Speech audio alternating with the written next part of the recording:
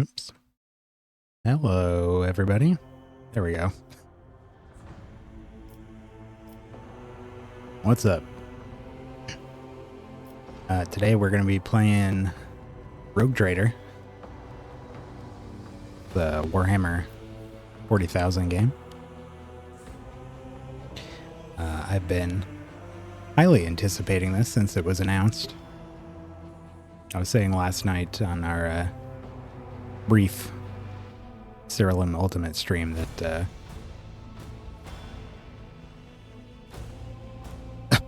I've forgotten what I was saying. What was I saying? I was saying something about how I was excited for this. It did just come out last night. Well, I think it was this afternoon or something, like noon. I got a notification and downloaded her. Oh, that's what I was saying. Let me check the audio levels here. That sounds loud. Bring that down. So I've GM'd the Rogue Trader tabletop RPG by Fantasy Flight Games a couple of times. We did a couple somewhat short-lived games. Probably played every couple of weeks for maybe a year and a half or maybe 2 years. And I had a lot of fun with that. And it sounded like this is at least inspired by some of that stuff. I know it takes place in the Koronus Expanse, which is the setting of the Fantasy Flight tabletop. So, I'm hyped for that. I've seen several of the trailers and some of the like devlog type things that Owlcat had put on YouTube. Came across some on Reddit. So I have a general idea of what to expect, though I don't know the details of anything specific, really.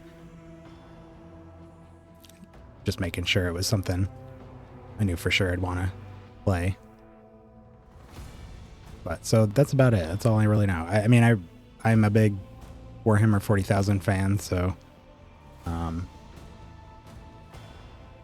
know, I have a modest knowledge, I'd say, about the setting and all that. And we've played Space Marine on here before, so this will be our second 40k game. All right, enough of that. Let's start a new game. This is about sending in-game statistics. That's fine. I don't care. They can get some use out of that. Doesn't put me out at all. Okay, main story. I did see this as a co-op mode, which I was surprised by. I had no idea there was co-op in this. That's pretty cool.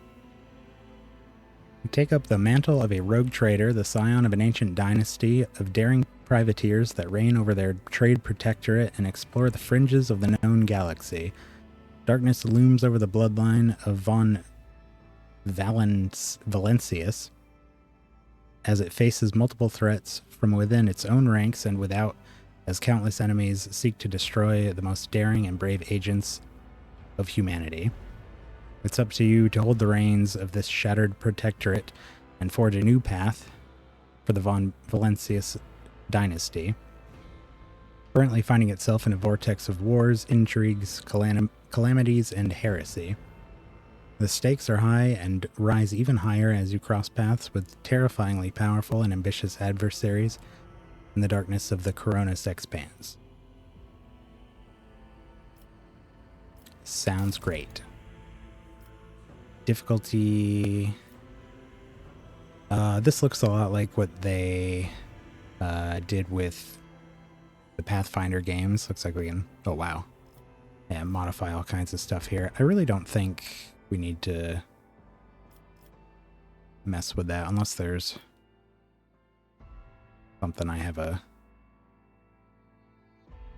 No, I don't see anything here. Really care for. Normal is fine. Play it as intended.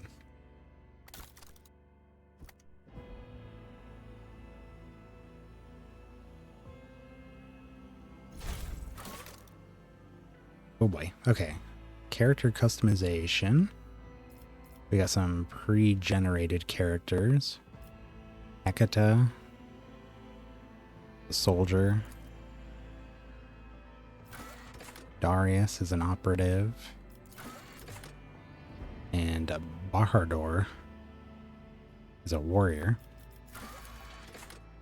We're absolutely going to make a custom character though. Create your very own rogue trader from scratch. The possibilities are endless when it comes to customizing your character and choosing their homeworld, gender, and background. You can also choose from a wide variety of abilities and skills, such as combat skills, social skills, and technical skills. These abilities and skills determine how your character interacts with the world and what kinds of challenges they can overcome. Finally, you can choose your character's archetype.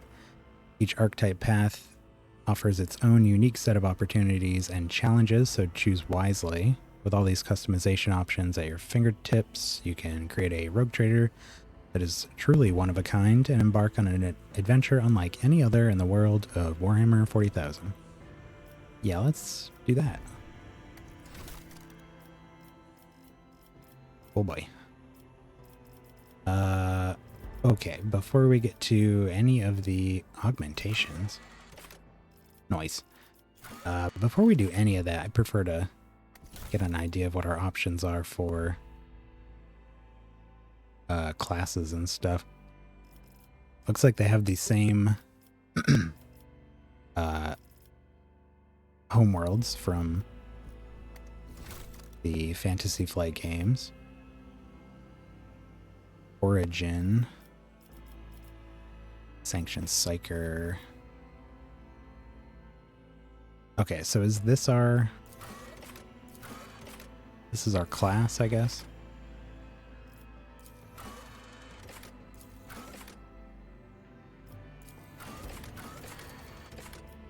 Just having a brief look through these just to get an idea of what the options are, and then we'll go back through and take exactly what we want here.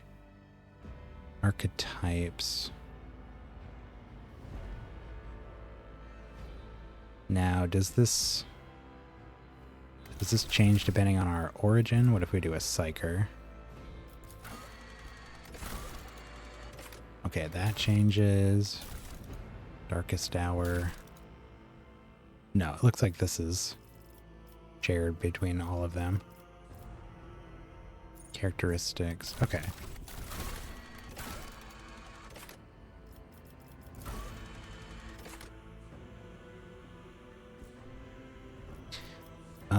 There is no tech priest type thing, but there is a Psyker. Well, let's go through and just read them all. Astra Militarum Commander. The Astra Militarum, commonly known as the Imperial Guard, is the primary fighting force of the Imperium and is the last line of defense from the myriad threats that endanger the existence of humanity in the 41st millennium. You've served as one of the commanders of an Astra Militarum regiment. commanding thousands and winning battles in the name of the God Emperor. Regimental tactics. They and their allies deal additional damage to enemies that are adjacent to the commander or their allies until the end of their next turn. All of the commander's allies also take no damage from other allies' attacks once per combat. Ballistic skill, perception, athletics, Medicae. This very well may be actually based on the Fantasy Flight games. I really don't know. I only know that there was some influence there. Everything I've seen so far matches. Ballistic skill being, BS is your ranged chance to hit. Perception, pretty self-explanatory. Reduces dodge chance. Yeah, athletics, Medicae. Alright, Commissar. Commissars are the officio prefectus of the officio prefectus are ruthless officers charged with maintaining the morale, discipline, and fighting spirit of their Astra Militarum regiment. Used to be one of these faithful servants of the God Emperor, a living symbol of Imperium authority, regarded with a mix of fear and awe by their subordinates. At all costs. Personal, doesn't cost anything. Cooldown once per combat. Commissar's next single shot or single melee attack applies the following effects. Enemy target. The target becomes marked. The ally who kills the marked enemy gains an additional turn after the current one with +2 AP and +2 MP. Not sure what MP is. I would imagine AP is action point. Allied target, all allies gain additional 1 AP and 3 MP for their next round. Can only be used once per combat. The commissars themselves cannot gain bonuses from this ability. Fellowship. We're probably going to do something with a fellowship buff, so this is an option. Following features will be available after origin advancement.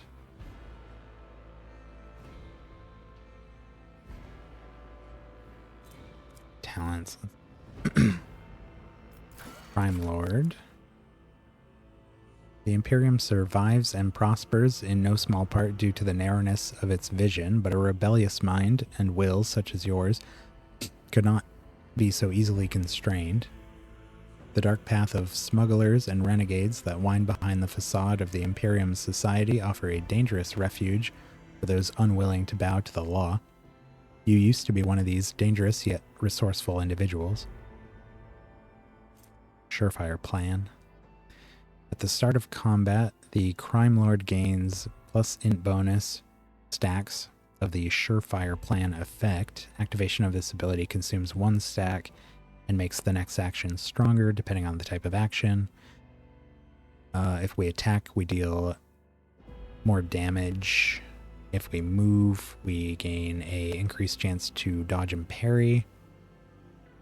And if we use a non-damaging ability on an enemy, they suffer a intelligence... Well, they suffer a penalty to damage for 1 round. Okay, so they got a variety of different effects there. Weapon skill, perception, awareness, logic. Ministorum Priest. The Ecclesiarchy, formerly known as the Adeptus Ministorum, is a vast institution that oversees the galaxy-spanning religion of the Imperium. The Ecclesiarchy's complex hierarchies of cardinals, missionaries, preachers, and zealous laity. I've never heard this one. Laity. Ensure the prescribed prayers and provocations are made, all the while instructing the masses to guard against heresy and deviancy. You used to be one of these fiery, charismatic individuals concerned with keeping a close watch on your congregation. War hymn. Grants momentum. I don't know what momentum is either. Equal to 2 times the devotee's willpower bonus. This ability grants an additional willpower bonus. Oh. Maybe that's what the other thing was. Anyways, willpower bonus. Momentum for each enemy that is either in a 5-cell radius around the priest or was hit by the priest this turn.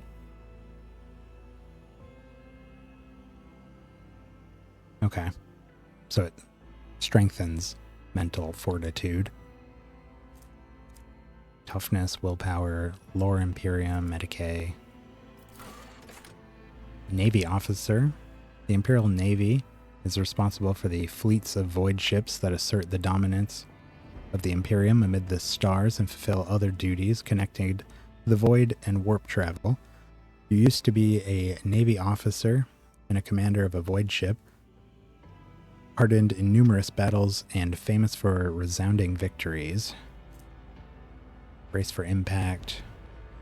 For 1 round, the officer and their allies in a 3-cell radius gain +2 deflection for each archetype taken by the Navy officer. They also cannot be forcefully moved or over-penetrated. For each archetype. Okay. Noble. The high nobility of the Imperium are an enormously privileged and powerful elite, a breed apart from the common masses they rule. You grew into adulthood upon a pedestal of affluence and grandeur that towered high above the common masses. You expected their obedience and lived upon the fruits of their toil, surrendered to your family in solemn fealty. You serve me. Or you serve me. The nobles assign 1 ally who will become their servant until the end of combat. Anytime the noble's abilities affect the servant gains +5 to all characteristics until the start of the noble's next turn. Anytime the servant attacks a target that the noble dealt damage to last turn, the servant gains a bonus to critical hit chance against that target once per combat. Interesting. Intelligence, fellowship, coercion. Represents talent to manipulate other people through intimidation. Reach their desired goal via threats and pressure during dialogue. I think in the tabletop it was just called intimidate or intimidation. Persuasion. And a sanctioned psyker. Psykers are feared and distrusted, but are nonetheless valuable assets to the Imperium. The role of the Adeptus Astra Telepathica is to recruit, identify, and classify those found to possess psychic abilities. The most powerful, who somehow survive the rigorous sanctioning rituals, are selected to serve on the battlefield. The mind of a sanctioned psyker is steeled against the manifold dangers risked by wielders of the warp powers. You are one of those found worthy to serve humanity and have miraculously survived the perils of the warp. Note, damaging psykers' powers count as weapon attacks, counting towards the normal attack limit per round, and gaining all the benefits of abilities and talents, increasing the damage of attacks. For example, a soldier using the run and gun ability will be able to use damaging psychic powers twice per turn. An operative's analyze enemies ability affects the damage of damaging psyker powers. Alright. Hi there. I'm good. How's it going? Sanctioned psyker. Reduced chance to trigger warp phenomenon. Character is a psyker, albeit a weak one. Psychic rating 0. Toughness, willpower. Lore warp. carouse.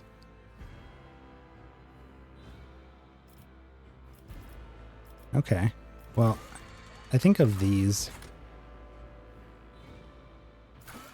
The Commissar.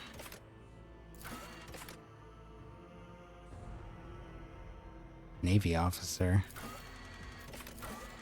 Thinking something that gets a bonus to fellowship.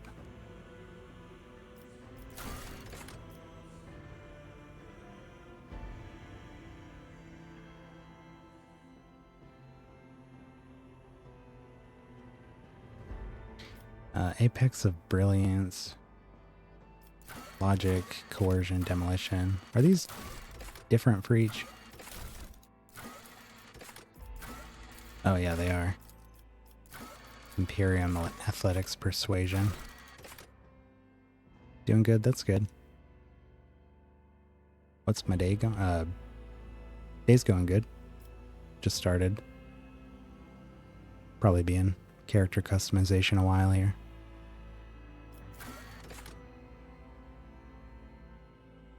Commissar. Okay, so they get Logic, Coercion, Demolition. What does the Navy officer get? Tech use, commerce, and awareness.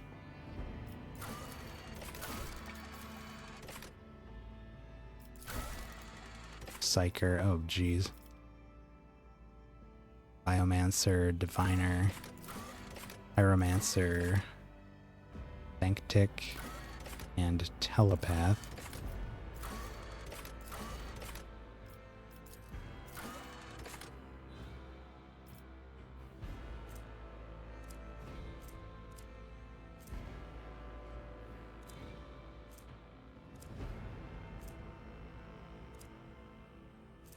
Ally immediately gains an extra turn. Twice their normal MP. And the Psi rating. Psyker Psi rating AP. Subjected to severe stress, making them suffer 5% of their max wounds damage at the end of each turn. Yeah. Huh.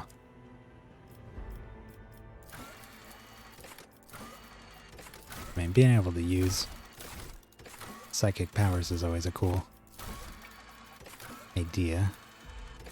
Sounds like this one is really wants us to use different archetypes, but I don't know what these are yet. Oh my god. Oh.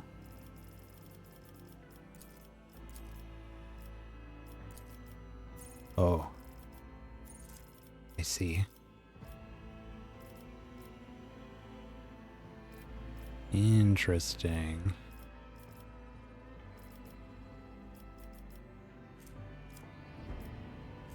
Hmm.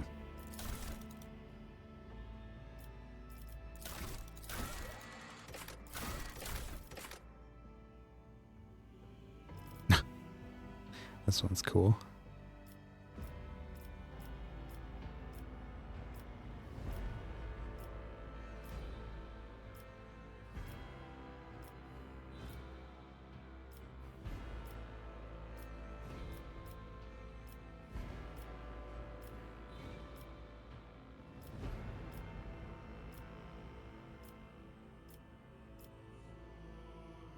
Hmm.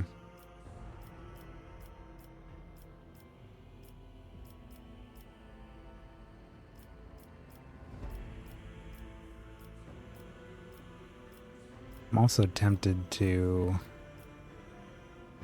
play a character that is somewhat inspired by one of the characters we had in one of our tabletop games.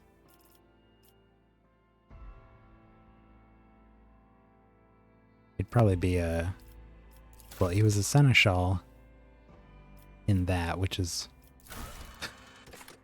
like the dynasty's glorified accountant. But he's also a like master of whispers type thing.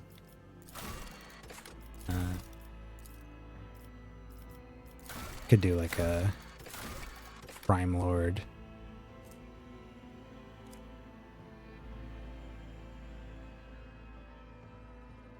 I'm just thinking down the road. I know in Rogue Trader, a big part of it is kind of choosing just how like rogue traders can do kind of whatever they want. Their warrant of trade allows them to do all kinds of things that if anybody else in the Imperium did, they would be killed for it. So if we wanted to like covert with aliens and I don't know how much dabbling in chaos is a thing in this, but you know, it kind of erring on the darker, more renegade side of the Imperium. We could do that, you know, or we could be the complete opposite and do a Ministorum priest.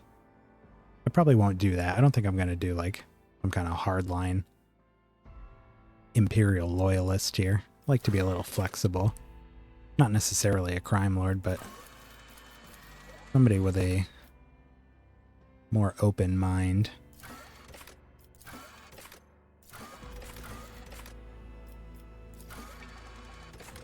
I mean, a noble could do that as well.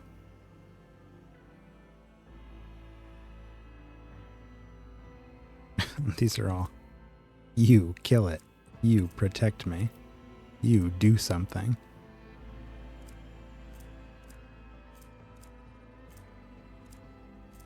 I kind of like this, actually.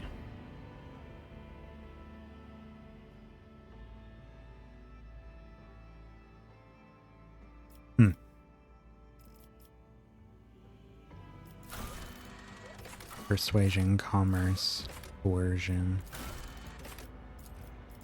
And we get a penalty as well.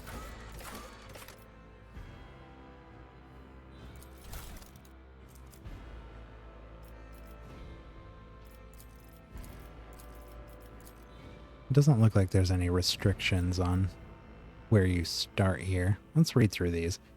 Really want to get a good idea of what all of the options are here. Warriors are combatants boasting exceptional melee prowess, capable of dealing high damage in close quarters combat with and withstanding heavy amounts of damage. They also excel at drawing enemies' attention from less defended allies. Core focus, melee, movement and dodge, armor and parry, taunts and soaking damage. Officers use their willpower and fellowship to improve the combat capabilities of their allies, turning them into even greater threats on the battlefield. Core focus, extra turns, single target buffs, rescuing allies, and momentum. What is this? With momentum, your party members can use unique abilities called heroic acts and desperate measures. I wonder if that's like the equivalent of fate points in the Fantasy Flight games. In battle, the level of momentum changes depending on the actions of the characters. I guess not. It's more of a, well, one of those things in a, like a JRPG or something, building a gauge. If the momentum gauge reaches 175 or more, any party member can use a heroic act. If momentum drops below 25, your party will gain the ability to use desperate measures, which has a number of negative effects. At the beginning of each combat, the momentum of the party starts at 100. Max momentum is 200. Okay, so let's just do special abilities. Can we click this? Heroic acts. The first use of a heroic act in combat costs 75 momentum, with each subsequent use increasing the cost by 25%. Can I give you an idea? No, thank you. Each character can only use either a heroic act or a desperate measure once per combat. What's the deal here? The character's wounds are lower than 50%. It can use... they can be used at 75 momentum. If it's lower than that, it can be used at 100. Desperate measures reduce the resolve of the character to 0 until the end of combat. Each character can only use a heroic... Yeah, okay, we read that one. But these seem interesting. Now, it still hasn't told us what any of those are.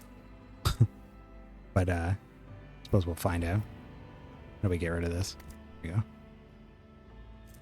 Bring it down. Grant an ally an extra turn with action points equal to 2 and no movement points. Voice of Command forces an ally to fully push themselves, increasing their characteristics for 1 round. Additionally, all the officer's abilities can be applied to the target of Voice of Command.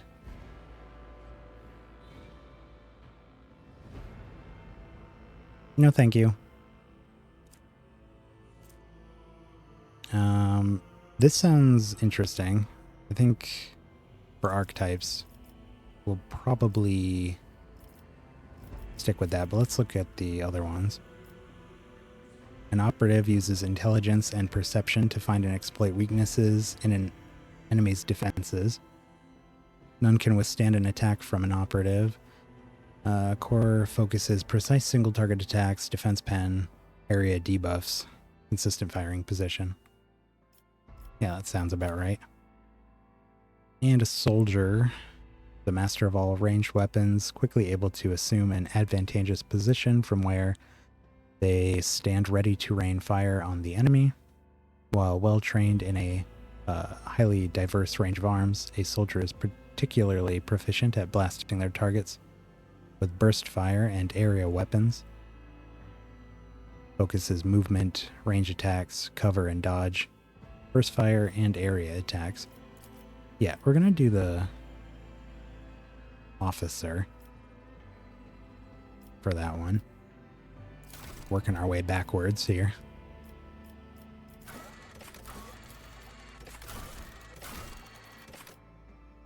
Okay, so we're probably going to want something with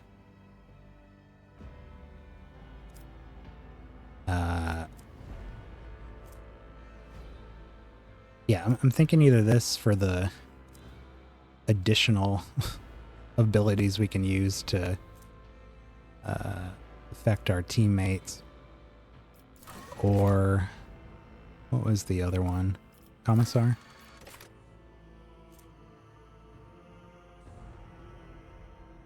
This is more of a combat-oriented one, I guess.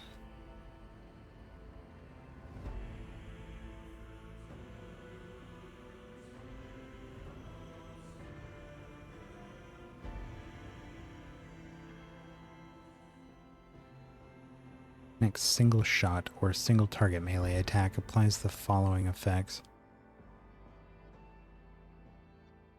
Target becomes marked, ally who kills him gains an additional turn. Can only be used once per combat. I mean, I do really like this. What do we have down here? While the Commissar's ally is under the effects of at all costs, is our main ability, the ally suffers 50% more damage but gains 2 AP and 4 MP. Here, let me see what MP is. AP is action points, obviously. The MP. Oh, movement points. Doi.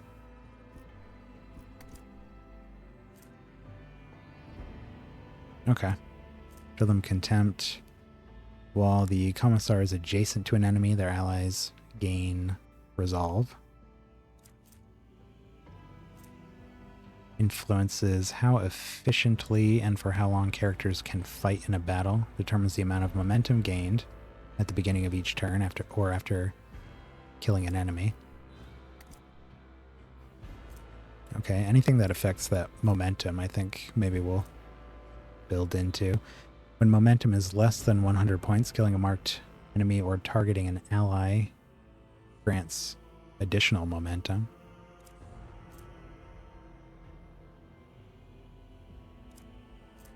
I do really like this one. I think we've narrowed it down to 2 here. Commissar or Noble. Have a deeper look at their talents and we'll decide from there. If a Noble uses an ability on their servant, the servant gains 1 AP. Noble's servant gains 2 movement points every turn. Servant has 30% less. Oh, if they have less than 30% of their max wounds, the Noble can use "You Serve Me" once more. Okay. If you keep trying to get me to buy stuff from you, I'm gonna have to ban you. Please don't keep trying to get me to buy stuff. Once more in battle, designating a new servant. Oh, okay. And removing the effect from the previous one. That would be nice.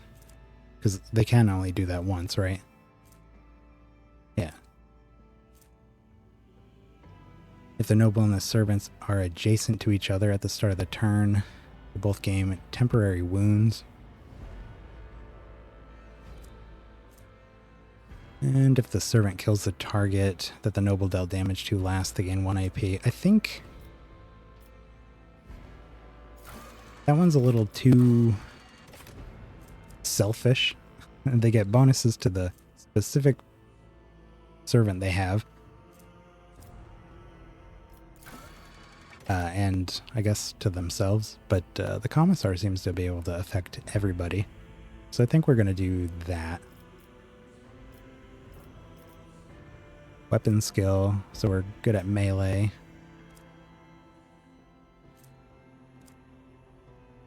Athletics, coercion, fellowship. Let's pick a homeworld.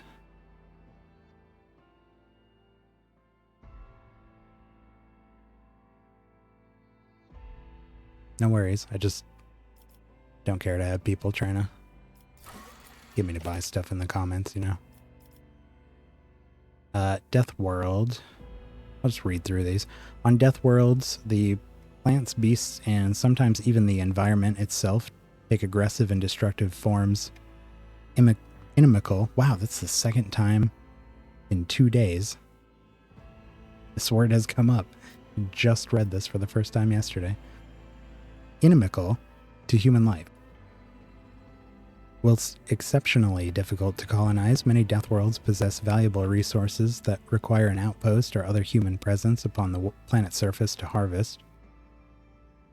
These harsh environments... Alright.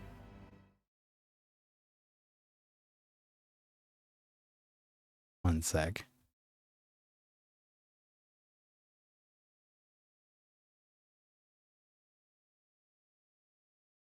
Oops. Having some difficulties here and some... Oops. Where was I? Results in some of the harshest and most resilient populations on the galaxy. Basically, they're just really, really bad places to be. I've done something here and I don't know how to fix this. Hold on. One sec. Oh, let me, I can't change it in here. Technical difficulties.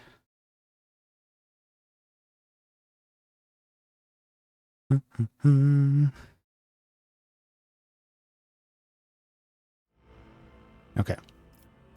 Survival instinct.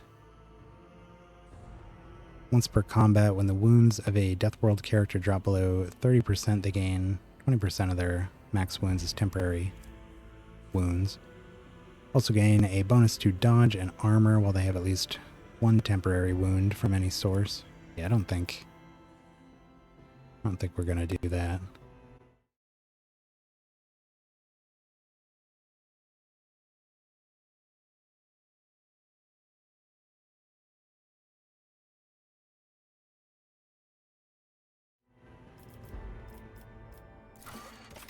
Voidborn.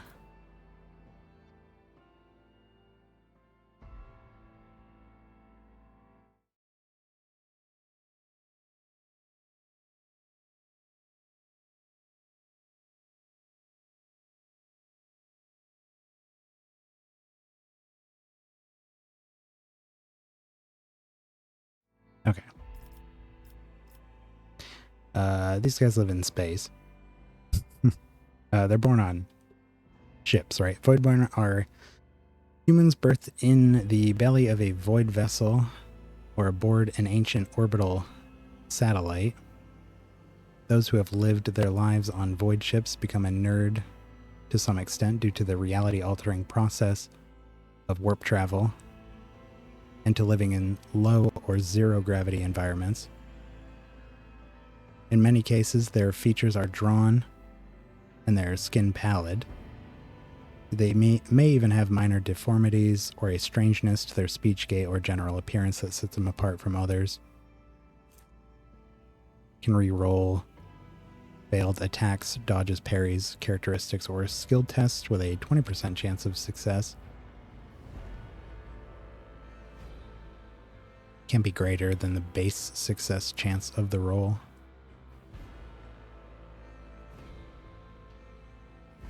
Additionally, any enemy dodge or parry against them have a 20% chance to fail after a successful roll.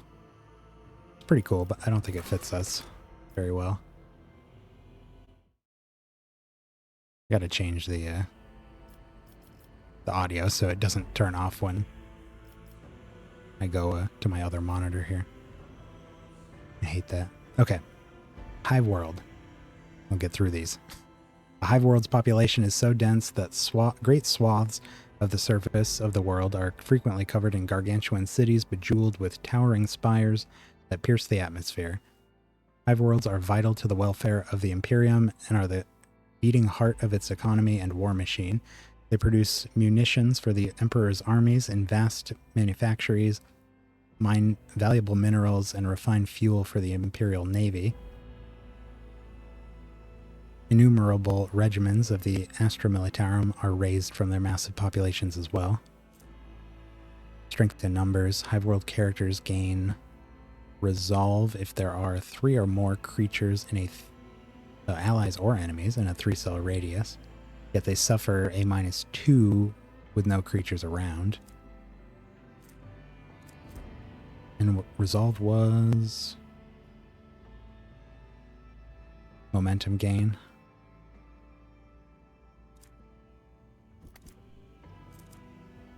It's an option. Might go for that one. See what else we have that give us something in that same vein, maybe. Forge worlds.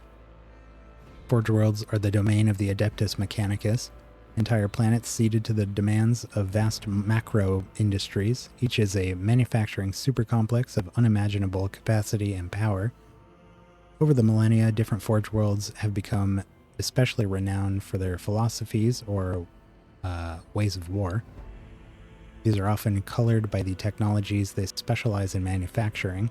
The bulk of a forge world's population is utilized as a labor force, whilst the fortunate few may be inducted into the ranks of the Adeptus Mechanicus themselves. It does give us minus fellowship, which I don't love.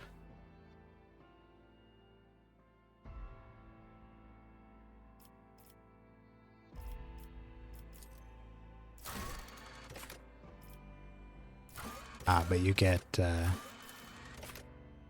looks like a choice of some kind of upgrade, like a cybernetic or something. Imperial world.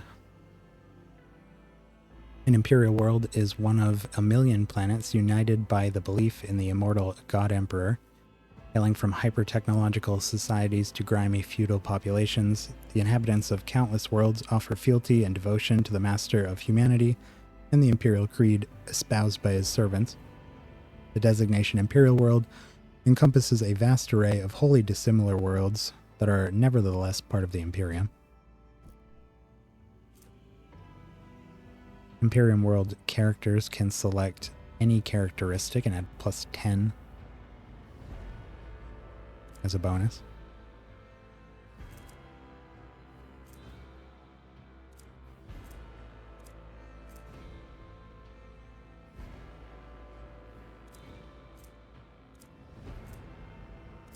I like that one. Fortress worlds are planets where the entire populace is immersed in warfare. They constantly train for the day they may be called upon to defend the Imperium, a charge they solemnly uphold. Fortress worlds are established as bulwarks against the enemy. Every citizen is a soldier trained to fight from the moment they can handle a weapon. Never stop shooting. Each time a Fortress World character kills an enemy, they gain 10 stacks of Never Stop Shooting. At the start of their turn, there is a chance that the first attack this round will cost 0 AP and will not count towards the attack limit per round. If this effect triggers, all stacks are lost.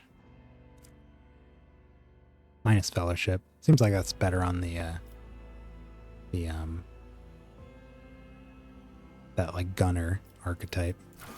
Soldier, I think it was called.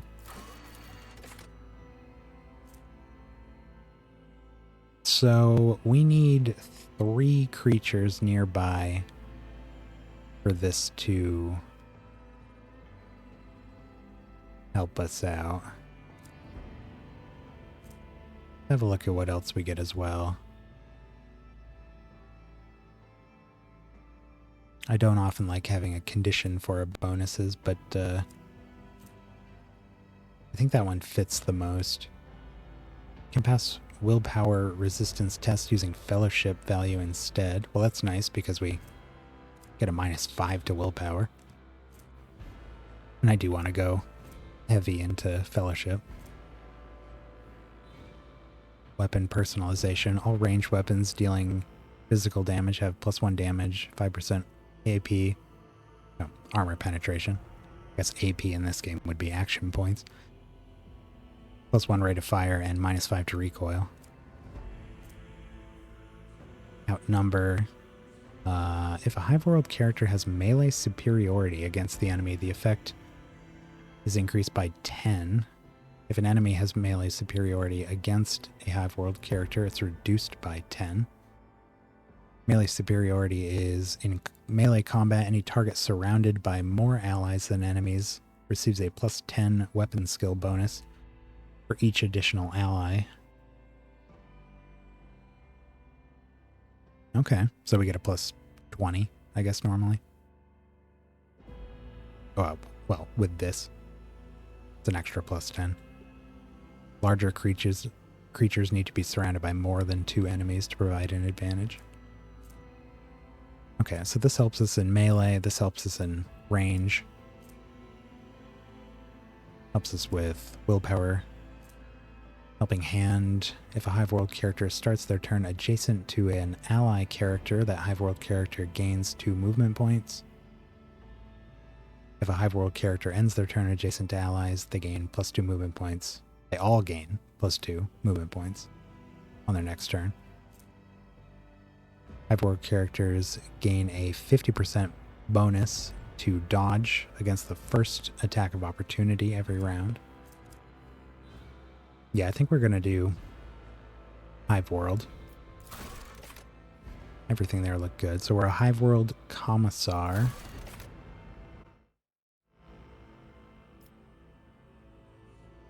For our Triumph, we can do Apex of Brilliance. You played a key role in exposing a conspiracy among your superior officers in the Astra Militarum.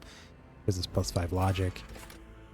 Your name has become a synonym for loyalty and valor, and your visage has adorned many Imperial Guard propaganda posters. Illustrious glory. Fellowship skill, coercion, +5. Feat of greatness. You directed a heroic attack of an Imperial Guard regiment that breached the gates of a fortress held by heretics. Gives us demolition. Probably this. Again, I want to focus on fellowship, I think. Outfit settings. Darkest Hour. grim portents. The souls of all who perished in a brutal offensive still haunt your nightmares and torture your soul. Gives us less awareness. Brand of shame. Falsely accused of cowardice who are forced to suffer through a humiliating tribunal. -5 persuasion. And Shadow of Torment, you were attacked by a group of renegade guardsmen during a mutiny and were beaten half to death. Gives us -5 athletics.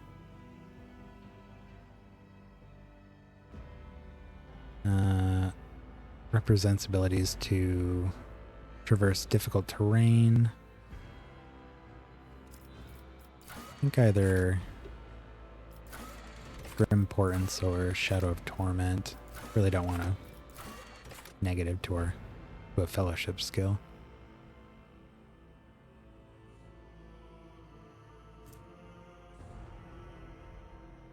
Awareness allows a character to notice traps, cleverly hidden objects, secret passages, and unusual or suspicious elements in the environment.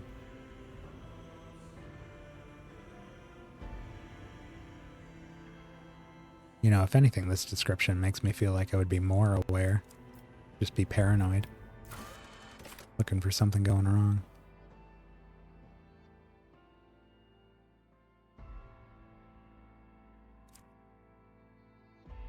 This one doesn't seem so bad. Hate to lose awareness, but we could have somebody else in the party with a better awareness. I feel like this one fits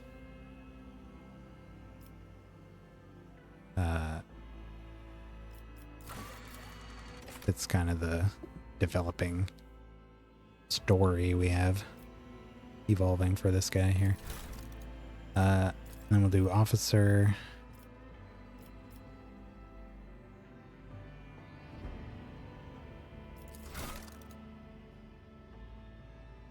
Alright, and let's do our appearance now that we have a good idea of what exactly he or she will look like.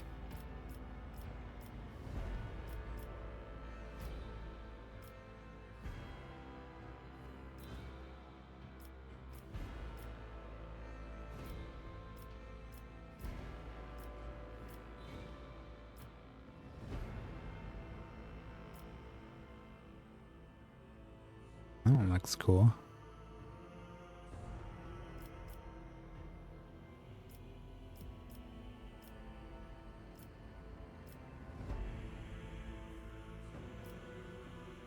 Guy looks like Will from Baldur's Gate 3.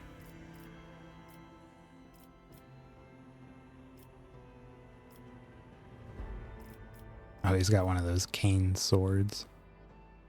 Neat. What is going on here?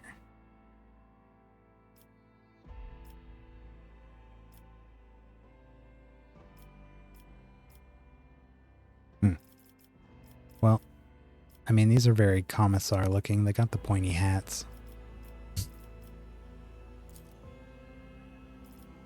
Mustache.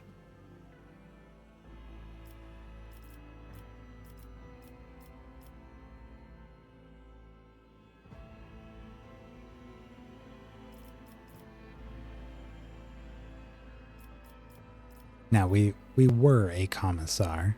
Now we are a rogue trader, so it's not like we need to look like a commissar necessarily. I do like this guy.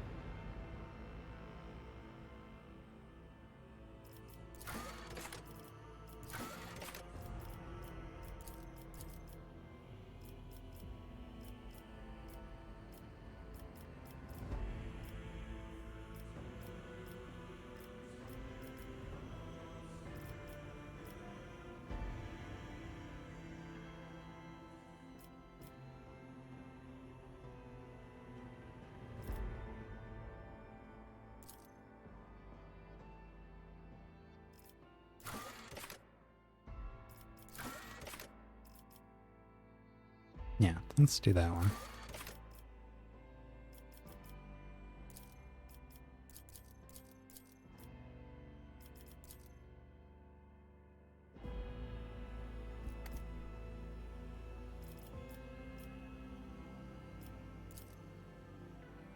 Take your hat off for a second, sir. Need to see your face. Can't get any closer here.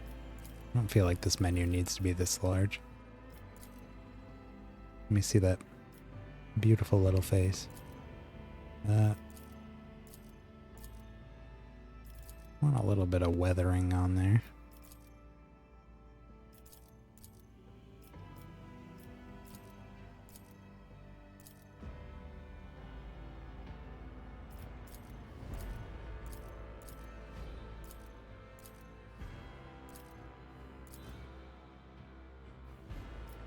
A little too much. His facial hair. He had a mustache just a second ago.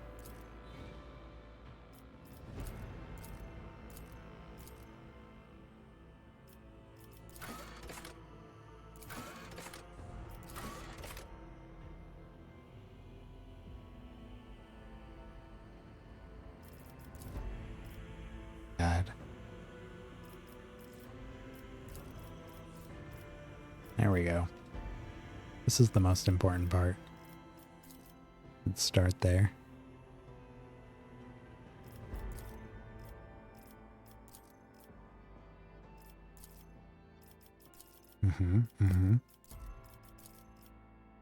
What?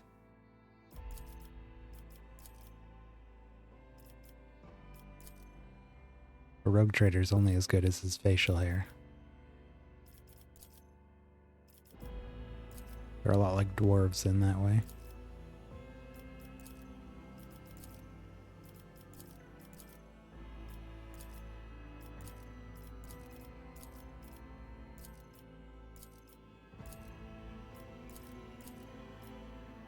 Gotta be a little outlandish. That's something.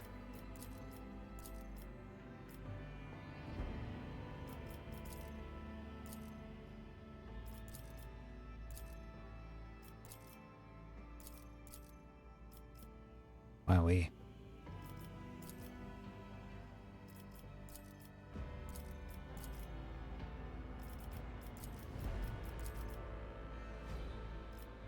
Could just try to make it match the profile. Not a bad look. Could at least start here.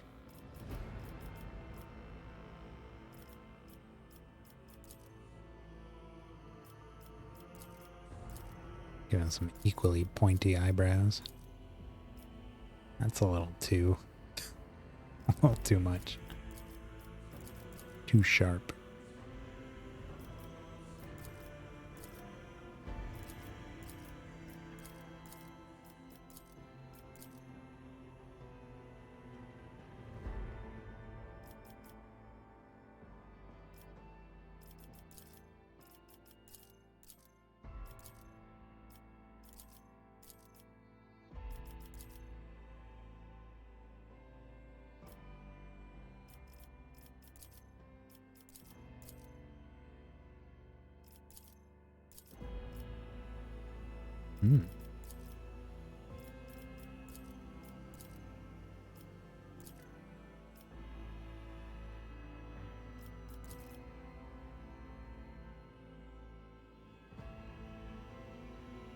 Actually, that one's really cool.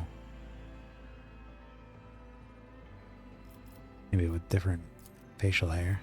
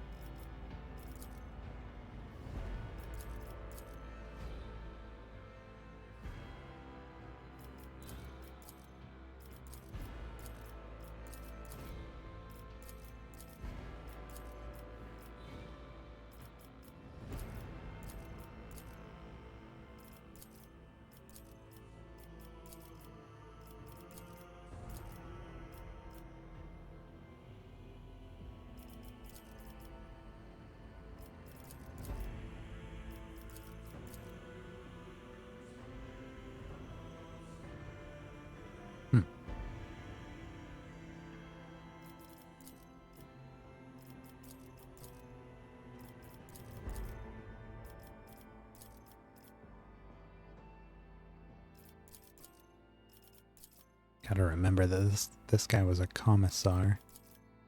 Don't want him to be too fancy looking. If he was a noble, maybe I'd go all out.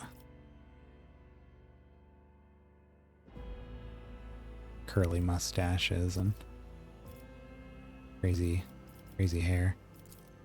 I kind of liked, well, one's pretty good. What was the other one? Also not bad.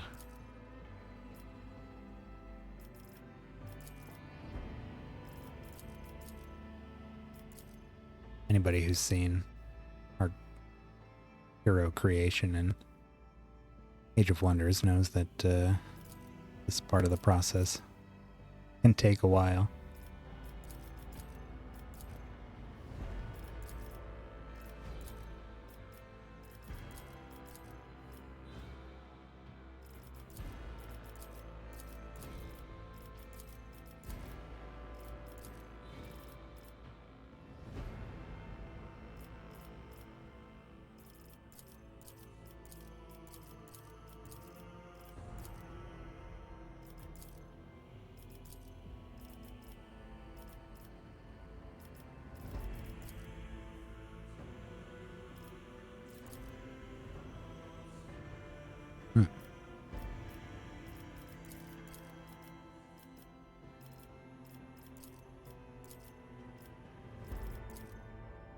Could try blonde.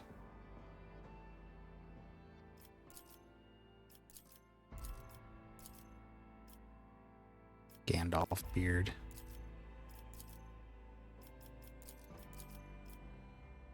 Whoa there. Whoa, Nelly.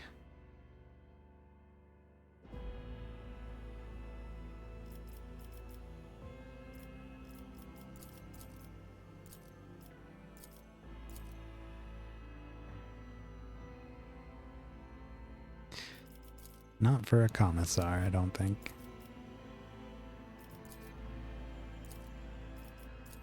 Mustache is pushing it. That's not bad.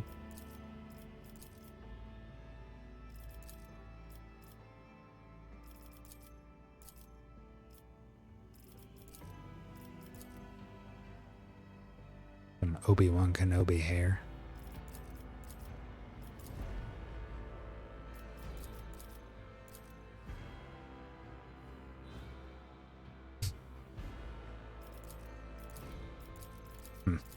Not many of these match the stash.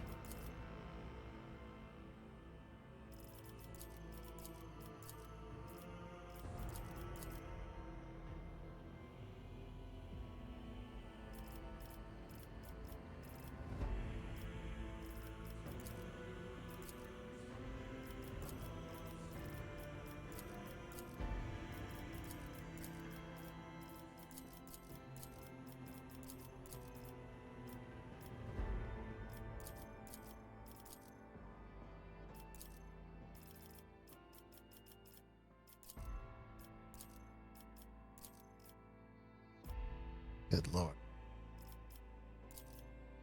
Whoa. Where does jaw go?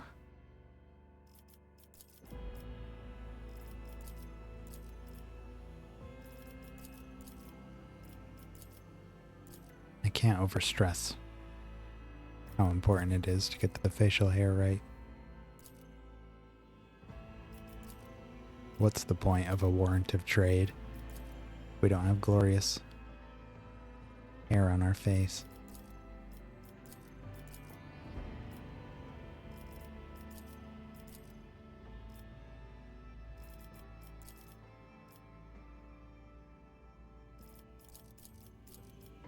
The ladies gotta make up for it by having absurd hair.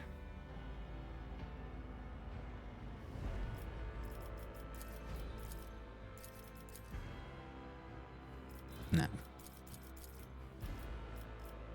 This one's something else.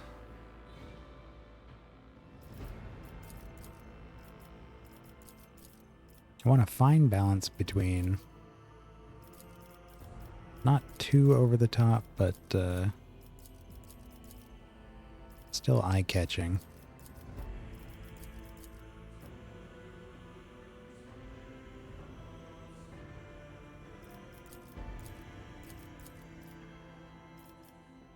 That one's actually not so bad.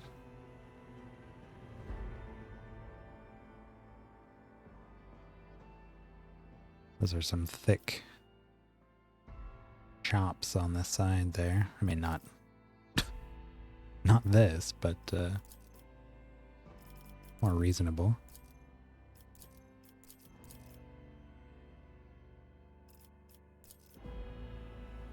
Huh, I kind of like that one actually. Right, and some different flavors.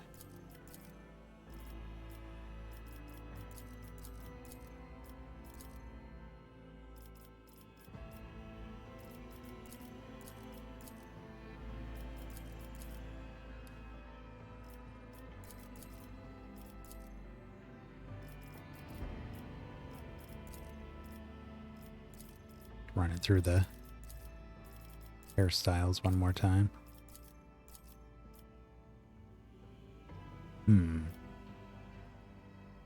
A knot in the back, maybe?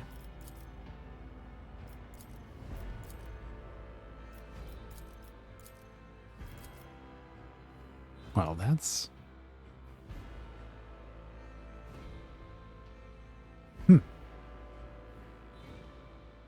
Interesting.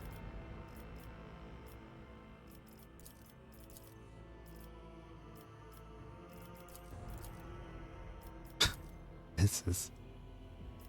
No.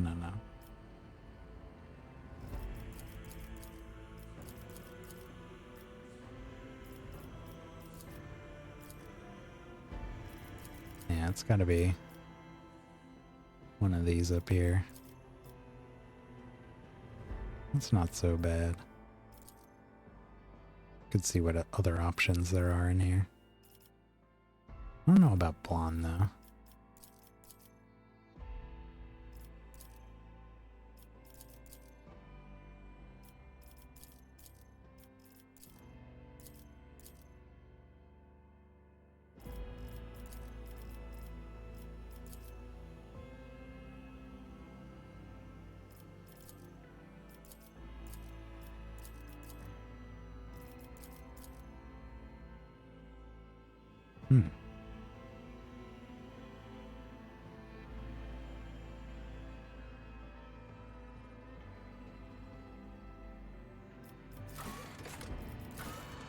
Yeah, maybe that. Oh. Gotta make sure it looks good with the hat on.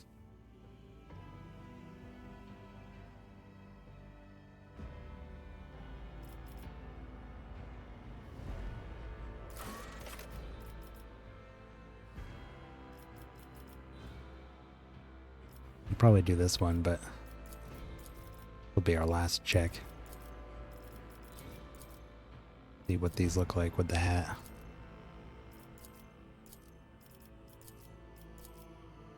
If anything is as important as facial hair, it's our hat.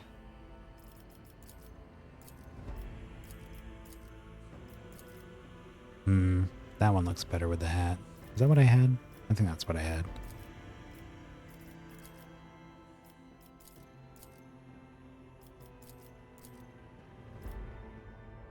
That one looks better with the hat on. I didn't like it that much without it.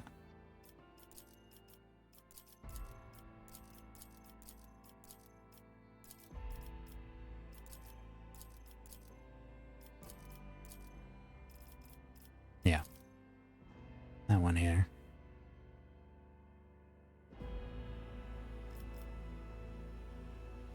Okay. And...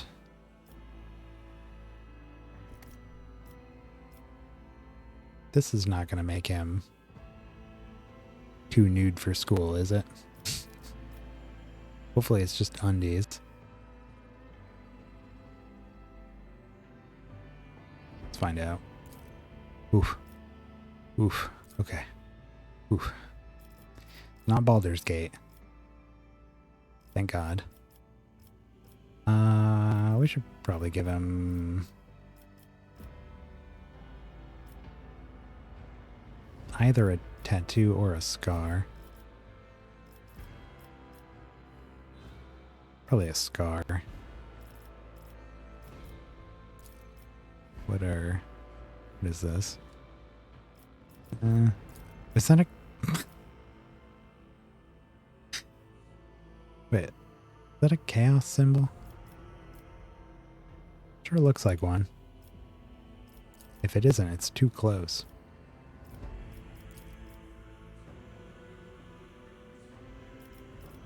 No.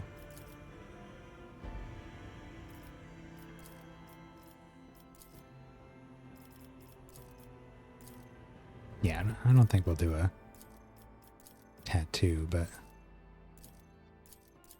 Alright, these are all on the face, so we can just get this boy's clothes back on.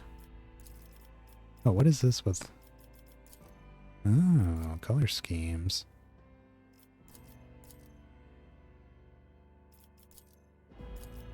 I mean, the red does look really good. Oh, there's more.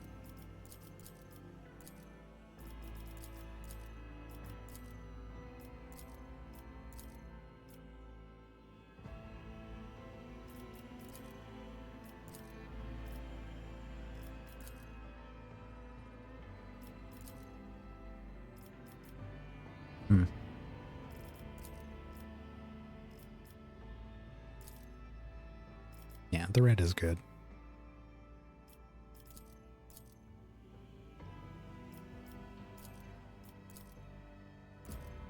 Gotta take his hat off to see some of these.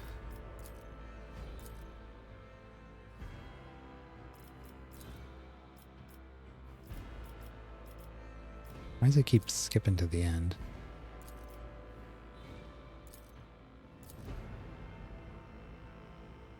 Where is this?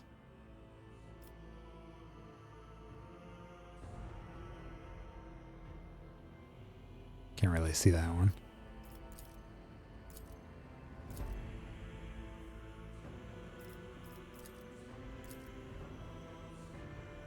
And we're back to the beginning. What? Oh.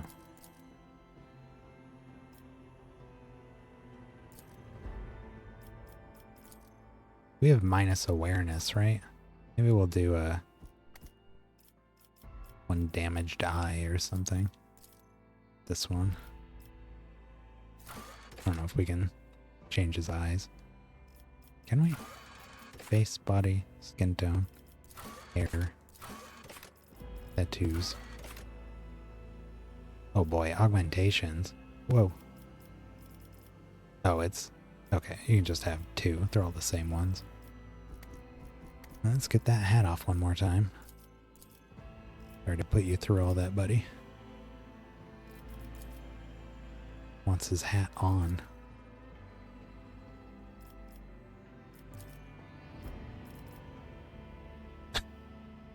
Kind of badass. Metal head.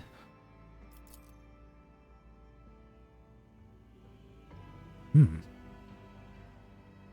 like that with the scars there. Whoa. Huh.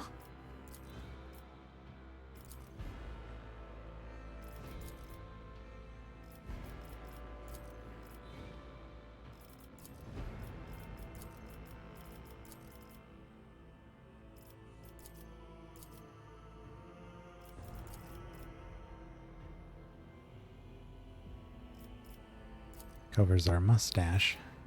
Can't do that. Bionic nose.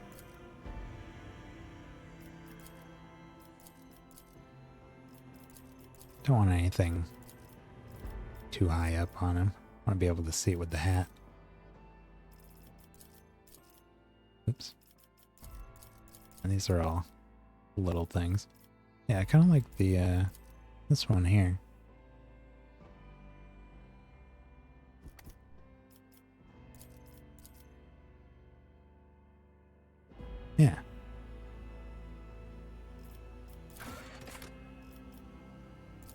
stand a chance. Something of interest. I'll see you terminated. For the Emperor! Wow. Stay faithful, and you will be rewarded. Look upon the Emperor's faithful and tremble. Success is the only outcome I accept. Engage the engines. Lance batteries, volley! To arms! I'll make it happen. I don't need luck. I have strategy. That's not bad. Blood and mayhem shall be our anthem. Your existence is naught but ashes. I will delight my masters with your demise. Applaud my brilliance. Behold the wrath of madness. What curiosity unveils itself before me? That one's wild. Time for a round of space regicide! We need to investigate. Ruin the best defense. Fit for the Von Phalanxius annals. Yeah, either. This could be an opportunity. I'll bring glory to my bloodline. Time to reap the spoils of the battle. A new challenge for me. For the glory of the dynasty. Yep. Bold. I like that one. I think it fits him best. Okay. That was the hard part. Always is.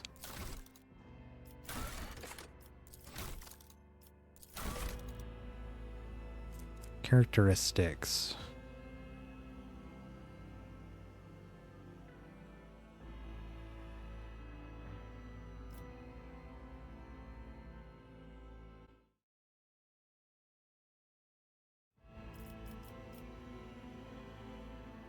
Weapon skill. Their willpower's down. Fellowship's way up.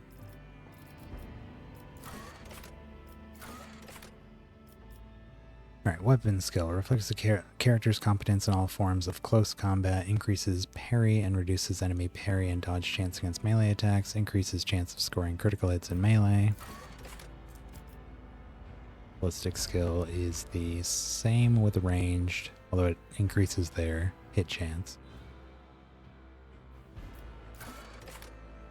Strength. We're probably going to want to be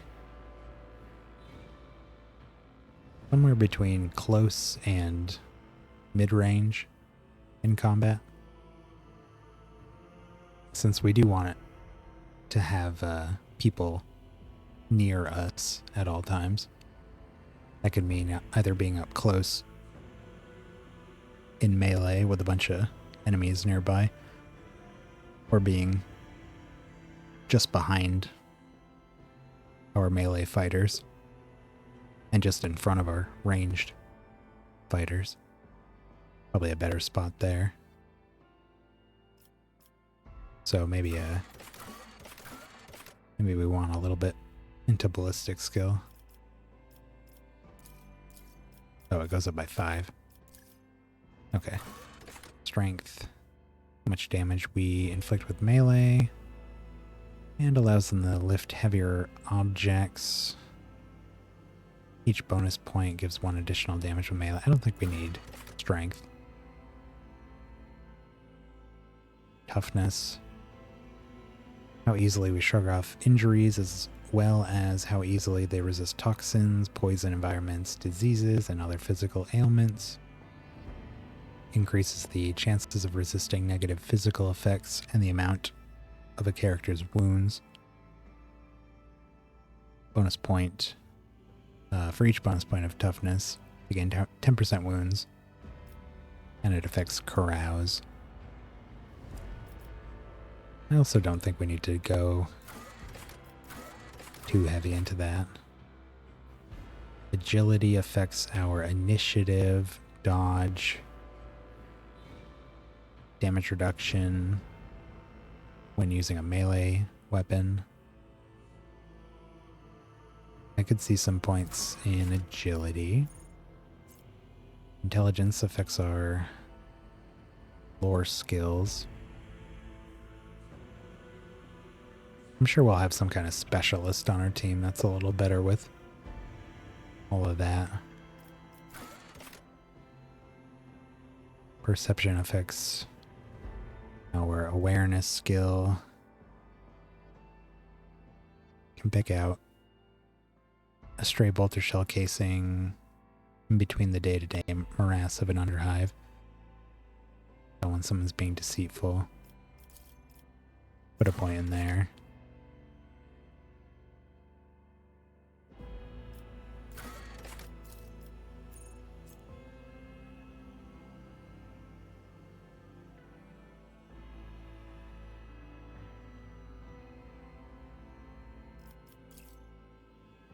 Bring that to 50.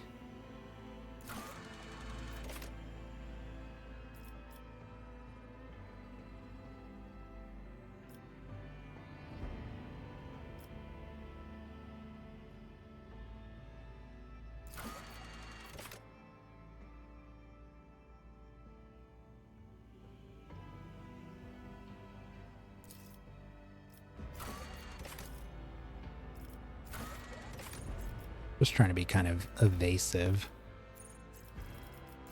I get the dodge chance, a reduced dodge chance on enemies for our ranged attacks, and then we get damage reduction when wielding a melee weapon. So we'll probably not specialize in one over the other. What is this here? Oh, it's how many points we've added. Okay. We can only add up to 2. Yeah. Give that a try. Our skills are good ones. Our coercion.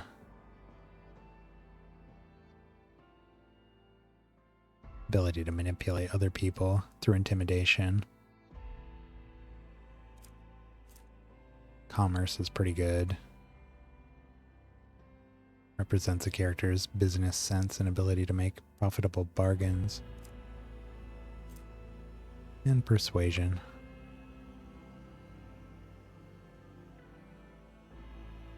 The lighter side of coercion. Better at coercion, though. No, okay, this is all the skills, huh?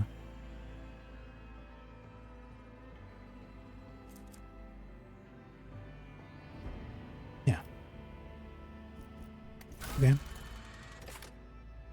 Void ship. Not many options. Sword class frigate. This is what we used in our first Rogue Trader tabletop game. We had a sword class. Sword class frigate is a classic combat ship design proven in thousands of battles, combining decent firepower, high speed, and respective survivability. 1.6 kilometers in length. Crew of 26,000 people aboard. The flying city. And this isn't even a big ship, just a frigate. Von Valentius flagship is the mightiest void ship belonging to the Von Valentius dynasty. Every system aboard this frigate has been tried and tested in innumerable engagements. Its weapons and turrets deliver hard-hitting volleys and pinpoint accuracy. Its plasma drives are rugged, yet reliable in extreme conditions. Flagship size and maneuverability are perfect for pursuing smaller, faster raiders and for hunting the countless pirates, Xenos, and heretics in the Koronus Expanse. Numerous Von Valentius. I'm gonna have to get used to saying that word. Rogue traders have acknowledged the exceptional performance of this vessel, and with a few minor updates, the flagship has continued to faithfully serve the Von Valentius dynasty. Let me just edit the name of it.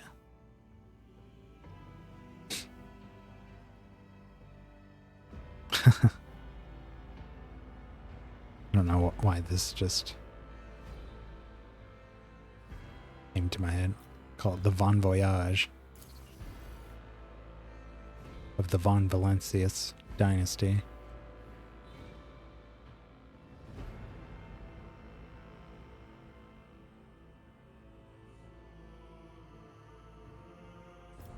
Do we have our name? Is there a name here? Portrait. Maybe that's what they asked us last. There we go.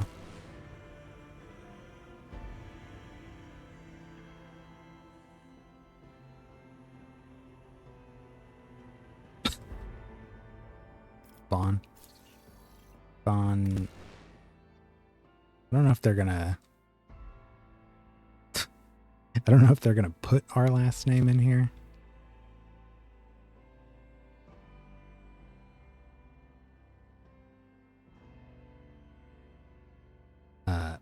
What was it? Valencius?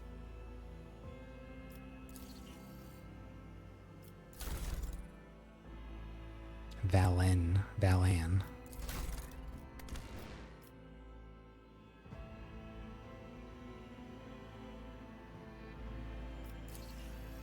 Von Valencius.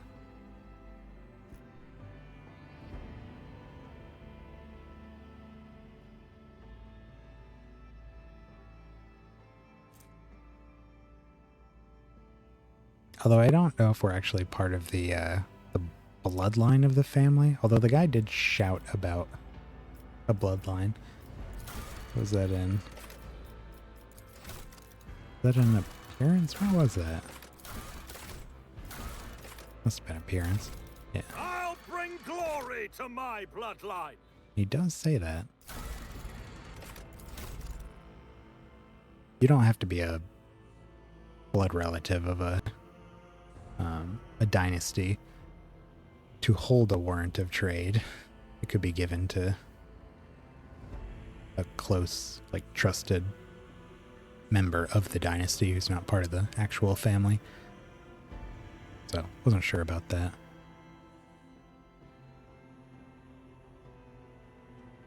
Von Valencius.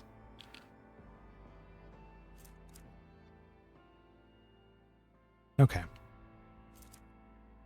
We are a commissar from a hive world. We're an officer. We got illustrious glory and grim portents.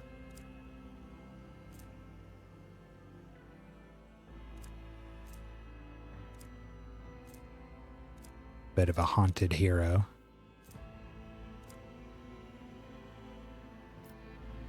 Oh, did we, is there a better portrait? I did forget to go back and change that one. That's kind of close. Is it closer than this? Yeah, I suppose.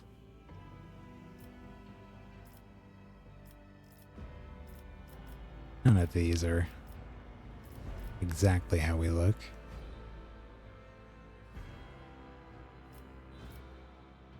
That's almost good, but the hair is way off.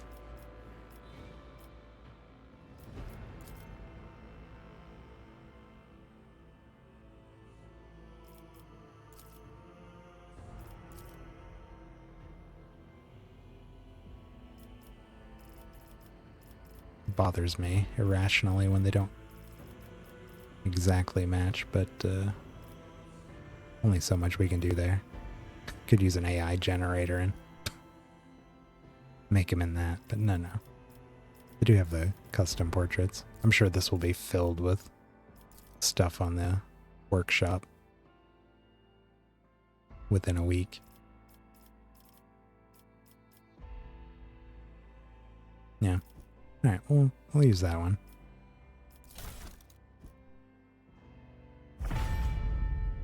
Let's do this.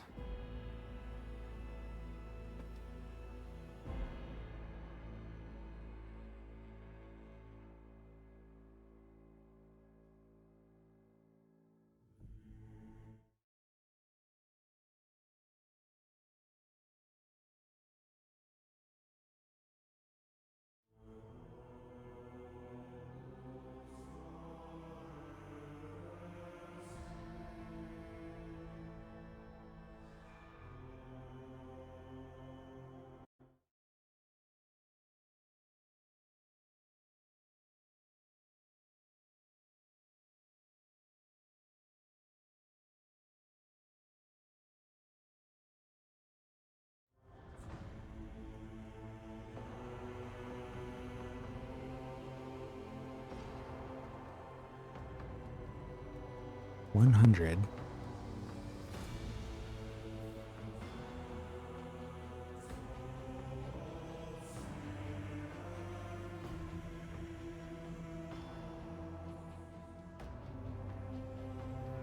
Do I gotta do something or? Oh no. There we go.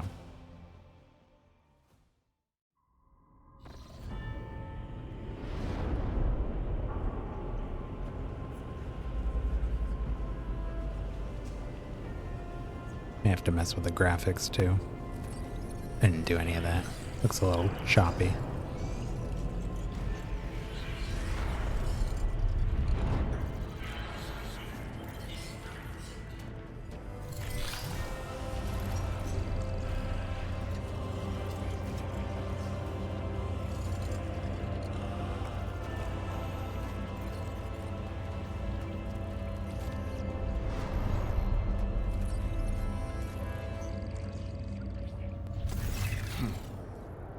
An excellent place for contemplation.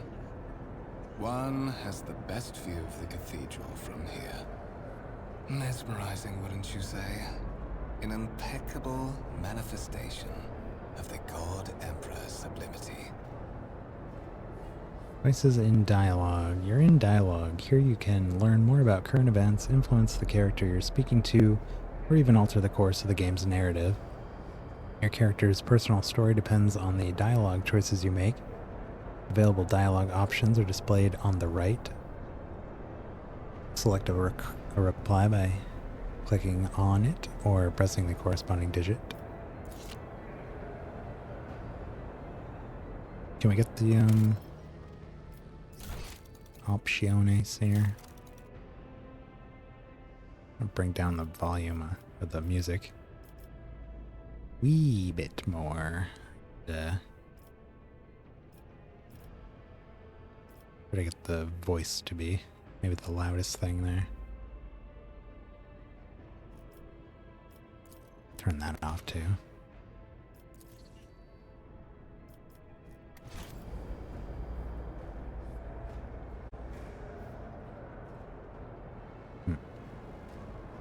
Okay.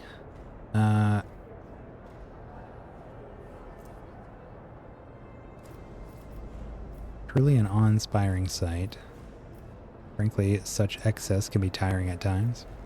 All this ostentatious luxury, this laughable pretense, it is enough to make one think that the architects meant to compensate rather than glorify. Have we met? Do you have a particular reason for disturbing me?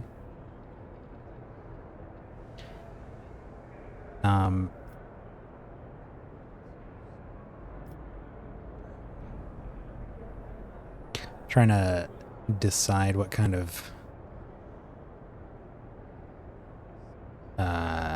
sort of mentality our characters got towards this. I mean, he grew up in a hive city. He was a commissar in the Imperial Guard.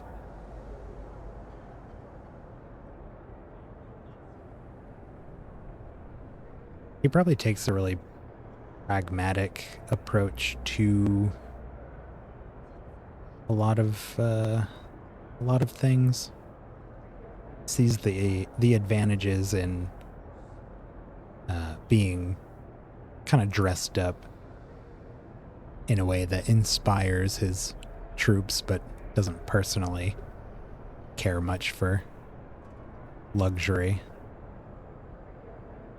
It's more about what the status means to others and the advantages in that than actually caring about any of it himself.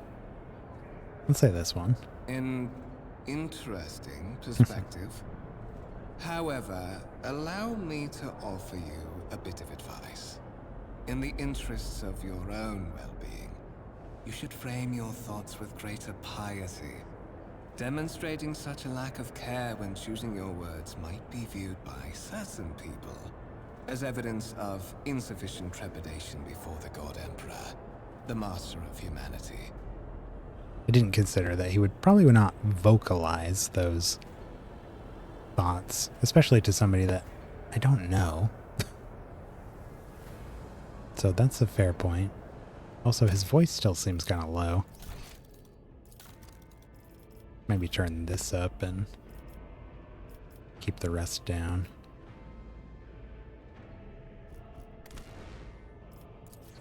See how that goes.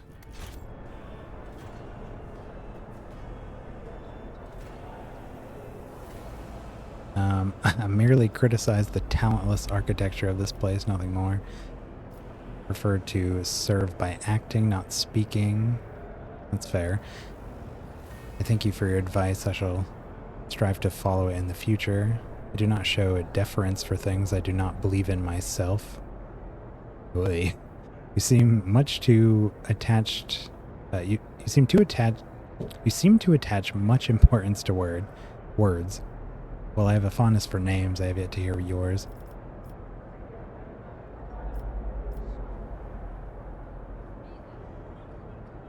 I prefer to serve by acting, not speaking.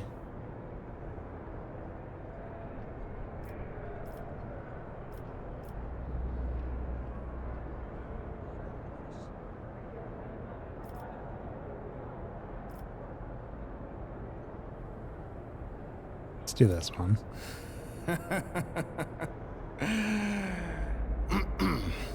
My apologies. The statements you made were so intriguing that I forgot myself. Allow me to introduce myself. Kunrad Voigtfir, Master of Whispers, in the employ of Her Ladyship Rogue Trader Theodora von Valencius. At your service. I haven't had the pleasure of speaking with you in person before. Oh, we're not the rogue trader, huh? Awkward. Well, we could be a distant relative. Still part of the last name.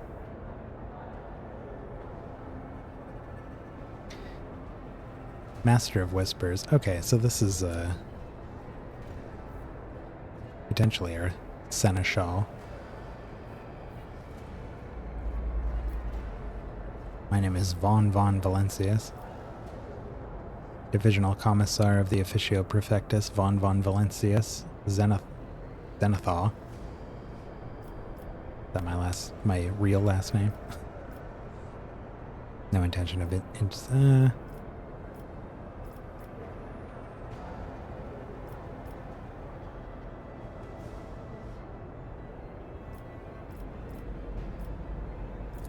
My regards, Commissar. Finding you was a difficult task given your parents' fate, and your upbringing in the Schola Progenium.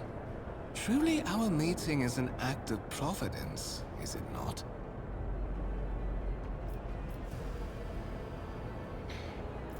I will be frank with you. You may forget your past titles, no matter who gave them to you, or what their origins are. From the moment you and the other candidate were brought aboard this void ship, your fate changed. You now serve Lord Captain Theodora von Valencius, and carry the burden of an heir of this house. Henceforth, you share your dynastic name with Her Ladyship. Bear it with honor. Oh, thank God. Now we truly are von Valencius.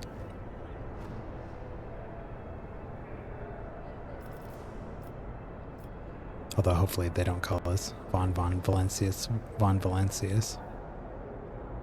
I mean, they won't say that in the dialogue, obviously, but Lord Captain, a strange title for the Lady Theodora. Why is that? Why am I aboard this vessel? Why have I been brought here? You have a curious title, Master of Whispers. What are your responsibilities? Tell me about the one on whose ship I have found myself. You say I'm one of the rogue trader's heirs, so is there another candidate?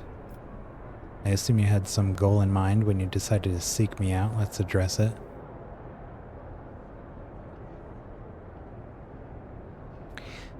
I'm trying to strike a balance between being very to the point and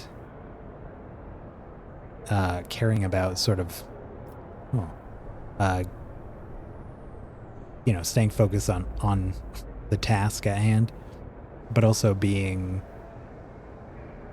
kind of persuasive and charismatic. The two seem to be at odds. I'm just trying to figure out what I want to lean on. I suppose it could vary between the people I'm talking to. I think this guy would appreciate a little less straightforwardness.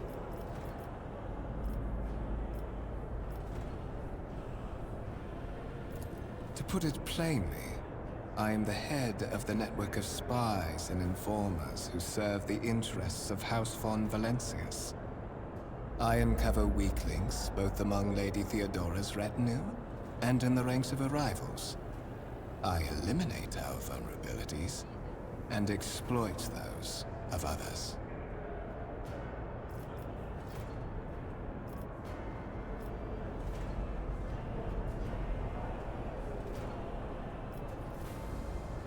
Tell me about... I would rather not discuss the Lord Captain behind her back. Especially not on board her ship. No one knows better than I that whispers are wont to attract particularly close attention.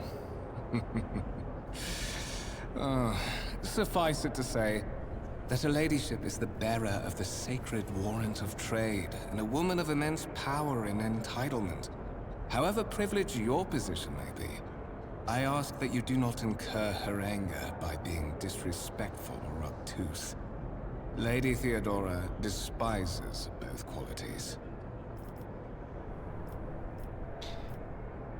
Okie dokie.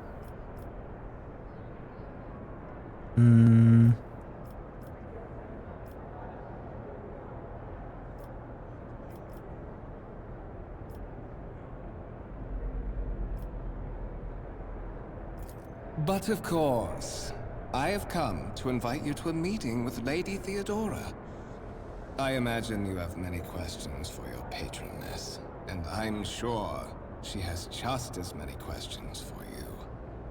It is regrettable that you haven't yet had an opportunity to speak. It has been an arduous voyage thus far.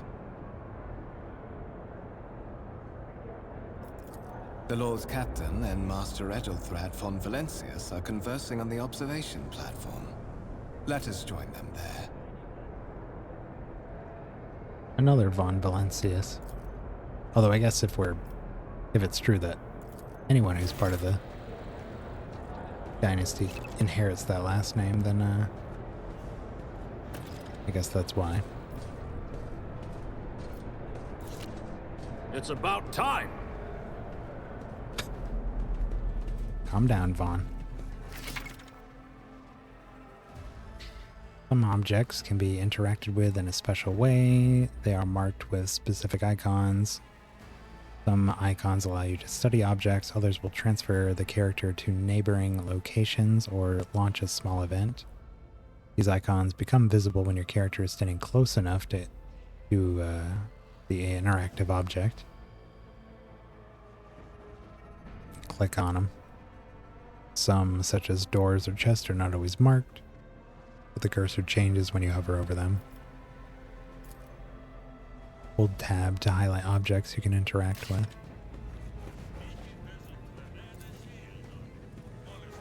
A massive conference table, obviously crafted from real wood. A resource of incredible value aboard a void ship. We got regicide here.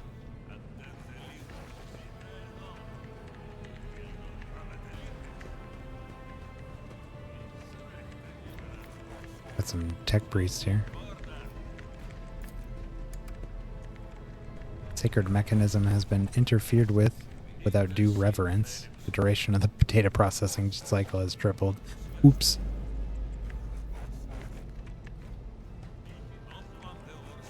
Really bumbling our way through Victory awaits. some of this. All right. Calm down, Vaughn. It's okay. Chill. Incomprehensible information is displayed on a large screen above the cogitators. You can make out references to unfamiliar systems and worlds among the numbers and logisticar symbols. A new challenge for me. Vaughn. Come on, man. Just telling you to walk a few feet. If you raise your head again, I'll hand you over to the tech priest for servitorization. Follow my lead. One moment.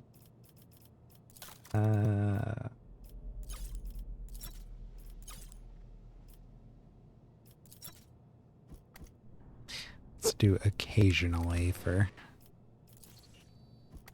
how often they say things. Well, let's not overdo it. I'll just bring it down one if that's too much. Still, we'll just drop it again. None shall stand in my way.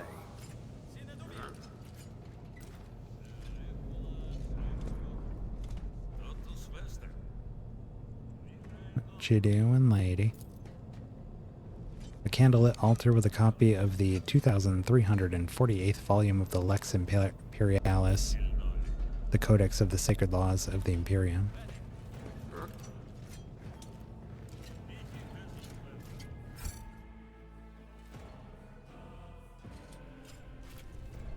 A servitor here.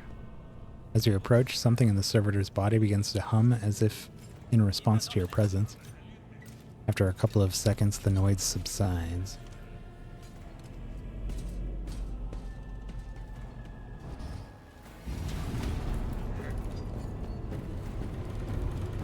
One of the Fon Valencia's trophy rooms. Perhaps you would like to take a look around after your audience with the Lord Captain.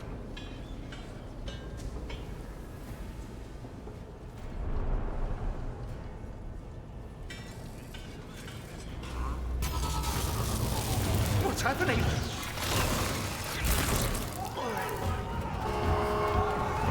Run! The servitors have gone berserk!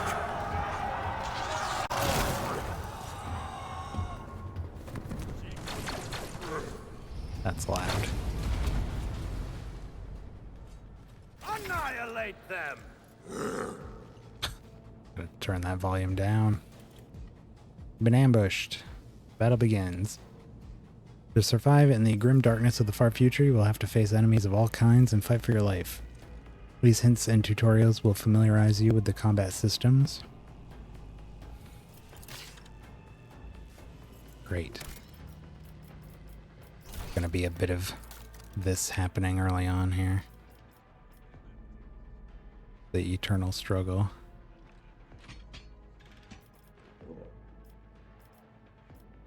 Try that. Also, I want to just drop some basic, oh, not this, graphics.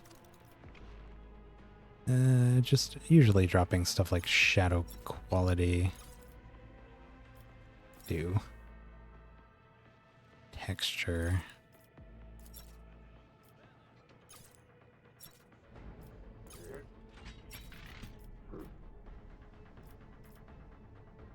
Oh, volumetric lighting, that one always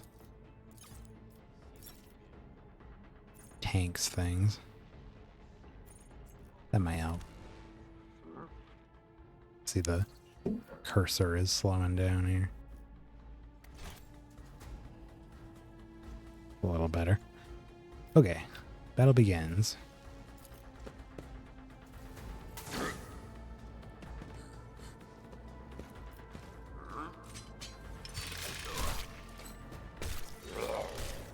Jesus.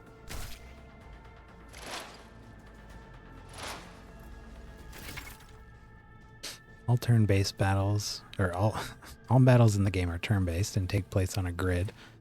On their turn, a creature can move, attack, and use their abilities. Select a cell in the highlighted area and double-click to move the character there. Movement points determine how far a character can move on their turn. One movement point corresponds to one cell on the battlefield. Moving diagonally is more costly. Every second diagonal cell uses 2 MP. At the beginning of each turn, movement points are restored to their max value. Note that once a character starts moving, this action can no longer be cancelled. What do we got here? We got a stub revolver. No melee.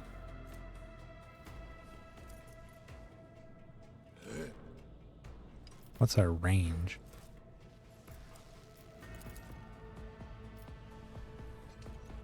47% chance to hit.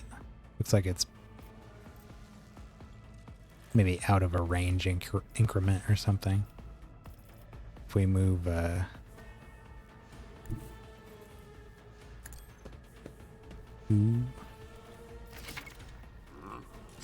might give us better accuracy. Make attacks and use abilities in combat. A character must spend action points. Their total is displayed on the panel on the bottom of the screen. Every attack or ability has a certain AP cost associated with it. The number of squares next to the icons of attack actions and other abilities indicate their AP cost. At the start of each character's turn, they are restored to max value. To attack, first click on the single shot icon in the weapon panel at the bottom. Hover over the enemy. Tooltip shows up showing your chance to hit and possible damage. Click again to fire. The amount of damage you deal depends on the parameters of the weapon they are using. The effectiveness of the shot depends on the distance between the character and their enemy. When you target an enemy with a single shot, you see two areas denoting the weapon's effective and maximum firing range. Certain abilities in game are considered attack actions and can only be used once per turn, unless by specific talents or other abilities a character might have. If a character performs an attack action, they will not be able to attack again and lose their remaining movement points until the start of the turn.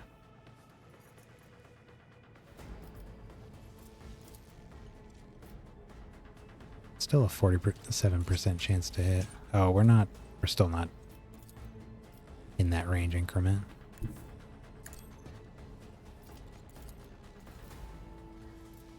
Nope, still 47.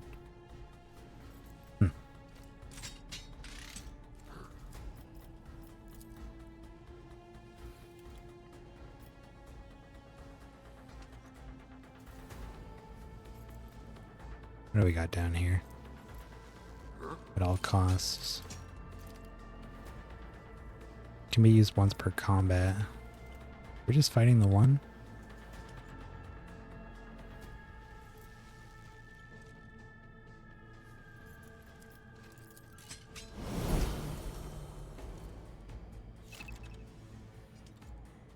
Other actions and ending the turn. When you're ready to end your turn, press space, click the end button. So is this our... Which one is this? What is... Hold on. Oh, this is momentum. Movement. Action points. This is 1 AP. This is 1 AP.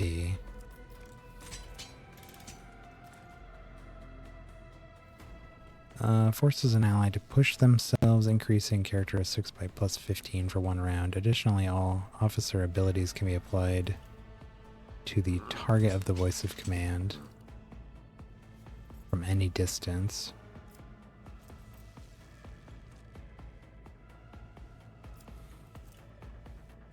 Character who becomes the target of voice of command cannot be targeted by this ability again for 2 rounds. Okay. Alright, well, so what? Can we make multiple shots with all of our Already done. points here? No, just the one?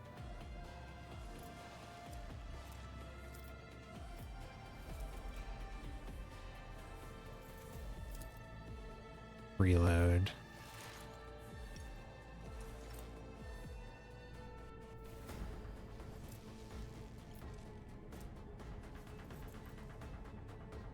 Can't shoot again though. Does this use movement points?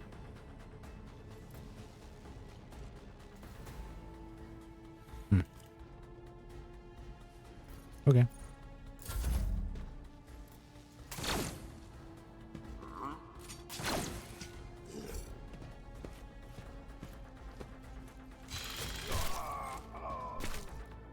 Wow, dude.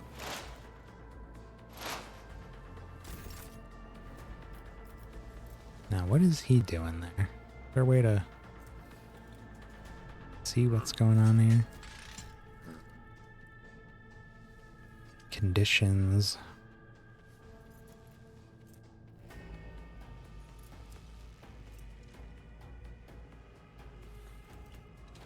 Well, using this on him was not useful.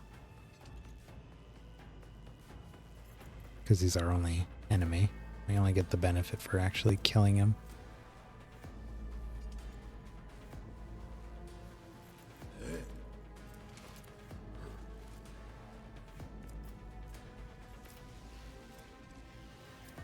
Does do a lot of damage.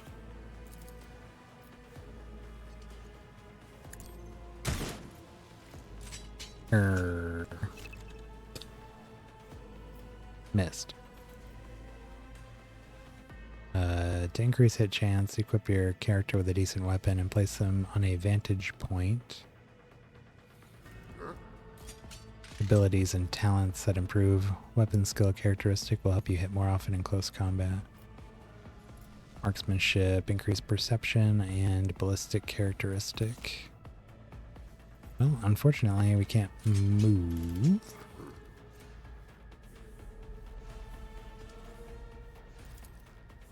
I'll pass.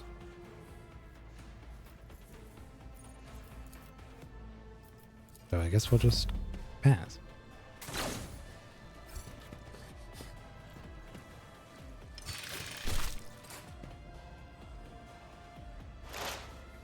You gonna attack that guy? No?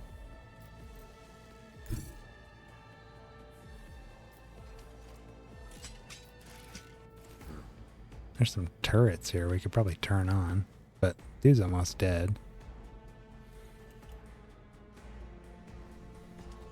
Do we get some kind of like flanking or something here if we shoot him from behind? 80% chance to hit.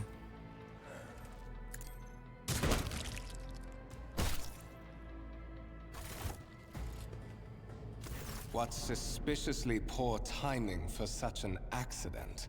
Servitors malfunction on the officer's deck at exactly the same moment when the rogue trader and her heirs are gathered here.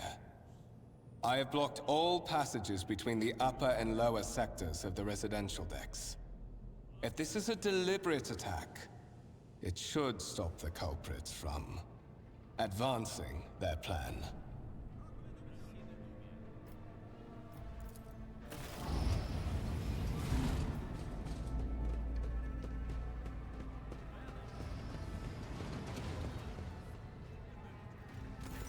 I'm afraid I must remain here. For Lady Theodora's safety, I have to oversee the execution of these orders personally. I hope you will have no difficulty reaching the observation platform on your own. It is just at the end of this corridor.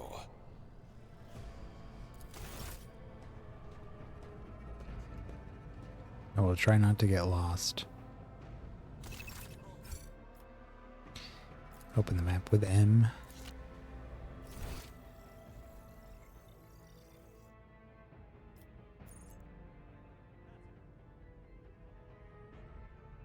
What's going on here? What is this? Zoom in, zoom out.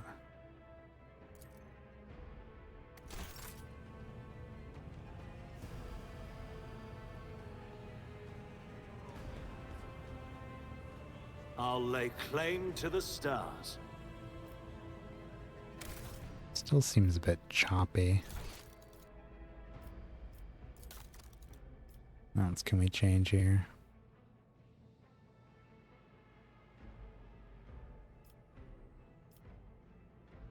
VSync.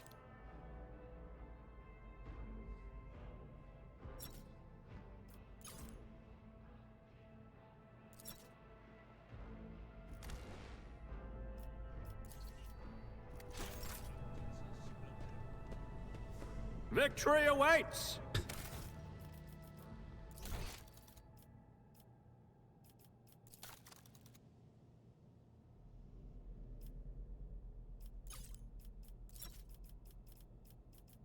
Bring it down to like medium settings. Need to get a new graphics card soon. This one is quite old at this point. It was really good when I first got this PC, but it was several years ago.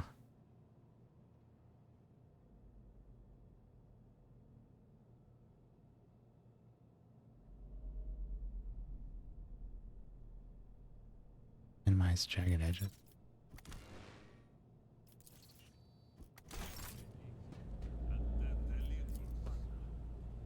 Tarantula sentry gun constructed with the blessing of the Adeptus Mechanicus using a standard template construct in the manufactorums of Kiava Gamma. Wires in the servitor's head are still smoldering. It would seem the cause of the malfunction was the short-circuiting of the motive force. Wish those little pop-up windows would stay a little bit longer. Violet alloy, which upon closer examination turns out to be a handcrafted object. Symbols carved with a primitive tool are visible on the surface.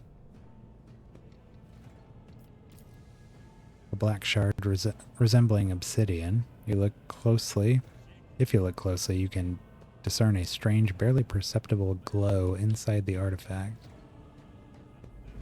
There's a Lehman Russ in here. Lehman Russ battle tank, reclaimed and restored by the grace of the God Emperor, the first to breach the capital walls during the pacification of Vortez Catan.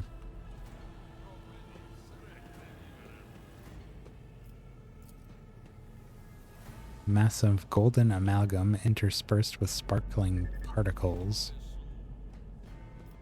Bunch of shiny rocks in here. The stone on the pedestal is no doubt solid, but its surface shimmers and changes hue, as if someone has captured a piece of translucent sea within the rock. A strange object that resembles sea coral. The porous surface is pitted, a sign that it's been underwater. What is this? This exhibit is unfinished. Another symbol of House von Valancius's valor will be displayed here at some point in the future.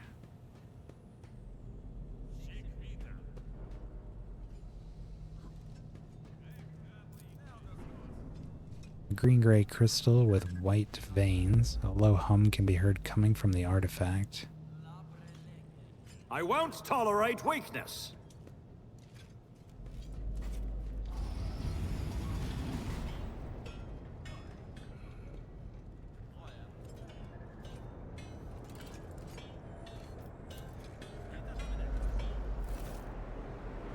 The Grand Void Ship Temple occupies the entire space below the officer's deck and is lit by countless candles and lumens. That's a big door. Whoop.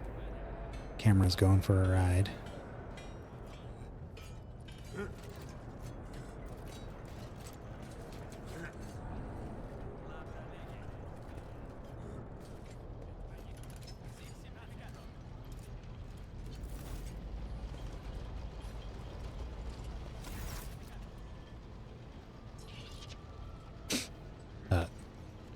I guess they're not reading this one. That is simply irrational, Lady Theodora, says the man dressed in peculiar garb, his voice tight with tension.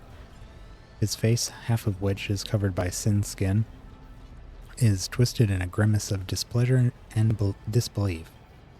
Assimilation into the trade structure would be political and economic suicide, practically an admission of heresy.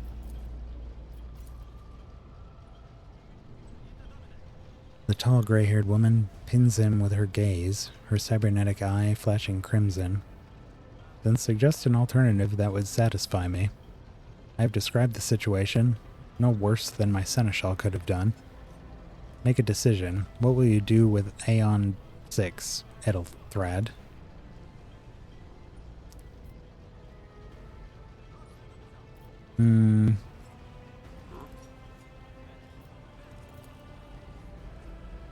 While you are considering your answer, Edelthred, I wish to speak with someone else. Perhaps I shall hear something more interesting than incoherent mumbling. Theodora nods in your direction. Roach. What is this? Edelthred turns to you and regards you with indignation. Is this someone from your retinue, Theodora? Do you permit your people to interrupt your conversations in such a fashion?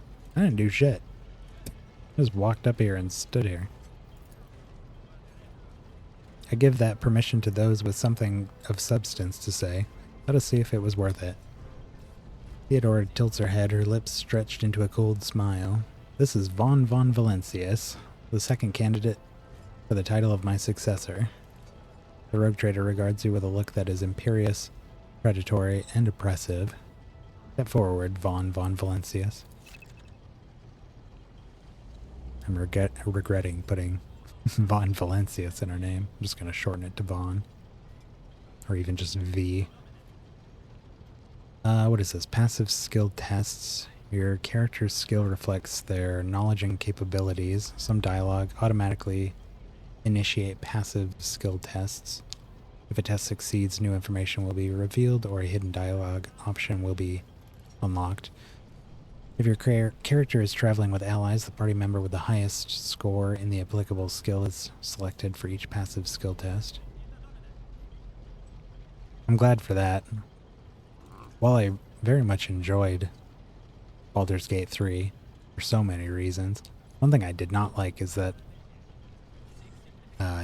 your other party members never used their skills in interactions. It was always whoever you were controlling in the interaction was the only one that could ever do stuff like that.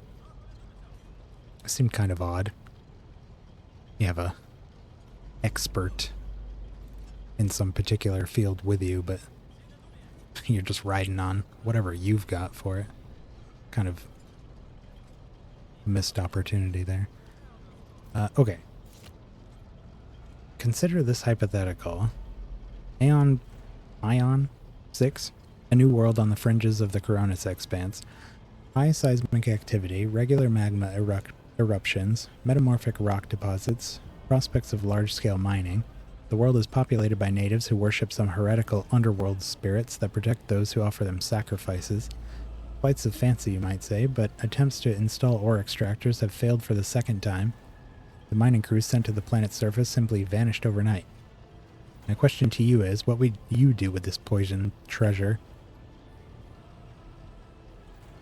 Lord Xenos succeeded. Those spirits could well be the natives' name for dangerous aliens. I would first verify if it is indeed the case, and if the population of Ion 6 engages in Xeno worship. Lore Warp. There are ways to confirm whether what is happening on Ion 6 is witchcraft or not. It might cost several psychers to do so, but it will give us an answer.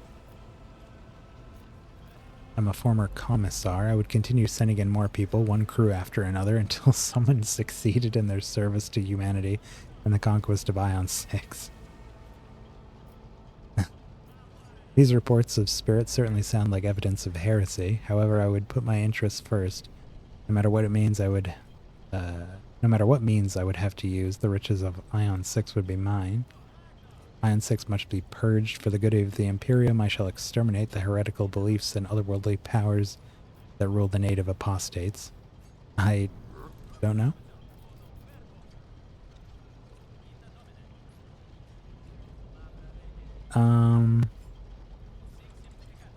I think of these. I really don't want to be like a stereotypical commissar, especially this. I'll just hurl bodies at it until the problem is solved. I want to place a little more value on human life. Not every commissar is a heinous monster. Maybe they're Xenos. Theodora arches an eyebrow. Reasonable and prudent. However, chasing after ethereal creatures may prove a rather long and fruitless endeavor. Ethelthred scoffs. Apart from Xenos, an untrodden planet might be teeming with myriad horrors that are far more dangerous and difficult to eradicate. I suspect that you, Vaughn, are simply unaware of their existence. I gave a straight answer to a simple question, which, as I understand, was still more than you could do, Ethelthred. We are both servants of the God Emperor and Lady Theodora. Does it become anyone of our status to engage in such petty feuds? I find your tone most disagreeable, Ethelthred. You will kindly alter the manner in which you address me, or else you will live to regret the consequences. Shut your mouth, Ethelthred, before I decide to shut it for you myself. Who is this? This person here?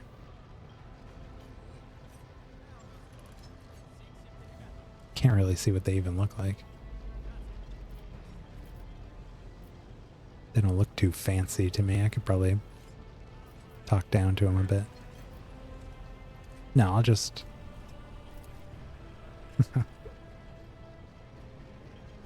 It's cutting and true. The color drains from Ethelthred's face, which distorts his features further.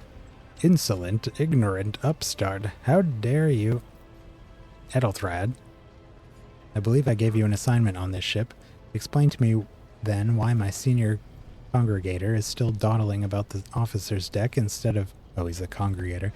Instead of proceeding to the middle decks to commence the inspection of the compartments in his purview. I beg your forgiveness, Lady Theodora.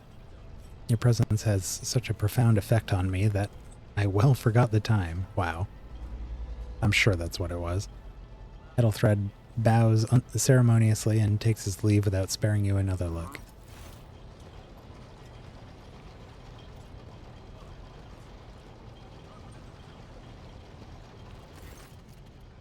Theodora's gaze follows him as he leaves, then she turns to you. So, von Valencius, why are you here? Was it not you who sent for me? There are questions that I wish to have answered. I don't know just yet. I hope you will clarify that.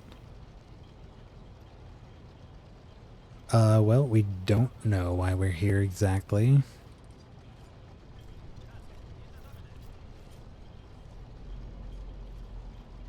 Questions I wish to have answered? I mean... True.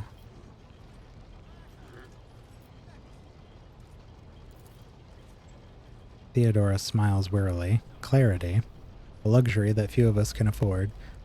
There's a reason why I did not explain all the details of the question I posed to you earlier. Beyond the borders of the Imperium, seldom is one granted an opportunity to enjoy information in abundance. This, however, is one such opportunity. My name is Theodora von Valencius Massimo of Scaras. Theodora von Valencius Massimo F. Scaras.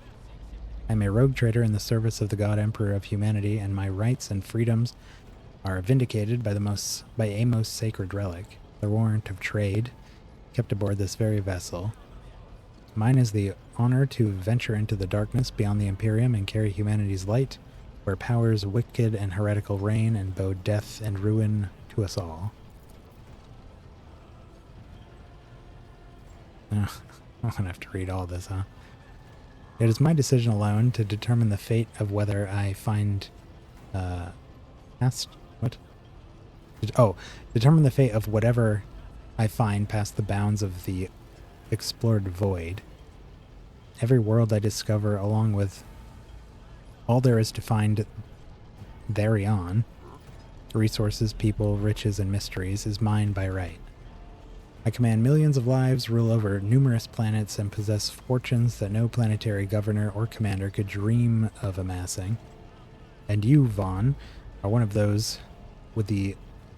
Oh, thank goodness. And you, von Valencius, are one of those with the von Valencius blood in their veins, and a rightful claim to this inheritance when the hour comes. I keep going back and forth on whether or not we are actually related to her. That sounds like confirmation. We are in the bloodline. I'm ready to take on the sacred purpose. It's all too sudden. Does this mean there are other heirs? Well, surely. Oh yes, you would be, wouldn't you? The question is, am I ready to choose you over the rest? You came aboard hours before the warp jump and have not yet distinguished yourself in any way. As things currently stand, I have doubts that you are suitable for the role of rogue trader. Blood right alone is not enough to earn the high honor of becoming the bearer of the warrant of trade. Nonetheless, your abilities and talents may yet prove useful, if not for the role of Lord Captain, then for that of their closest ally. Theodora sighs and looks away pensively for a brief moment. Alas, even those responsibilities can at times be too challenging for those who share your blood. Conrad Voigtver.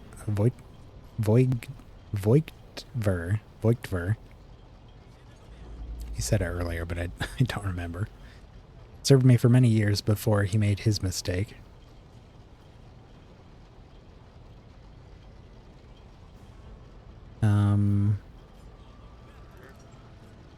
One of those, that's still there.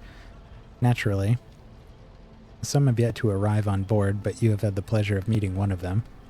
Ethelthred may be somewhat disconcerted by the scale of the responsibilities that may potentially fall upon his shoulders. However, I have a good feeling about him as a candidate. If you're satisfied with Ethelthred, then what sense is there in having this conversation? Why are you wasting your time on me? I don't think I'm going to say that. Did I hear you correctly? The Master of Whispers is related to you?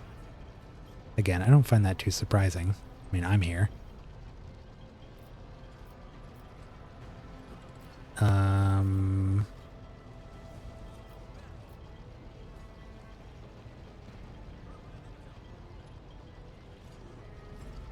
But let's say it anyways, I guess. His kinship to me is most distant, as is yours. Nonetheless, he does bear the name von Valancius, even if he avoids using it publicly, and as such, strictly speaking, can be considered my heir. That door, however, is closed to him. Voigtvir's performance in his current role is satisfactory, or it used to be at least. If we're just getting information here, I may as well ask about this.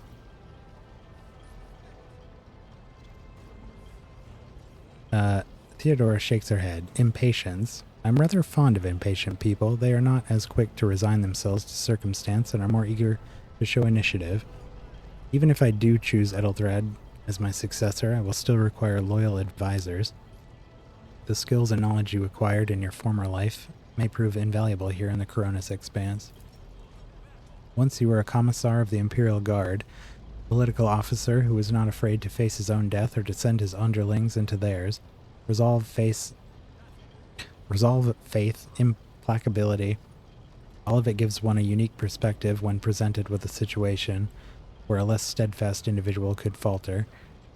Trust me, your future holds plenty of situations where your commitment to your duty or your house's interest will be one of your strengths. Moreover, Theodora chuckled slightly, even changing your family name will not rid you of the fame you've previously garnered. I hope it will also help you bring glory to the von Valancius dynasty, to which you now belong. May I ask questions? The box affixed to Theodora's attire suddenly comes to life, but all you can hear is unintelligible noise. Theodora winces, shuts off the transmission, and gives you an imperious nod. I have some time before the navigator gives the signal to initiate the void ship's translation out of the warp, and my presence is required on the bridge. Navigator? Translation? What are these things you speak of? I know what these are, but in case anybody's watching that doesn't, let's ask about that. Yeah. Theodora shakes her head. Sometimes I forget that people without direct access to a ship's bridge may not know the first thing about how a void ship travels between the stars. Vessels such as this one are capable of leaving real space and traversing into the warp, an otherworldly dimension of cruel and unthinkable forces. By entering it under the protection of the Geller field, we shorten the route to our destination. crossing distances that would require hundreds of years in a matter of weeks instead, sometimes in days or even hours. That is how humanity spread across the galaxy. That is how we're able to build the Imperium, which spans millions of stars.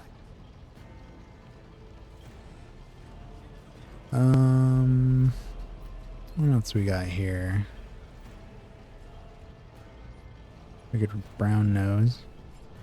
What are my current responsibilities? Where's your ship headed? An incident took place. You can tell her about that. Is that so? And perhaps the technomats were careless during maintenance. Or it could be the warp playing tricks on us in spite of our Geller field. Or perhaps there is something to all the stories about the ship being possessed after all. Theodora laughs nonchalantly. Abelard?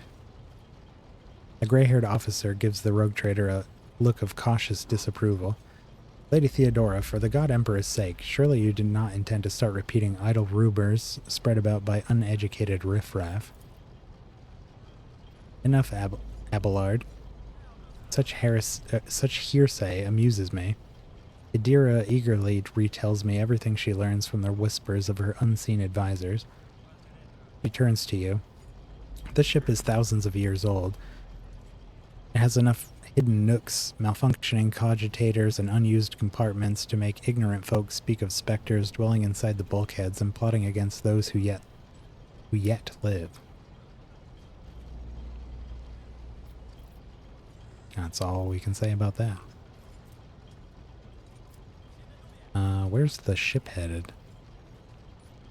The Rykad system, the domain of Rogue Trader Winterscale, one of my peers and rivals. Only 3 rogue traders exist in the Koronus Expanse, and each of them possesses resources comparable to mine.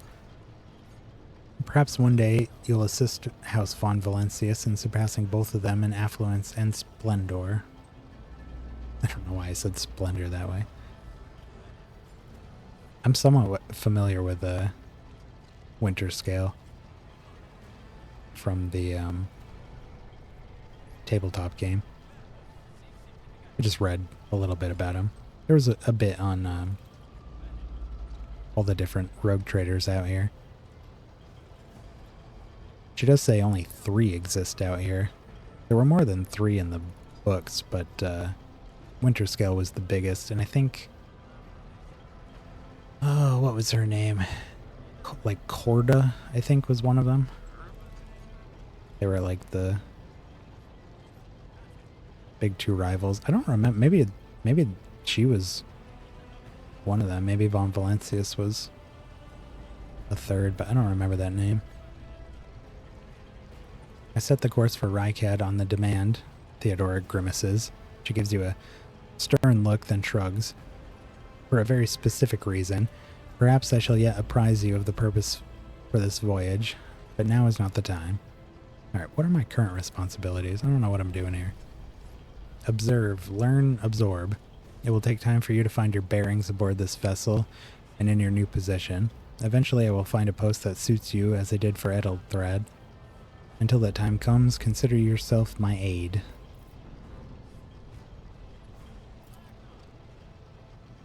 Get out of here. In that case, I shall head to Theodora's Vox awakens once more. This time you pick up shouting. The Lord Captain freezes, listening to the Vox, then nods and draws her weapon. Disturbances reported on the adjacent decks. Seneschal, if the need arise, protect the new blood. She glances at you. Is it possible that it is possible that the chance to prove your worth may present itself sooner than you may have anticipated.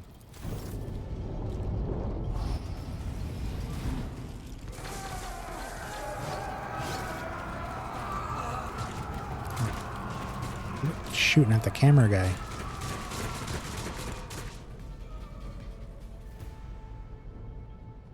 Excuse me. I'll see you terminated. This is a private residence, man. Been ambushed. Initiative. All combats act in turns, and their order is determined by an initiative roll. The order of the turns is displayed on the left side. And yeah, we all know how initiative works. Just me. Okay.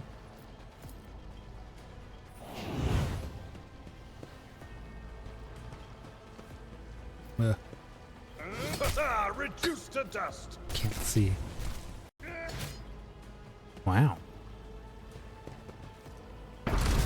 Jesus. A Melta? Okay. Seems excessive.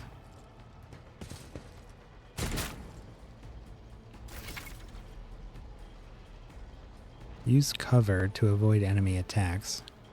Cover that a character can hide behind are marked with a shield or a shield with a skull. When standing close to them, the character will automatically take up an advantageous position. In this case, the chance that the enemy attacks will hit the cover and not the character behind them increases. The character will receive a bonus if attacked from a... will not receive a bonus if attacked from a side not protected by the current cover. Okay, well.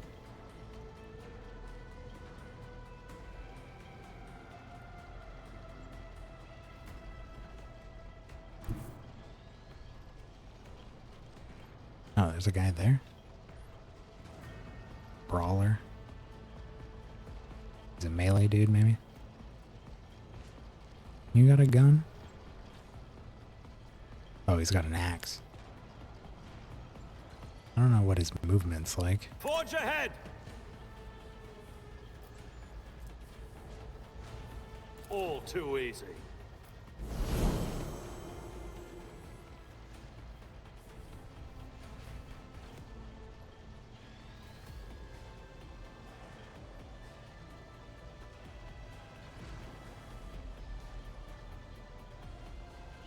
Okay, so his next single shot or single target melee attack applies the following effects. Target becomes marked. Ally who kills the marked enemy receives an additional turn, plus 2 AP and plus 4 MP. And all allies gain additional plus 1 AP and plus 3 MP, for the next round.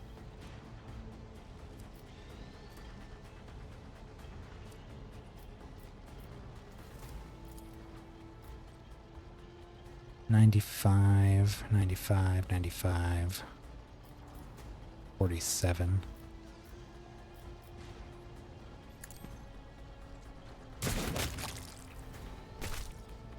Took his arm right off.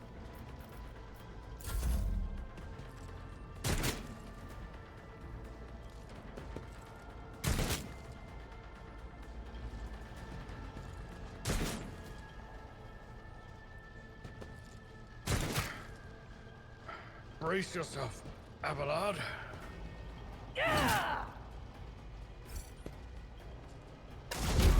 Ooh.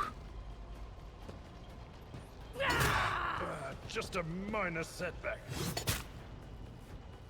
Ooh.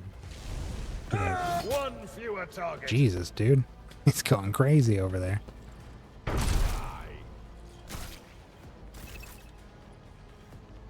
Positive effect. Your character has received a temporary positive effect from an ally. Such effects enhance your character's capabilities in combat in some way. To learn more about the effect you have gained, hover your cursor over the effects icon next to the portrait.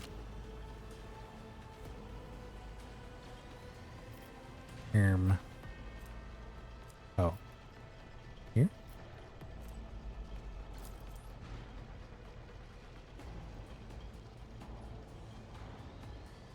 Plus 50 ballistic skill until the end of combat. Jesus.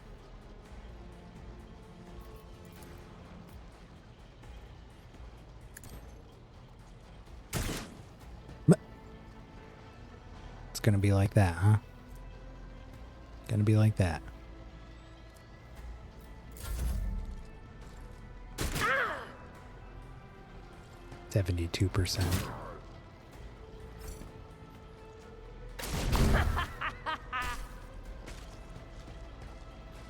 Reduced to dust. I killed one of them.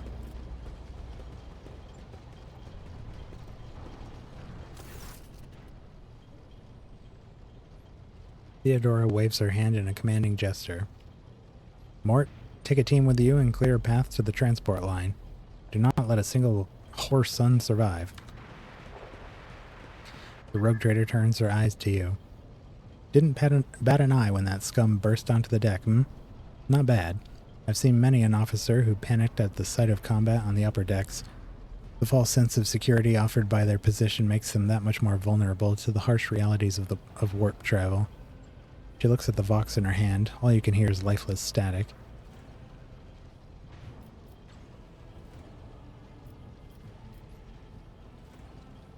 Just what are your orders? She breaks eye contact with you. Mort has gone on ahead to clear a path for us. If you want to make yourself useful, go after him and see if the Arch-Militant requires aid, and be quick about it. Oh, is that the guy with the melt-a-gun? That would make sense. Find the Arch-Militant. We shall prevail.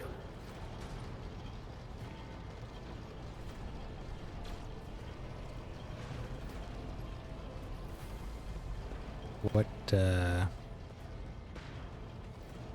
are you doing here, buddy?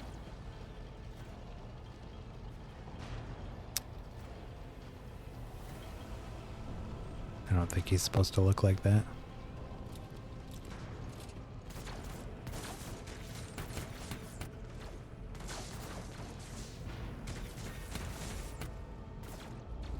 Can I shoot?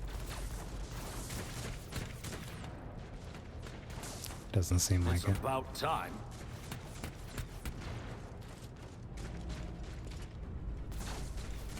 A full-on mutiny going on here. Follow my lead.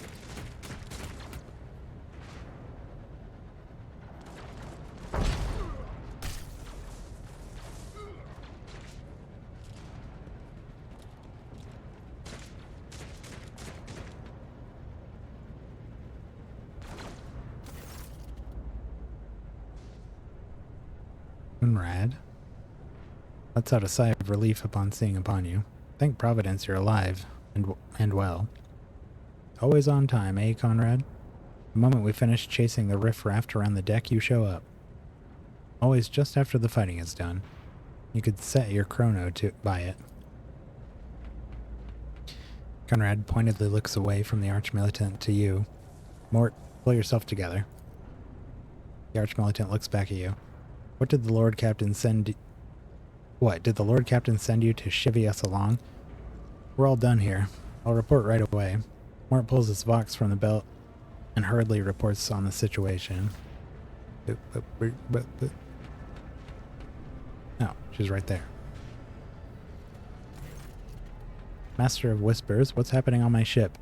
The Voxnet is silent, the Voxmaster is not responding, armed assailants have stormed the officer's deck, and my Arch-Militant just destroyed several more heretics on the way here. Is this a severe case of warp madness? Have some of my crew lost their minds and forgotten who they are and whom they serve? Report. Oh boy. I've not yet received word from the Engineerium regarding any Geller field failures, but communications were already unstable half an hour ago, and now they've ceased altogether. Whatever the cause may be, the consequences are spreading fast. I'm receiving scattered reports from the middle decks, and the only Voxcasts from the lower bays are one-way heretical gibberish. He pauses. That the madmen have already reached the officer's deck suggests that this outrage was planned in advance. Perhaps this is an organized mutiny. Mutiny? But who would attempt a mutiny here in the warp? Wait, we're in the warp? I thought they were saying we're going to go into the warp. Although I guess that's why they keep referencing the Geller fields. A mutiny against the Emperor's anointed. Execute the traitors, every last one of them. We must provide immediate assistance to those still on the middle decks. Perhaps then we might stop this wave from spreading. If this is indeed a severe case of warp madness, then the situation is dire.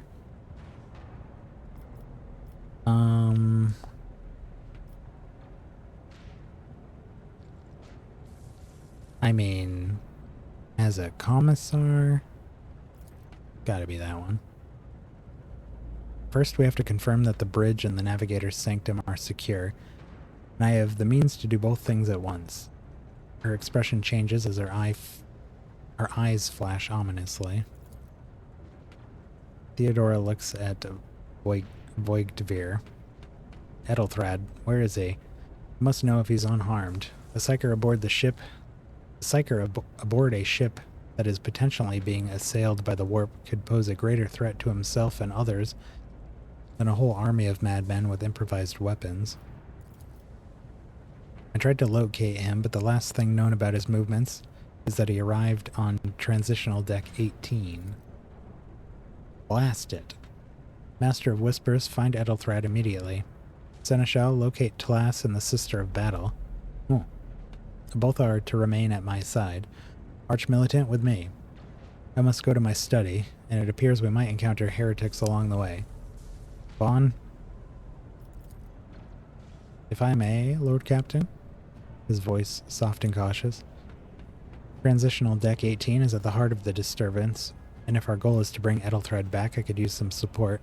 After all, I'm not as adept at directly confronting enemies of the house as the esteemed Archmilitant, and taking into consideration Ethelthrad's psychic powers, I'll go with you then. Then it's settled. Vaughn, find Ethelthrad and bring him here, in whatever state you find him. This elevator, she points at the massive doors, leads to restricted compartments such as my personal chambers and the bridge. Do not let me down. I require you both. Do you understand? In whatever state, what does that mean? I hear and obey. I shall do everything in my power. I cannot promise that I won't lose our dearest heir somewhere along the way.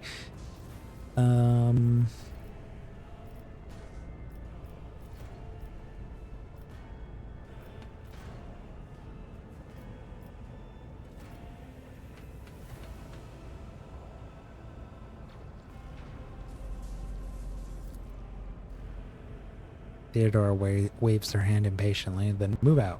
Mort, come.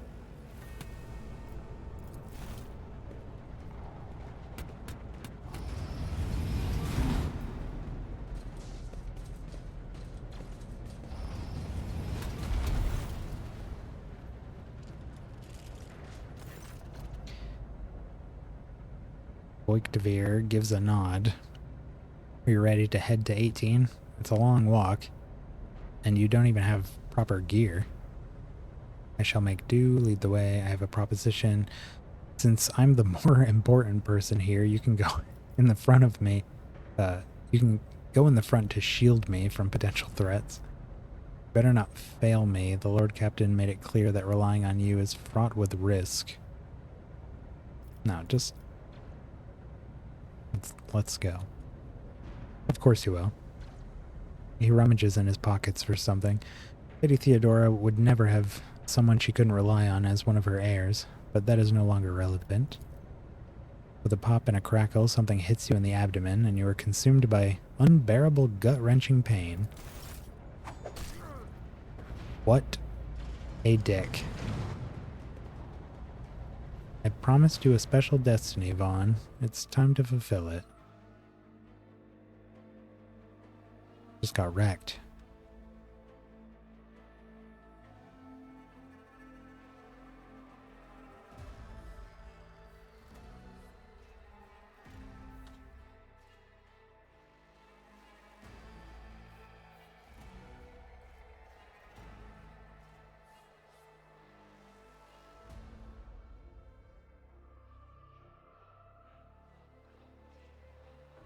I saw that this game has controller support. I might try that one next time. Don't kick me.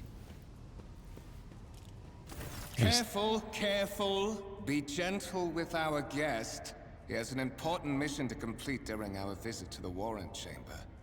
And for that, I need him breathing. Oh, you are back with us, I see. Delightful. What is the meaning of this? Voigtveer, you two-faced scum. You are the one behind this mayhem.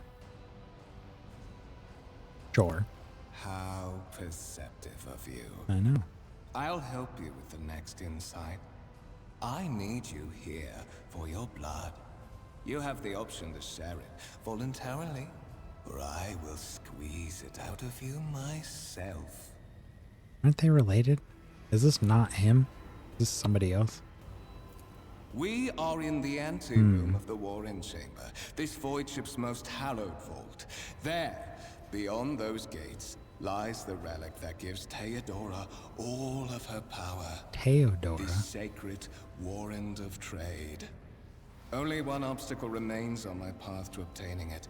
The gates of the chamber are guarded by the Sentinel, an ancient device that will only open the door to a true heir of the dynasty. I expected to do this part myself, but never mind. You will offer your blood to the Sentinel. Something's off there. That's what I was thinking too. She said they're related, so why would he need my blood? But for some reason he's not able to. Why are you doing this? What is it, inbred? Is your blood too thin for the Sentinel? I have no intention of helping you. I will help you as long as you spare my life. What? No. Will you let me join you? We can take the warrant from Theodora ourselves. Apparently it's Theodora. The H is silent. One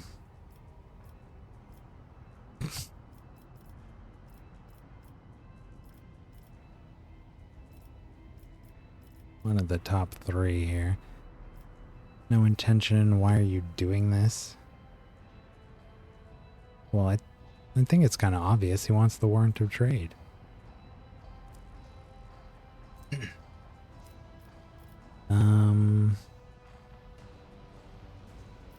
I mean, this is pretty.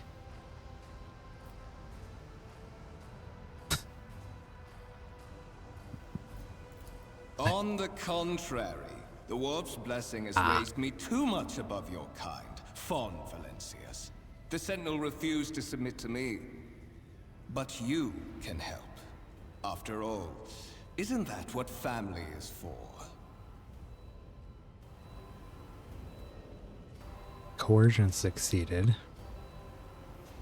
What sorry, pathetic excuse do you even have for your apostasy, you sordid, wretched piece of grok shit?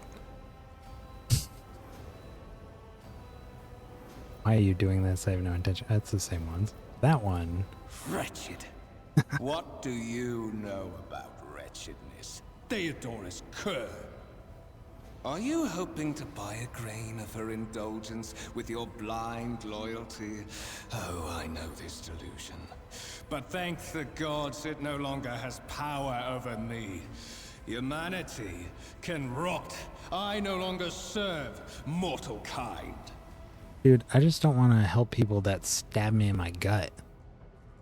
You jerk. Once my work is done, I'll make that pompous wench Fon Valencius watch as I sacrifice her entire dynasty and commit their fate to the gods. And you will be the instrument by which I will accomplish this righteous act.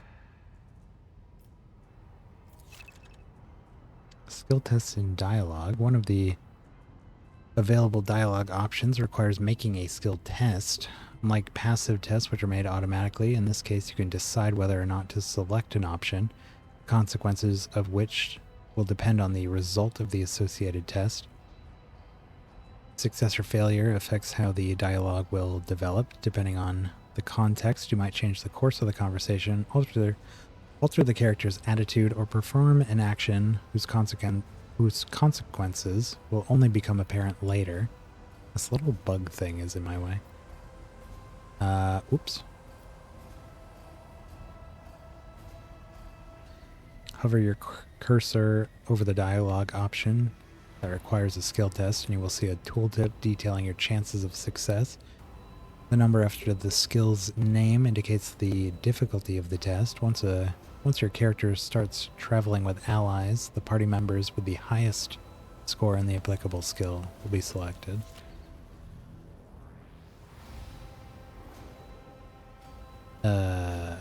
What? Oh, this is in our head? The blade flashes in the dim light and drops of blood appear on your palm.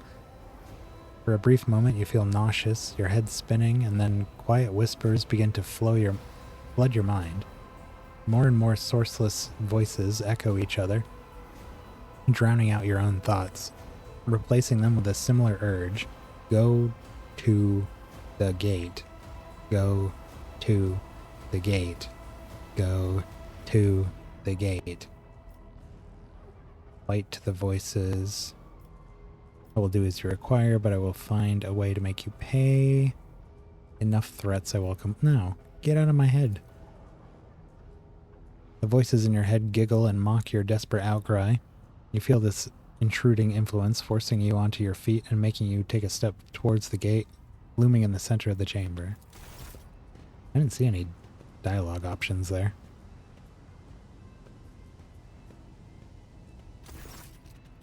Oh, here's one. In the gateway arch, you see a cogitator with a human likeness built into the front panel. As you approach, the torso twitches slightly. This is a servitor, an obedient automaton created from a lobotomized human being. The sentinel turns its head to you, one of its eye sockets lighting up with two ember-like irises. Tech use, examine the device. We have a 75% chance of success. Look back, look for anything that could be used as a weapon. Let's check her out. Tech use succeeded. Carefully inspect the design of the gate cogitator. What immediately catches your eye is the strange alloy that was used as material for the machine's components, some of which are unfamiliar to you. You suspect this might be some kind of archaeotech relic. The servitor on the gate begins to move. With the screeching and groaning of metal, it leans forward closer to you. Its lower jaws opens with a drawn-out shriek, much wider than the jaw of a living human could. Then the servitor's mouth is filled with sharp metallic fangs that glint in the dim light. The vid screen to the right of you lights up, showing strings of mysterious symbols on a green background. A whisper runs through your consciousness, demanding sacrifice. The voices that fill your head after Voigtvir wounded you with his blade did not go away. On the contrary, their source coiled itself into a tight knot somewhere in the depths of your mind. Would he stab a demon into us? Examine the sentinel. Place your hand into the sentinel's maw. Don't do that. Look back.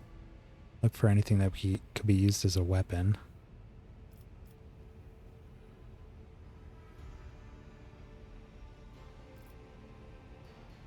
I mean, I do want to look for a weapon. You look around in the hopes of finding at least something that could work as a weapon. Your search is in vain. The chamber anteroom is completely empty and in perfect working condition. Nary a broken panel or a protruding piece of rebar in sight. There's candles. You could whip candles at them, maybe. There's another one over there. What's that one do? Do we need two?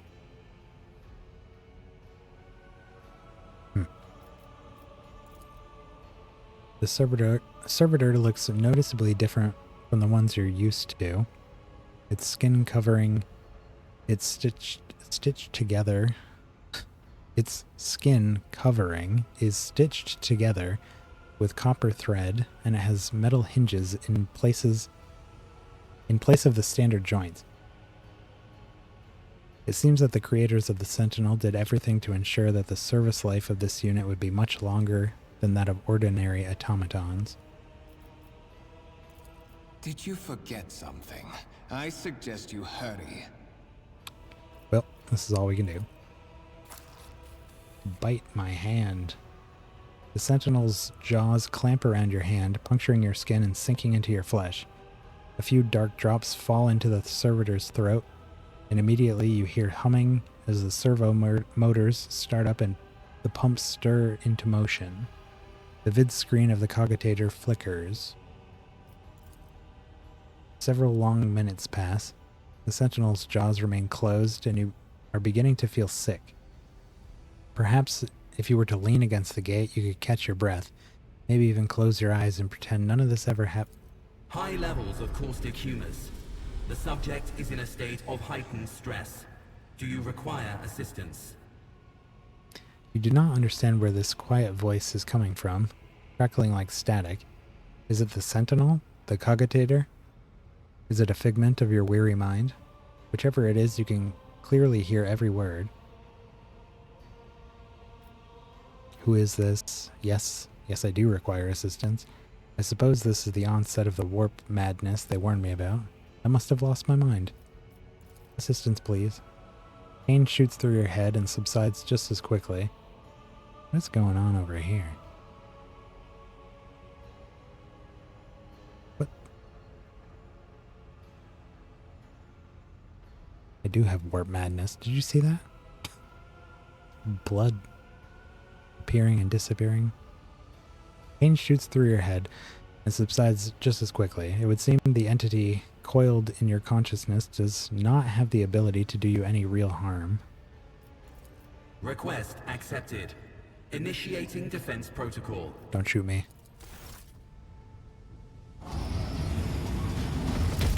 Oh, jeez.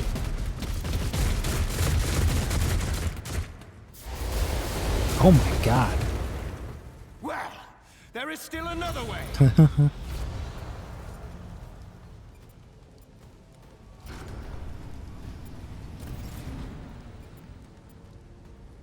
Check the warrant chamber, must I?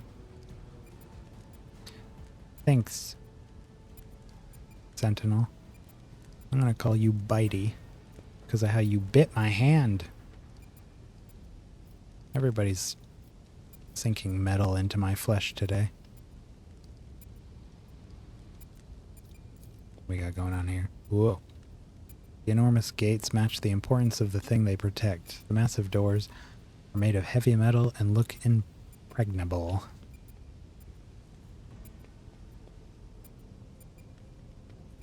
I'll lay claim to the stars. Holy moly.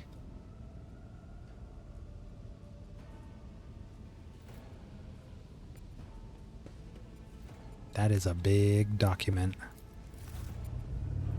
Let it be known that by my will and by the true words of this document, I appoint this person to be the paragon of humanity, unbroken by adversity, to walk bravely first into the Okay. I'm gonna let you guys read it, because I can't read it fast enough.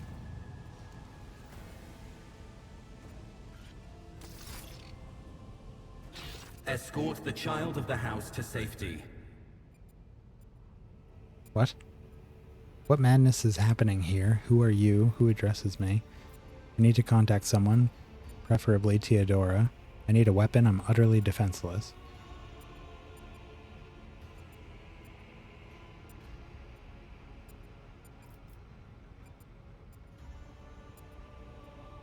I mean, a weapon would be pretty nice.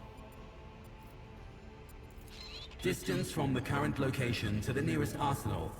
Initiating situational calculations.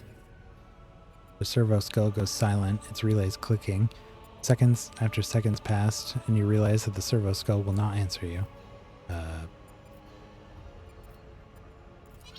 Voxcast frequencies disrupted. Initiating setup. Establishing connection. An update is available. Downloading. In place of the mechanical screeching, the servo skull's vox projects the voice of Teodora von Valancius, distorted and ridden with static, yet still recognizable beyond a doubt. Vox Master, restore communication with the Navigator's Sanctum. I'm trying to contact the bridge. If anyone can hear me on this frequency, regroup all available forces and head to the upper decks at once. I repeat, regroup all available forces and head... Communication protocols breached. Signal latency assessment unavailable. Unable to establish two-way connection. Temporary obnubilation following acute stress. Mobile unit of the Warrant Sentinel standing by. Oh. It's bitey, but as a servo skull.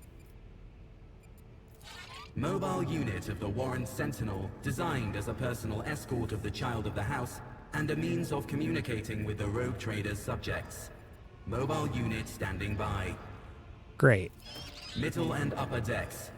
Assuming the probability of safe placement in areas of concentration of armed units. Calculating. To prevent unauthorized units from breaching the warrant chamber, preemptive sealing must be initiated. The mobile unit will start executing the received order immediately after the safety of the warrant is secured. Well, let me just put it in my pocket. Help me take this thing down.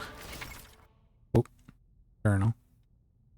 As the game unfolds, you'll see notifications at the top of the screen indicating that the status of your current objective has been updated and that new information has been added to your journal. Is this saying anything beyond what journal things usually say? Rumors and contracts section also contains important information. No, it's a journal. Oh, here it is. I'm still gonna have to... Oh. Oh. No, it's still moving. Okay, let's get out of here. Where'd you go? None shall stand in my way. Seal the warrant chamber.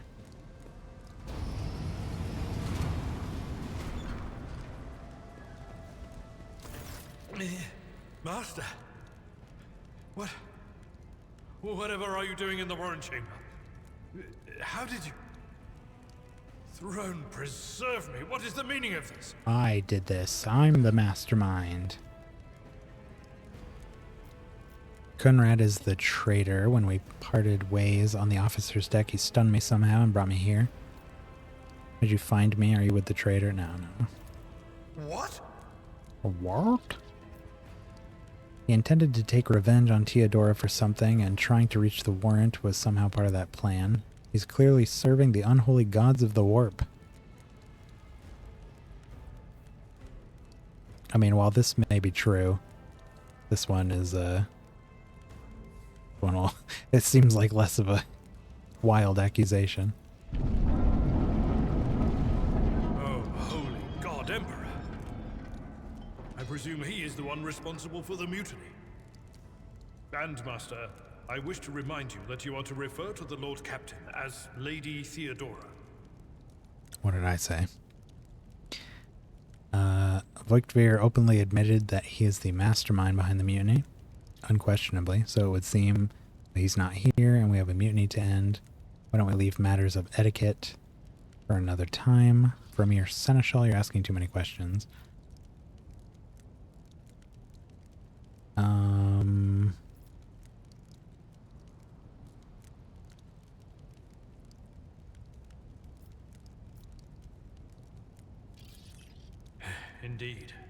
Indeed.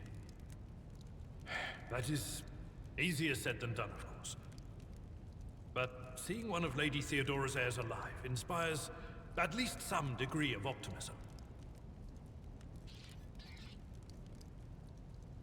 What are you talking about over there, Bitey? You're in a bad way. I can treat your wounds. I have a Medicaid kit with me. And, for the love of the throne, now is not a good time to be walking around the decks without means of self-defense. Here. Thanks. Oh, I got a sword. While fighting, your characters can lose some of their wounds. Your character has suffered an injury after being attacked by Conrad. When this happens when a character receives damage that exceeds 50% of their maximum wounds within one round. The exact percentage of wounds a character must lose for this to happen may vary depending on the difficulty of the game you choose. Injuries reduce the character's resolve. When a character initially suffers an injury, it's considered a fresh injury during the first 3 rounds. Once 3 rounds have passed, a fresh injury becomes an old injury. A fresh injury can be healed using a med kit without passing any skill tests. Old injuries can be healed with a med kit. but they require the character administering the treatment to pass a Medicaid skill test to succeed. Use medikits to restore wounds and heal injuries. Note that when a character loses all their wounds, they fall unconscious. Once combat's over, the wounds of all party members are replenished automatically, but any injuries they may have sustained remain. Those can be healed with a medkit. Medkits can only be used by characters who have the Field Medics feature, base skill Medicaid, or have taken Medicaid skill advancement at least once. Whenever a character uses a medikit in battle, a Medicaid skill test determines the number of wounds that will be restored as a result. Abelard can heal your character's injury. Click on his portrait, select the medikit on the panel at the bottom left, and use it on your character. Abelard needs to be standing right next to your character for him to administer the treatment. Got new items. All items are added to your inventory. You can press I or click on your bag icon. Okay.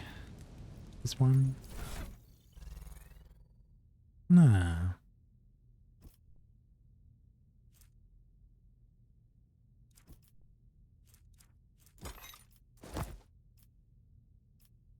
Body glove. 15% armor. Dodge 45% of average enemy attacks in this chapter.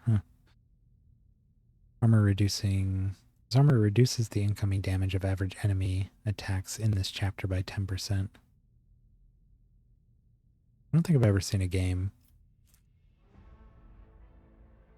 specifically say, like, in this portion of the game, this is what the stats are. Interesting.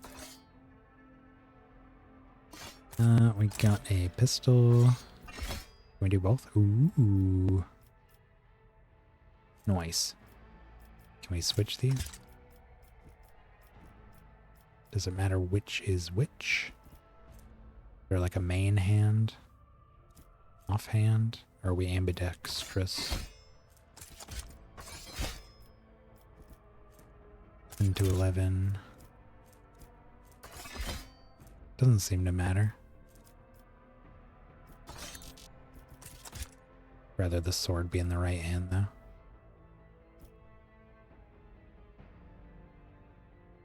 Wait. We can't use this. Can we...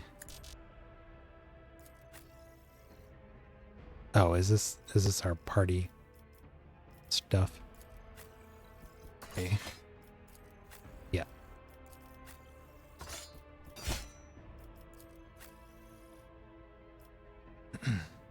And Abelard here. Oh, he's got a chainsword. Give me that.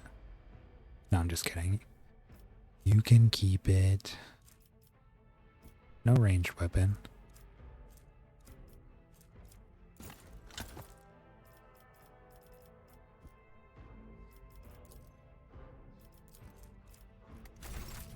Okay, so... Whoa. I just did that. Switch between party members by using the arrows at the top or clicking on a character portrait. Item descriptions contain comparisons with any corresponding items already equipped by the character. What advice do you seek? Oh. I tire of idleness. Let's move. Heal me. Let's patch you up. That is a noticeable improvement. Now you're prepared for the trials ahead. The lower decks are teeming with heretics instigating the rabble to revolt. But that is the least of our problems. The ship's enforcers are rounding up the scoundrels and suppressing the resistance. The situation on the middle decks is much worse, although strike teams have already been dispatched there. All communication with the bridge and the engineering bay was lost. So, apart from scattered voxcasts, we have no information to go on. Great. But that is not the worst of it. All these jolts and shaking are most alarming. These are signs that the Navigator and the Master Helmsman are having difficulty translating the ship out of the warp and into real space. I fear that they may have already lost control. We must reach the Navigator's sanctum and get a handle on the situation. If we can manage that, some aboard this vessel may yet survive.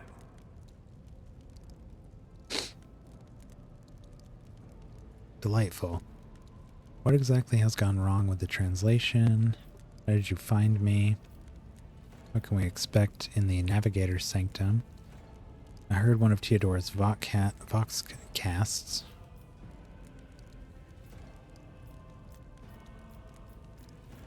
The Navigator's sanctum, very well, will you lead the way? For the Imperium and humanity, lead the way, Seneschal. Lady Theodora's. Which one? The last one I received was about the Navigator's sanctum, and that was a good while ago. In any case, let us hope that the Lord Captain is well, and safely in charge of the ship's defense. In the meantime, we must do all we can to prevent the ship from veering off course. I don't think this guy's gonna know what went wrong with translation. I think he's been busy, and it's not his job. How did he find me, though? You sent me a Vox message. Specifically, a Vox cast on the officer's frequency, which I had the good fortune to receive. You mean to say you did no such thing? Yeah. Well, I did ask for help.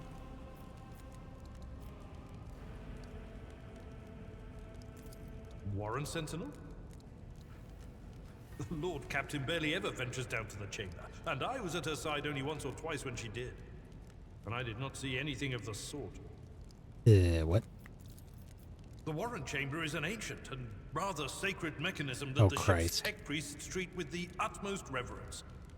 I assume that whatever it is that you did, you must have activated certain processes and caused the Sentinel to awaken. But then, why did none of it happen when Lady Theodora did the same? I did see that there was archaeotech in him, so that there is a chance that he's a true AI.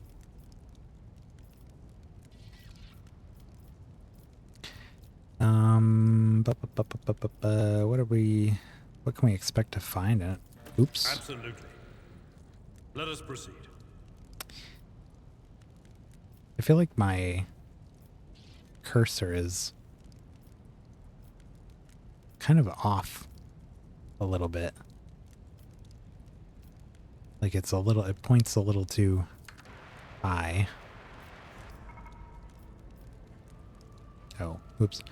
A wave of static suddenly erupts from the servo skull, and all you can make out are Theodora's words through the noise. To arms, loyal sons and daughters of the God Emperor. Fight the heresy and corruption that threatens to consume our home, and with all your might destroy those who dared...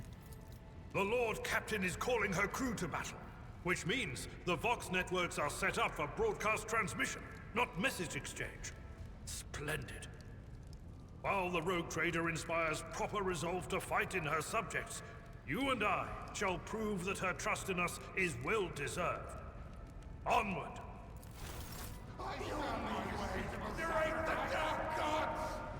Run, fools, or fall! I will take you down! Combat begins with the tactical phase, during which characters cannot attack or take other actions, but may try to take up advantageous positions. Select a character by clicking on their portrait, then click on the cell where you want the character to move. Red cells are inaccessible to the character. During the tactical phase, each character in the party may move up to their max movement, but cannot position themselves adjacent to an enemy. What happened to our servo skull friend? Boy. Turn those turrets back on.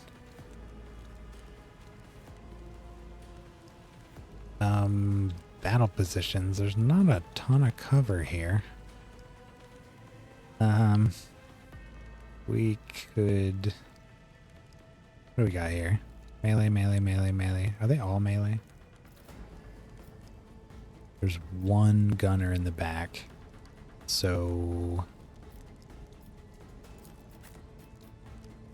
I'm gonna go... back there.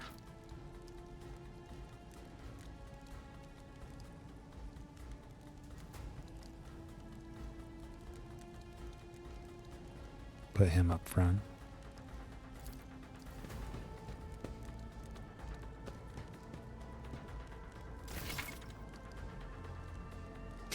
Combat abilities of different characters differ depending on their archetype. Available abilities are located at the bottom right of this screen in the abilities panel. Click on the icon to use the ability before the ability is used. You get to reveal what the estimated outcome will be while hovering your cursor over a character or area of your choosing. You can also see the area of effect, and each character in the area will have a number displayed over them denoting the probability of being successfully affected. If the ability's effect is guaranteed to work, the icon is displayed instead of a number. When you're ready to use the ability, click again to confirm your choice. During your adventures, your characters will gain new abilities and talents as their power grows. You can view the full list of abilities on the character page. Are we able to do this? No. Or yes? No. No, we can't. No, because he's... Why is it my turn?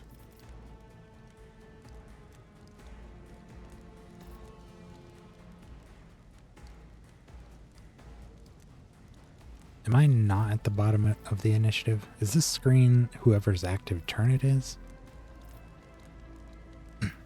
I'm confused. We'll find out. Oh. I got new stuff. Right, so we have a sword now. 9 to 12 damage. A little bit more damage. Although this has better armor penetration. 15% versus 5.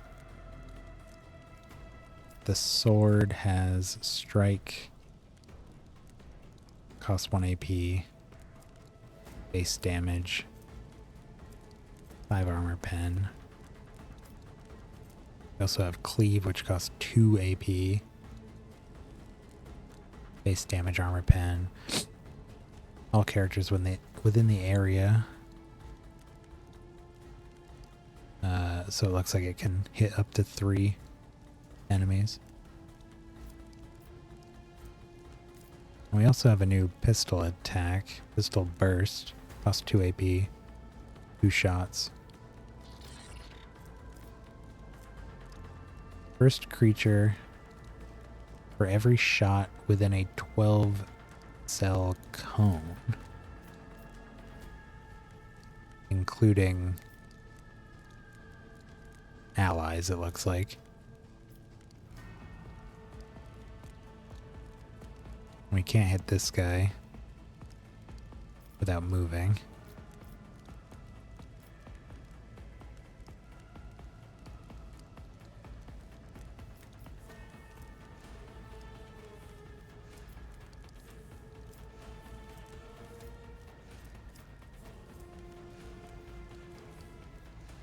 First creature for every shot.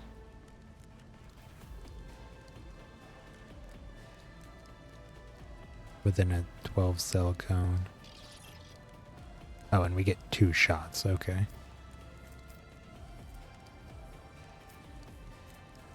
What is this here? Central line, slight deviation, strong deviation. Just a chance for the bullets to go astray.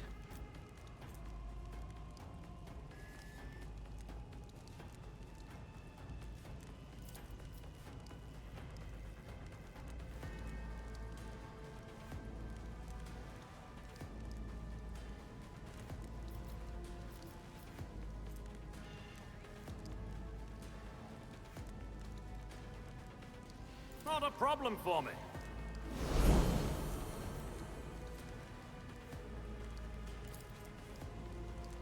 What is push? Some abilities, for example, a warrior's forceful strike, and weapons, for example, thunder hammers, can push targets away from the character.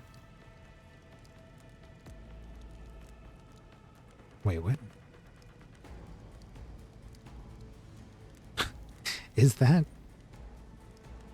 This seems to be describing something that this actual word push is not describing. Forces an ally to fully push themselves, increasing their characteristics by 15. This is describing literally pushing a character physically. I don't think that needs to have the whatever you call that, hypertext.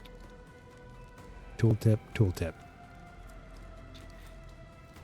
Increasing their characteristics by 15 for 1 round.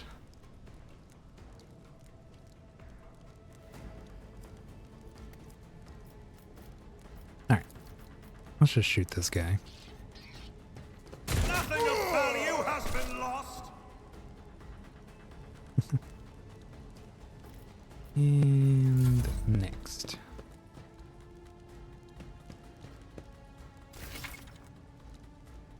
New companion is a warrior. Abelard specializes in melee combat and drawing the enemy's attacks. Charge is a unique warrior ability that works only when they're using a melee weapon and is not considered an attack action. Use charge to close the distance between you and the enemy and deal damage. Click on the icon's ability to choose a direction to charge in. If an enemy is in the direct path of charge, Abelard will attack them and will still be able to use an attack action afterwards if he has not used one this turn. Note that charge can only be used if the character is 2 or more cells away from their target. This creature is using a melee weapon. Melee attacks require the character to be adjacent to the enemy. To make a melee attack, click the button, click the enemy. Unlike single shots, melee attacks hit automatically with no need for a roll. The enemy will try to dodge and parry the attack if they're using a melee weapon of their own. Melee weapons can be used to make area attacks. All creatures in the area will suffer damage unless they succeed a dodge test or a parry test if they have a melee weapon. Damage dealt by melee weapons depends on the weapon's parameter and the attacker's strength score. Brace for impact. For 1 round, the officer and their allies in a 3-cell radius get a 2 deflection bonus for each archetype taken by the officer. Okay, so he hits the first creature on a 6-cell line.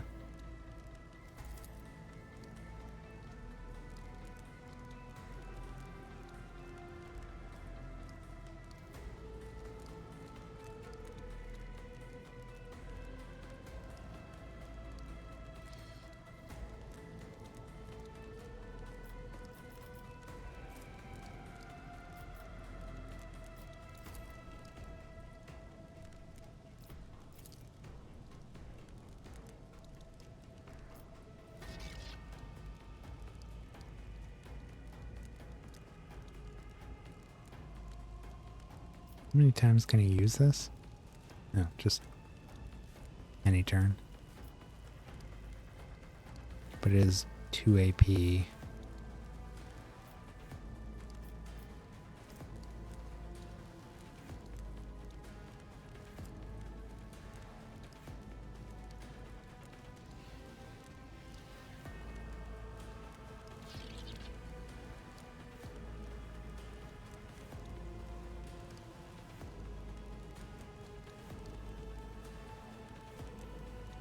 It is too far. Trying to find a way to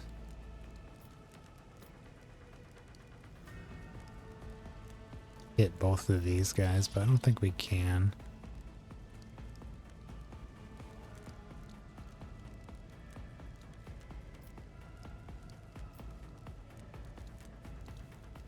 Also too far. Well, Indeed. One fewer target. characters with melee weapons can make an attack of opportunity if an opponent is in an adjacent cell and initiates movement. Can can also be triggered by some abilities. All characters with melee weapons, including members of your party, can make attacks of opportunity. Chance to hit and deal damage are calculated like a normal attack. Well, we're out of action points, so nothing else to do here.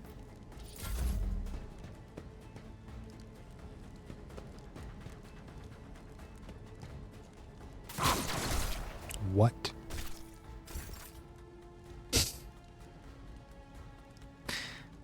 I like that guy. Just hit 2 of his allies and killed 1.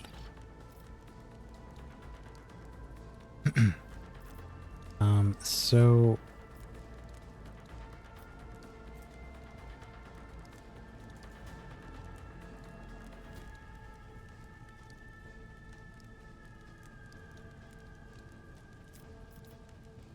where is our what was our ability?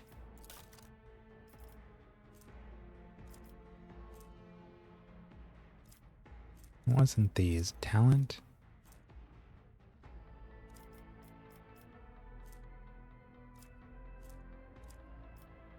Don't know what these are yet.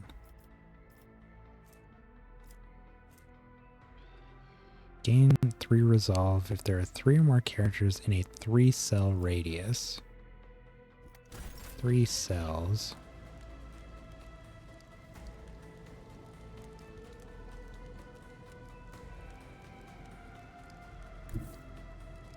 My tactics are flawless.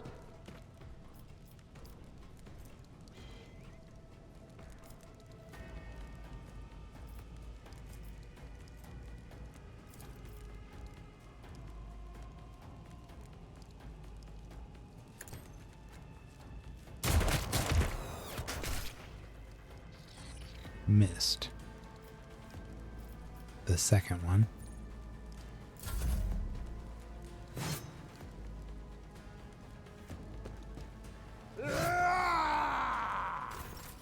Nice.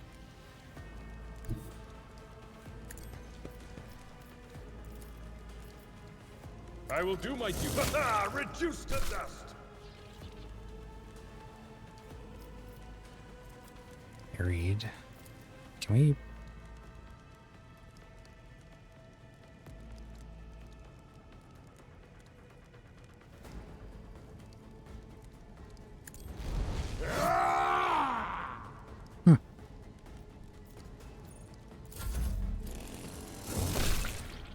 Nice.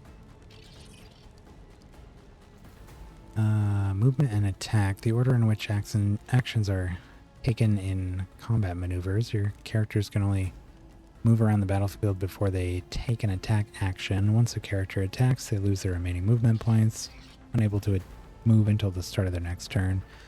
The way around this, however, if, for example, the character has some way of gaining movement after attacking,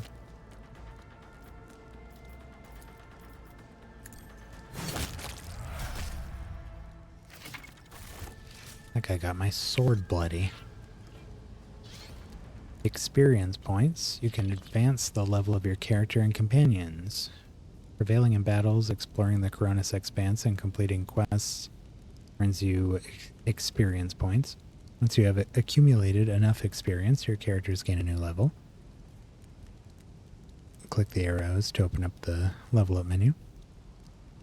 Each level gained offers your characters new progression options, which include new abilities, talents, skills, and other enhancements. Companions gain new levels at the same time as your character, even if they are not included in the active party during your journeys. You can always level them up later. Oh, there's Bitey. Where were you? Alright, so we leveled up. 1 ranks available. Click to view details. Rank 2, available skills.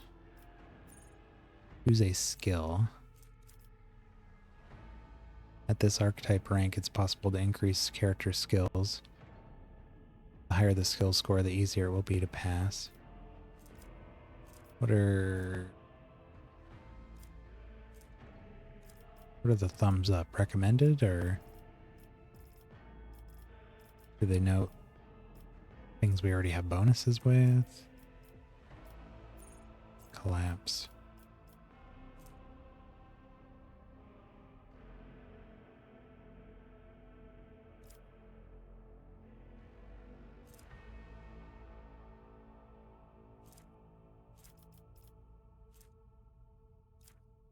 See, we got intelligence, toughness,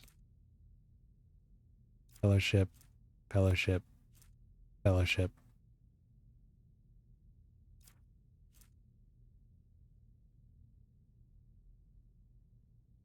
We're at a 60 for that, 50, 50, 30, 30.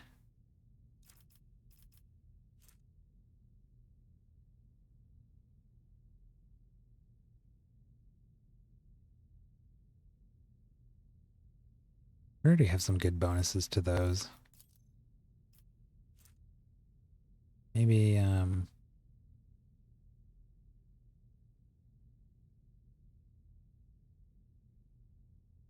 wait, so what is this gonna... Oh, it's a plus 10. Ah.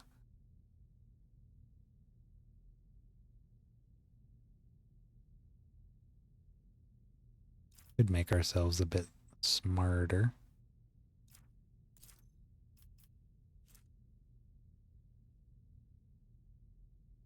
Go to 70 with coercion.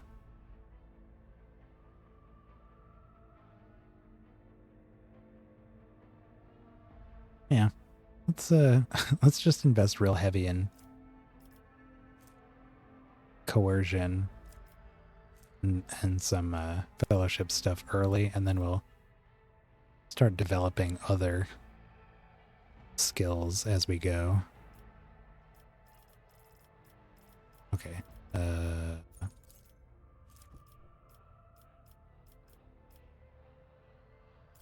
Summary. Coercion. Complete. Plus 70.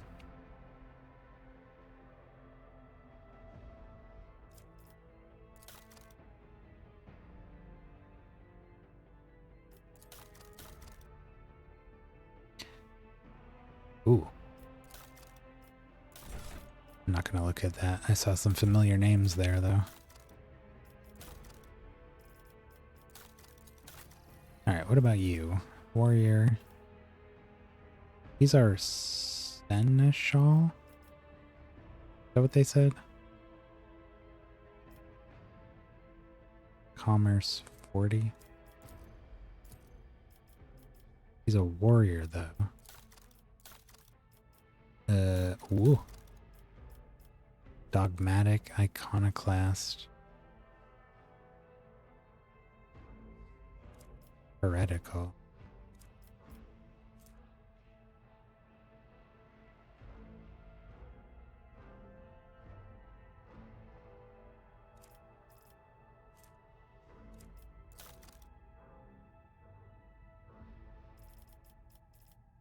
Oh, he's a Navy officer.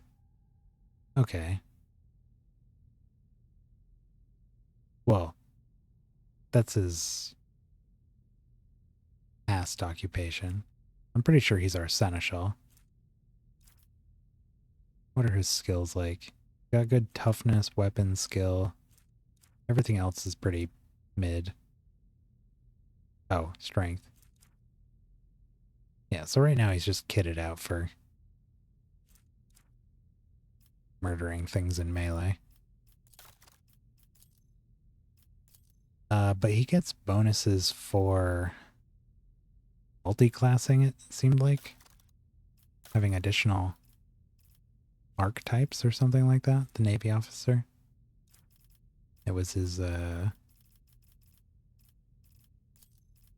brace for impact.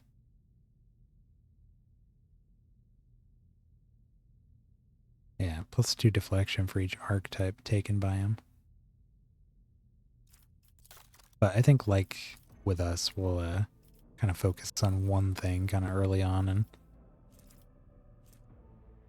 go from there. Although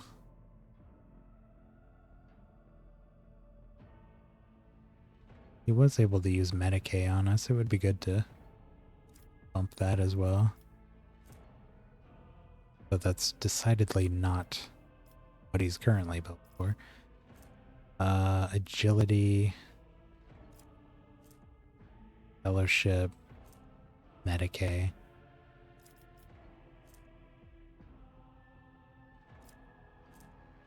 Athletics and Carouse. His Carouse is already 50.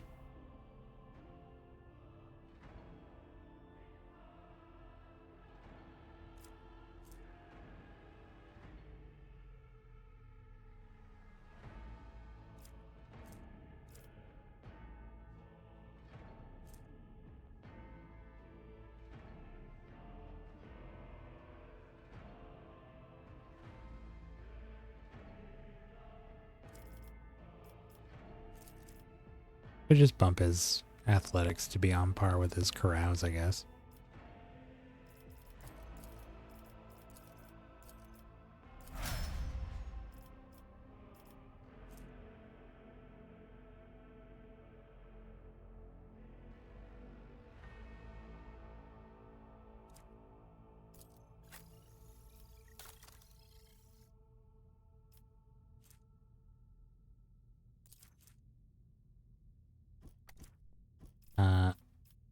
Where's our... No, no, not this. I'm at your service. Oh, did we not do this? Let me help. Thank you. Now, where were we? There we go. But the dialogue between us said that we were patched up, but maybe that was a fresh injury. We still had the old one. What are these noises you are making, silly boy? Can't talk to him. Collecting loot. Defeated enemies have no further need of their former belongings, but you can discover valuable trophies among them. Click on them to inspect what they got. Items on the right side of the window go to your inventory. Such items can be used or equipped by your characters. Items on the left are packaged up as cargo and sent to your ship, which can later be used to trade with various factions. You can move trophies from one side to the other by double-clicking or by dragging them. Or you can mass transfer. Whoa. Oh, this is what, everybody in the room? Well, we don't need all those swords. I'll take the las pistol for cargo. Well, I'll take the las pistol and a sword just in case we need a extra one. I doubt it, but I'll just do that. Cargo list. Wait, no. Wait, cargo and inventory. What's the opposite of what I want?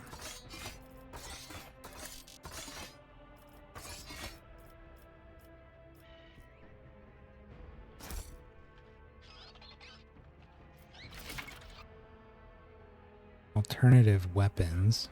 In combat, a character may need to use different kinds of weapons, which can be prepared in advance. Open your inventory and prepare different weapon sets. Swapping sets does not cost action points. What's the deal here? Is this just straight up weaker than what we got? Sure seems like it. Dodge reduction 30. Rate of fire still 2. Recoil's less. Shorter range. Much higher max ammo.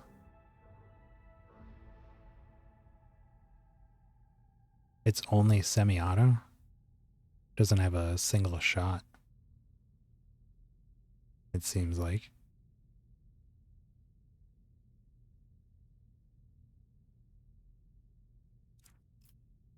Can we,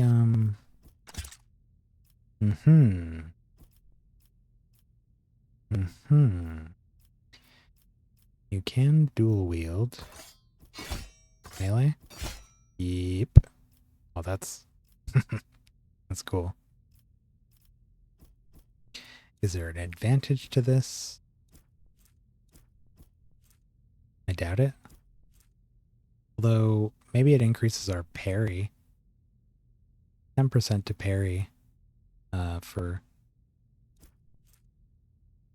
these, so maybe it's a 20% if you're dual wielding.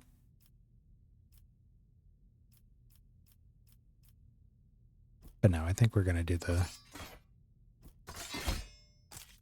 this combo. Stick with that, and then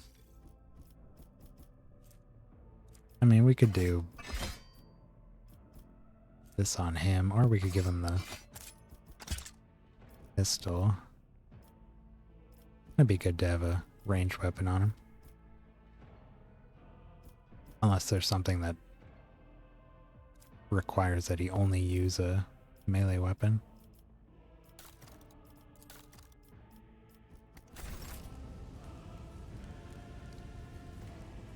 I won't tolerate weakness.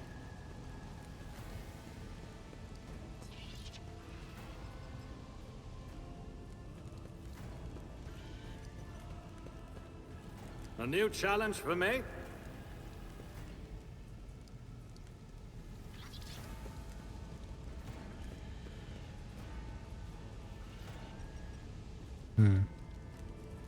Nothing over there. Victory awaits. I saw this. Yeah. No, it's just the two of us, but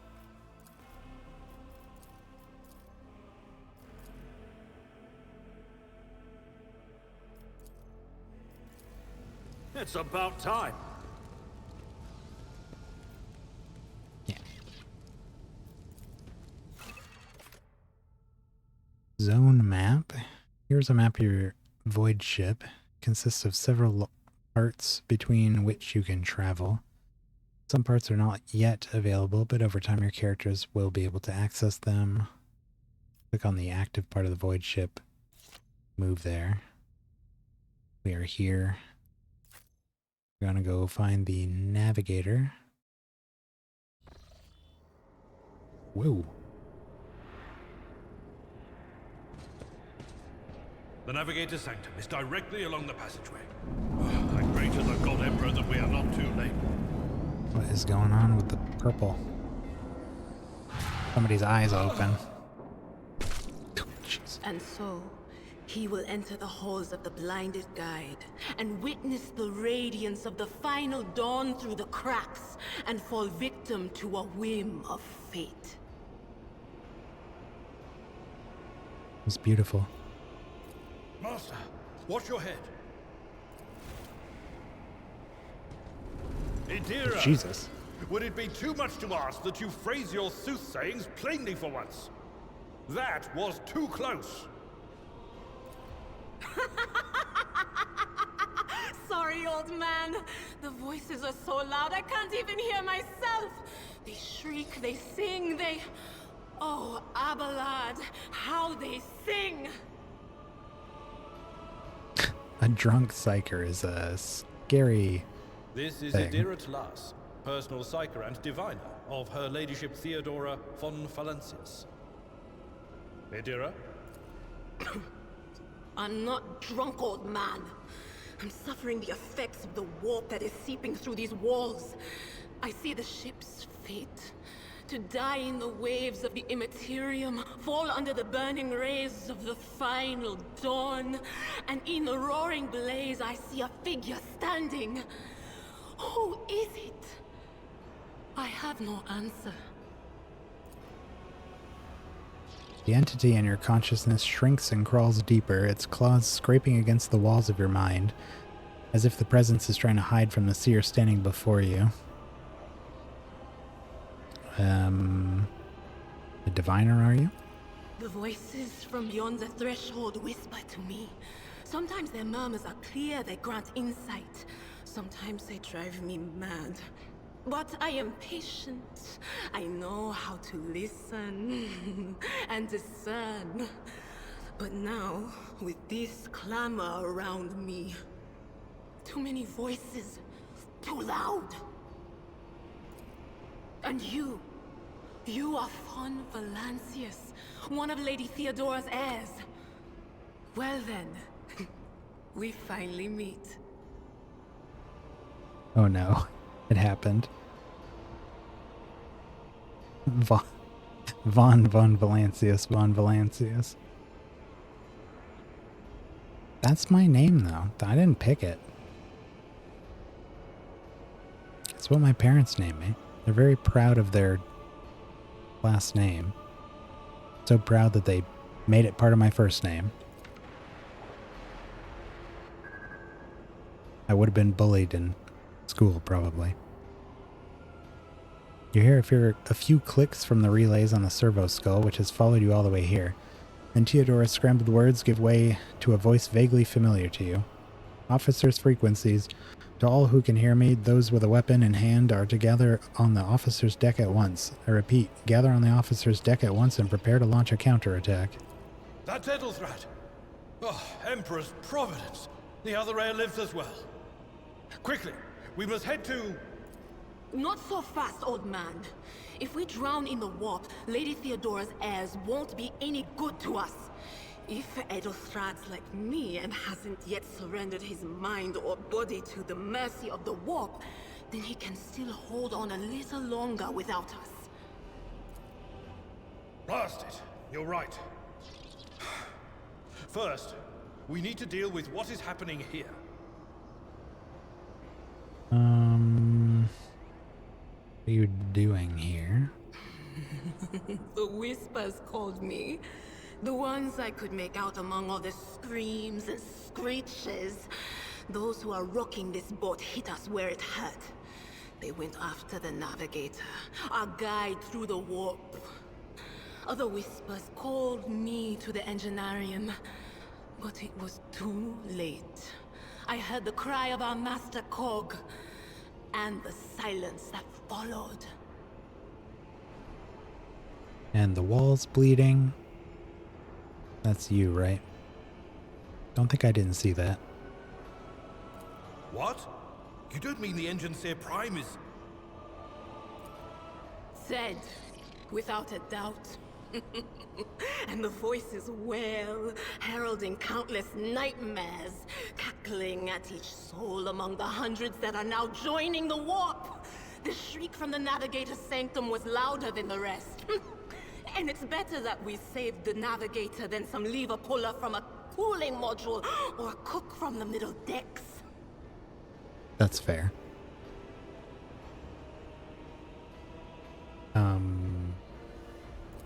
What? You think Lady Theodora didn't ask me to peek into the darkness behind the backs of those she sees as her prospective heirs? I have seen you. I have seen the footsteps of your past and the wounds of your heart. No, we just fixed those. I had the Medicaid test for that one. The seer's words dredge up something dark and frightening from the depths of your memory. Your soul has been tainted by the influence of warp sorcery, and it seems you may never be rid of it. Oh no. No. Nothing is well about him. Can't you feel the chill crawling on your skin? The eyes watching you? The warp ice has already encased the bulkheads. What follows is calamity.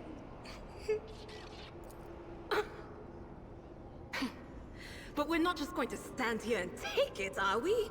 The state of things in here suggests there's a navigator around. Maybe one who's crippled or at death's door, but still kicking. And since our skin hasn't peeled off our faces just yet, his third eye must be closed. At worst, it's a little roughed up. So what are we moping around for? Let's go protect that noble mutant while we're still alive. Yeah.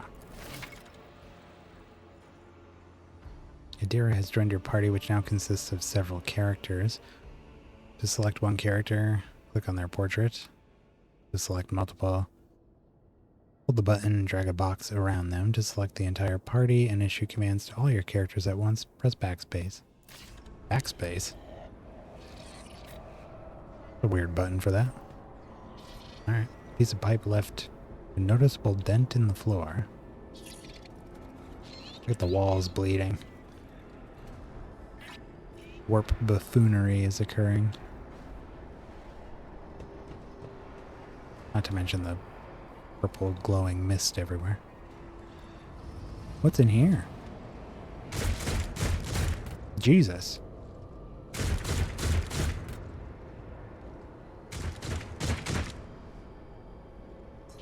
Follow my lead! Oh, hold on.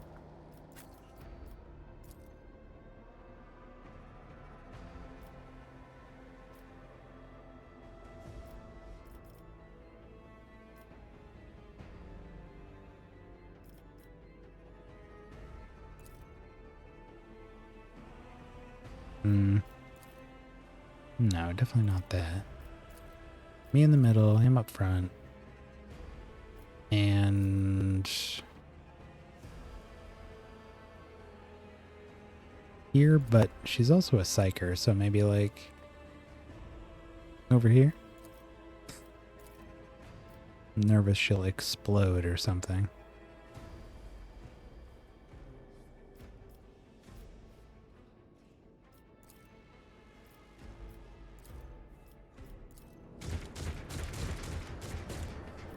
What's she got going on? She's got a psychic staff.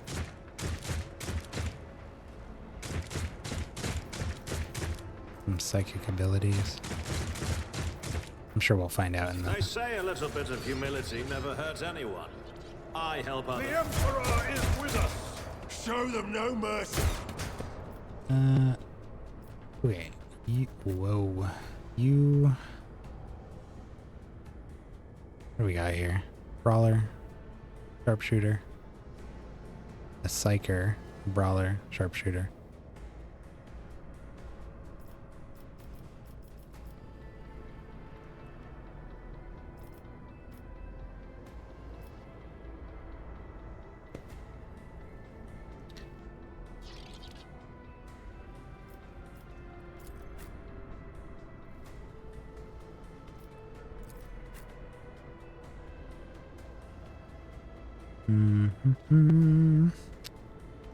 Cover is not the best here. Oh wow, we can go here. No. Almost.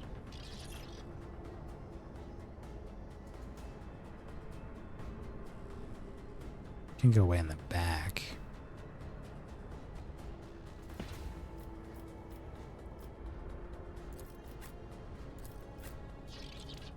I'm not sure just how ranged a combatant she is.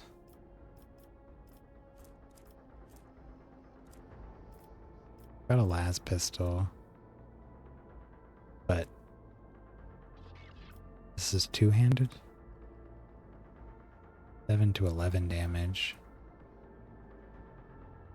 Wielder of this staff, power level 6, gains the lightning arc ability. Ability is also available in its Heroic Act and Desperate Measures versions. Power level affects the damage of the power.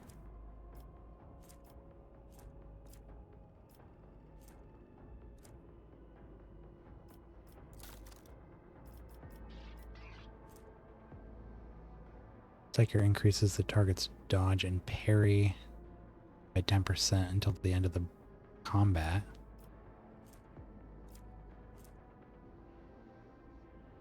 Shriek. One creature within a 12-cell radius deals 7 to 16 damage.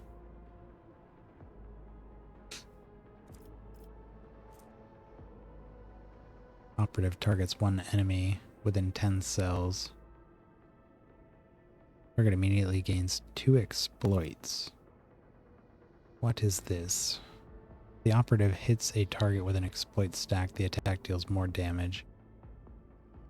Damage is increased by 10% for each exploit on the target, and then they're removed. Costs 1 AP.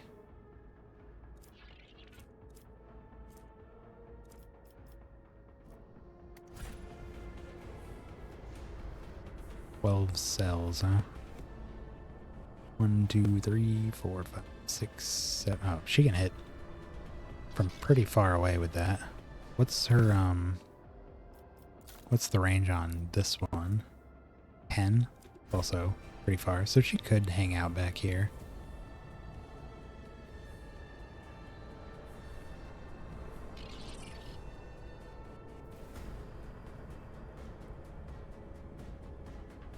Yeah. Idara is a psyker and an operative. As an operative, she can study opponents and identify their weaknesses, and her psychic abilities allow her to deal damage to them. Analyze enemies is an operative ability which applies the exploit effect to all enemies within the operative's line of sight. The higher the intelligence bonus, the more exploit stacks will be inflicted, and we read this. The amount of damage is determined by the number of stacks and their her perception.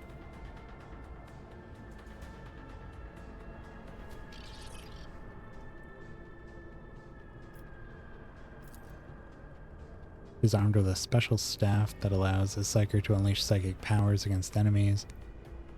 In the future, you'll encounter staves that only a psyker versed in a certain discipline can use. For example, if you find a staff that lets a psyker use Inferno, but to do so they must have Pyromancy psychic discipline learned.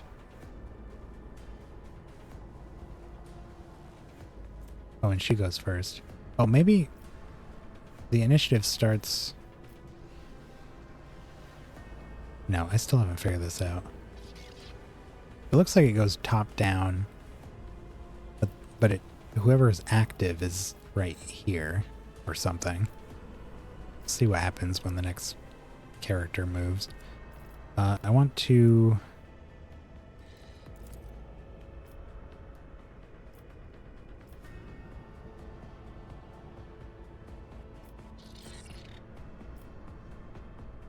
Let's increase our dodge and parry. Ow. Hologram. You can use the hologram to gauge the effectiveness of your intended actions. Yeah, okay.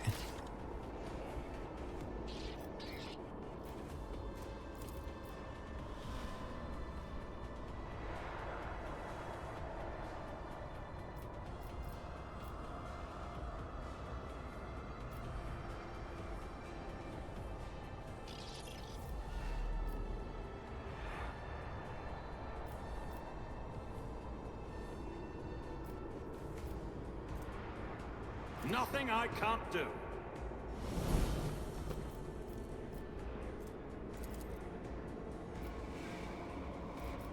35, 32,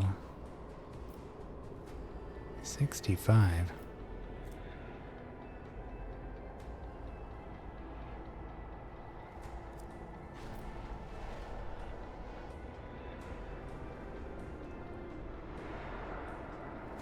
Yeah, it must be going down. This marker indicates whose turn it is, and this shows... Well, it indicates where in the column it is, and then shows who the active turn character is at the bottom.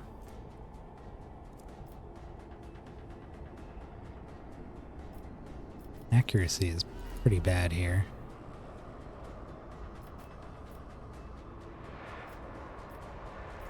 24 and 25 versus get out of my way. 13 and 32. 65. I mean, probably our best bet there. Opposing me. Dead man. Your biggest mistake.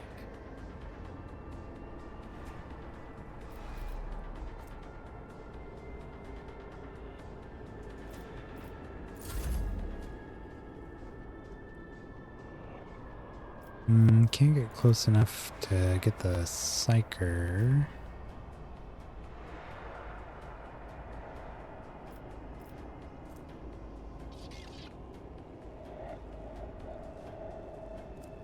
Can't charge.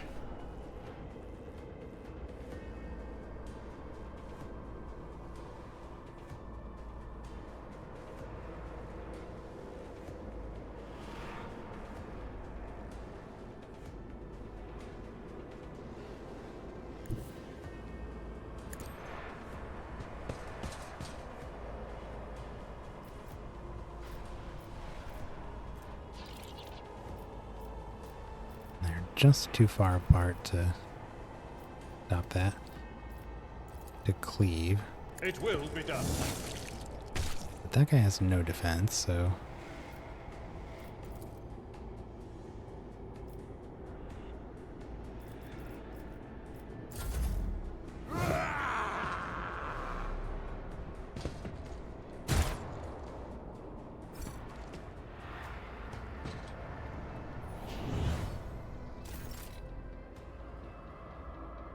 What just happened there? Misfortune. Suffers a minus 20 penalty to dodge.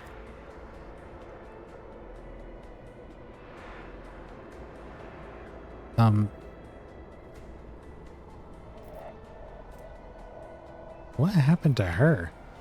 Why is she... Did I miss something? Why is she at 0? Crippled leg.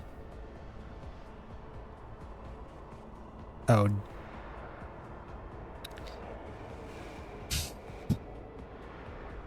She might have had some kind of backlash from casting that psychic power. I was wondering why she wasn't at the top of the order. And why we're going first now. Psyker things.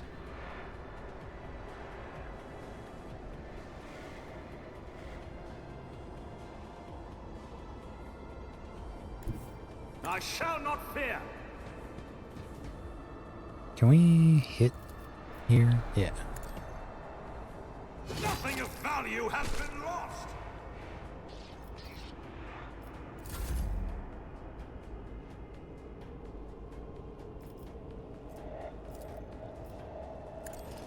I took care of this one. Critical hit. Does increased damage to the character's stat. Equal to the character's critical damage stat.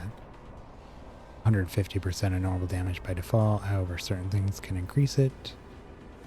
Each weapon has its own critical damage stat, which is added to their total value.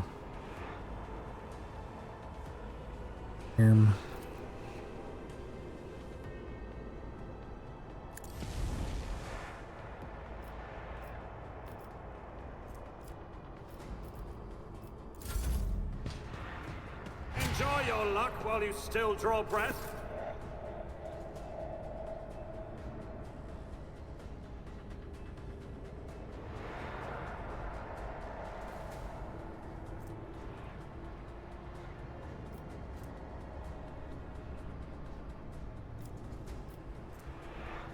This doesn't have any kind of parry, it doesn't look like. So we should be able to just...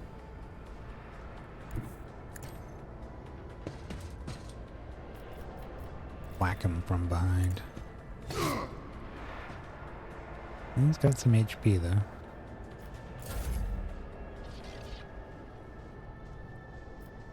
Can we charge?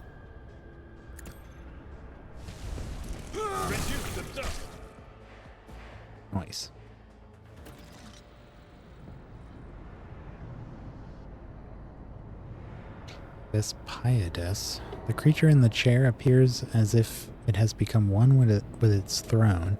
You see pink parchment-like skin stretched between the seat and the limbs that have too many joints for a normal human being. The navigator is breathing heavily, the air whistling as it exits through the two dark gill-like slits on its cheeks. The creature's eyes are shut, the two ordinary eyes as well as the third one that sits at the center of its forehead. I believe Master Vespiades still lives.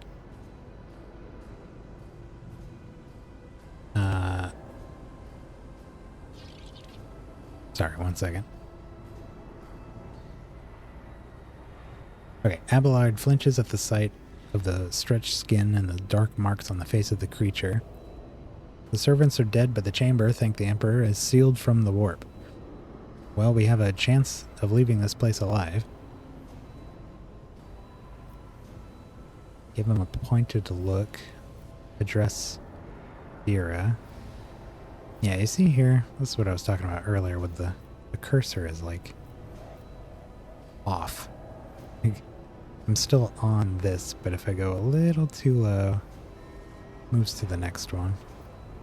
I don't know why that is. Maybe it's something on my end. What's wrong with him? Approach. Hey, are you alive?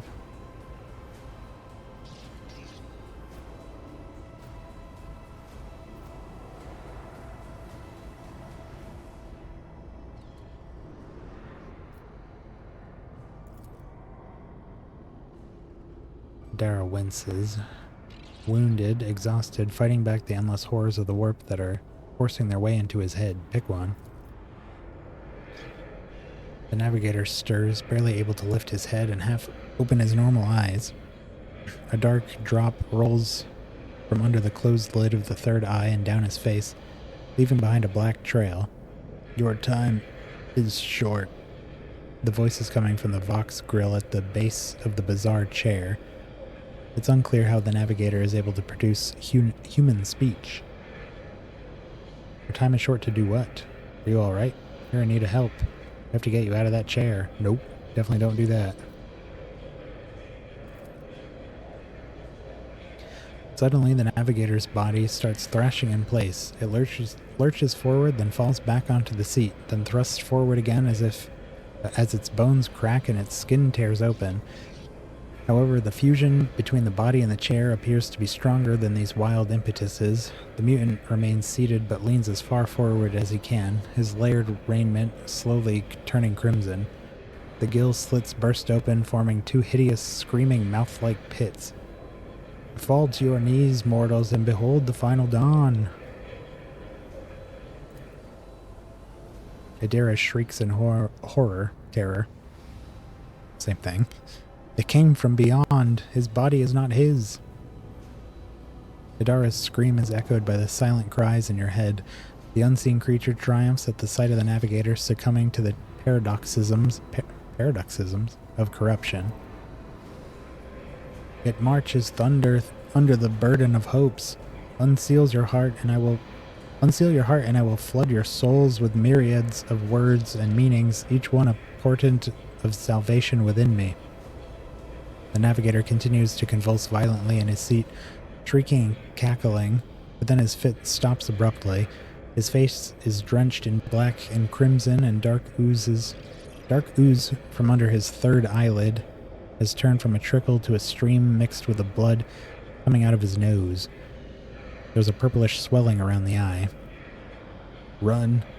Flee from this place while I still have strength. The words come out of the Vox as a labored rattle.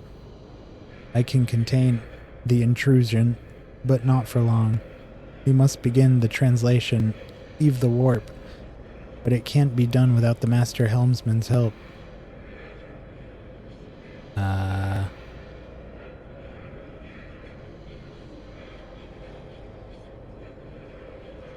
Who torments you?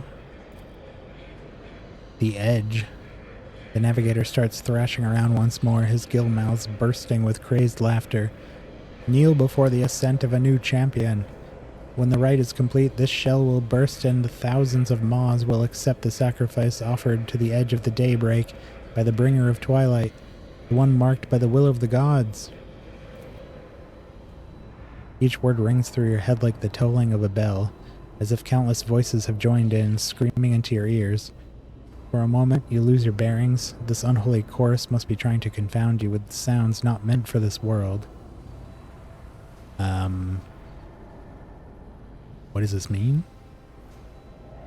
A rite, a sacrifice offered. Oh, my heart tells me that Conrad was not deterred by his defeat in the Warrant Chamber. What? Conrad betrayed Lady Theodora. Idara clutches her head. But how is that? How? He was loyal as a dog, and I didn't hear a thing, I swear. The navigator, or rather the thing that is so determined to seize his body, erupts into mocking laughter. The footfalls of the bringer of twilight are veiled by the will of his master. Tear out your eyes. She who is to become the champion's servant, for you no longer need them.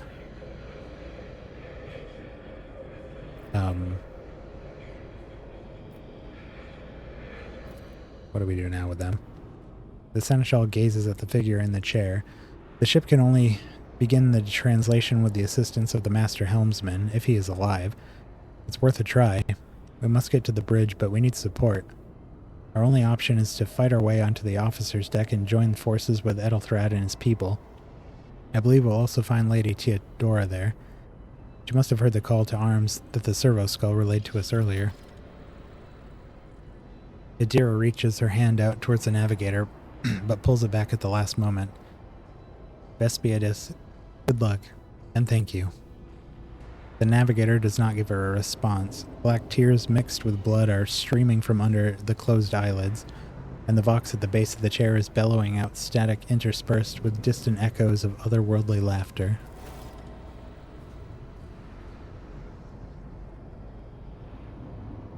The warp is so delightful. Look at that arm. The navigator appears dead. Only the slight movement of his chest and the twitching of his eyelids let you know that he's still clinging to life.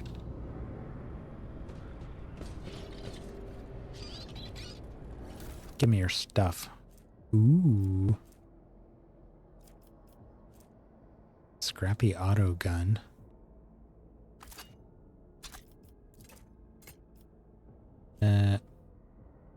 Probably don't need one of those.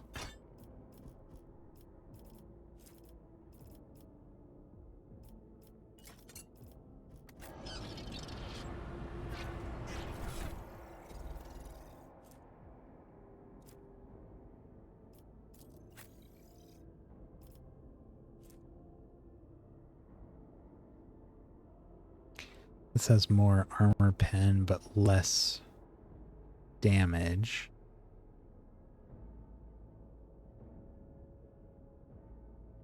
Also got sweep.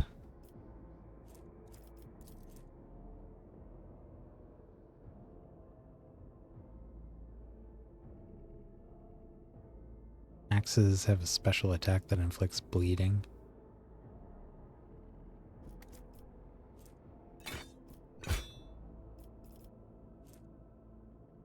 One creature within a 1-cell radius inflicts bleeding.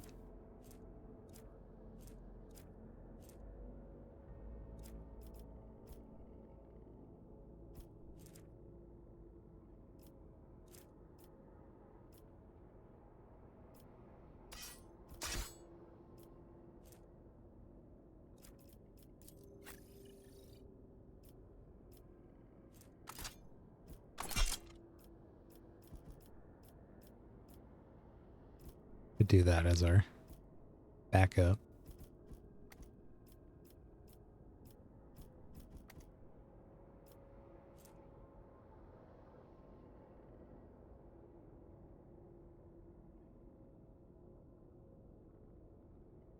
Doesn't have the extra parry.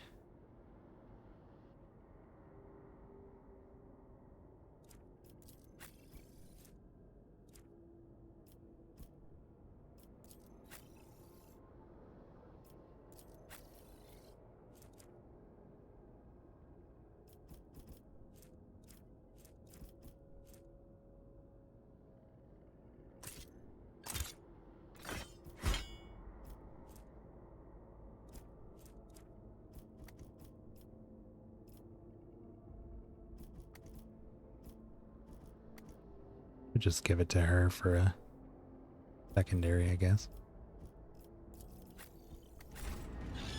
Also, Sometimes you consult the appropriate treaties on Tactica Imperialis and weigh every step.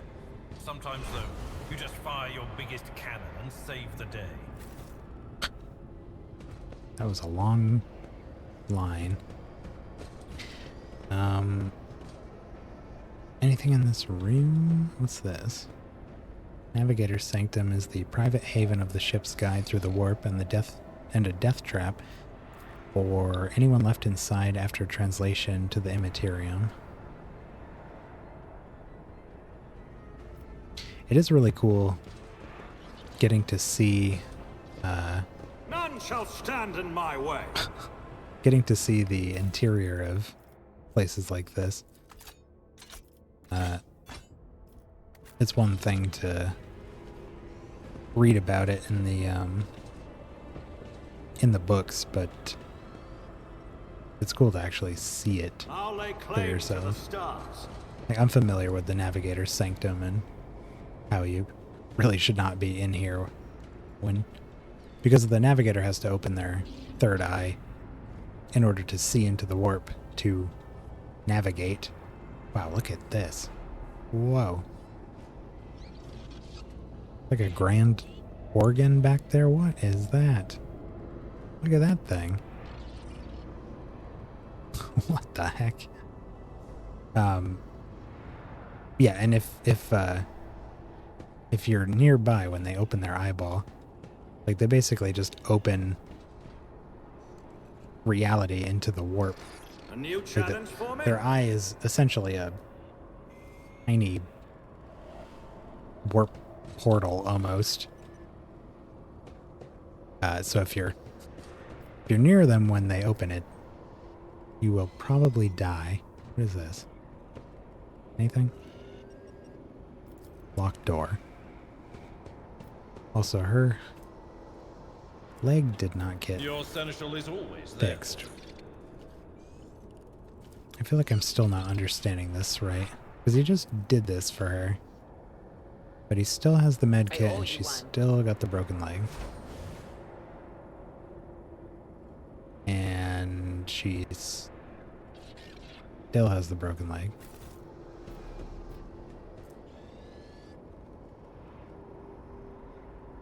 Oh, this one. Well, this one doesn't say you can heal it with a medikit. Okay.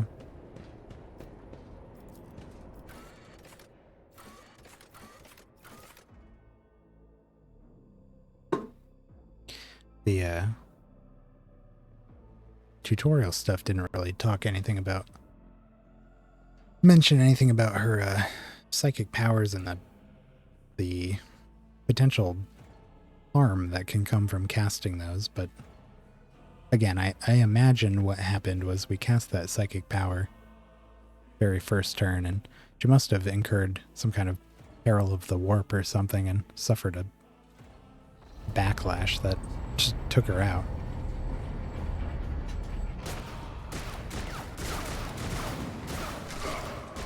Bob and weave, dude. Bob and weave. Serpentine. The ship's as good as ours. It's all over for you. I shall pity not your enemies. Oh, God. I shall heed not their pleas. Somebody shoot these. Shall betray not your tenets, nor stray one step from them. Take not your gaze from me. Leave me not without your grace. Told you he would protect us. God, my light, my emperor.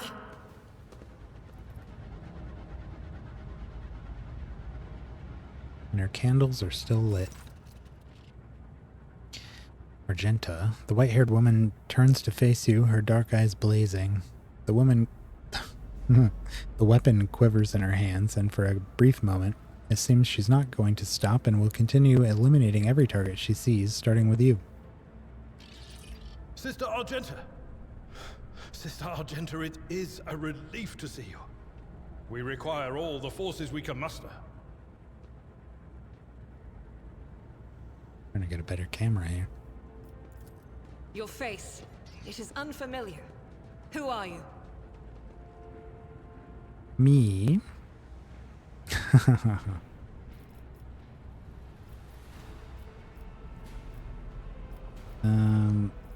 Von Valencius, the Lord Captain's heir. The hour is dark and daunting. The ship abounds with corruption. The faces of friends who are twisted by sneers of heresy. The eyes of comrades ignite with the archenemy's hunger. I will do what I must to halt the advance of the dark forces. But in these dire moments, little can be trusted. So I must know, why are you here? Sister, I beg of you. Now is not the time for interrogations.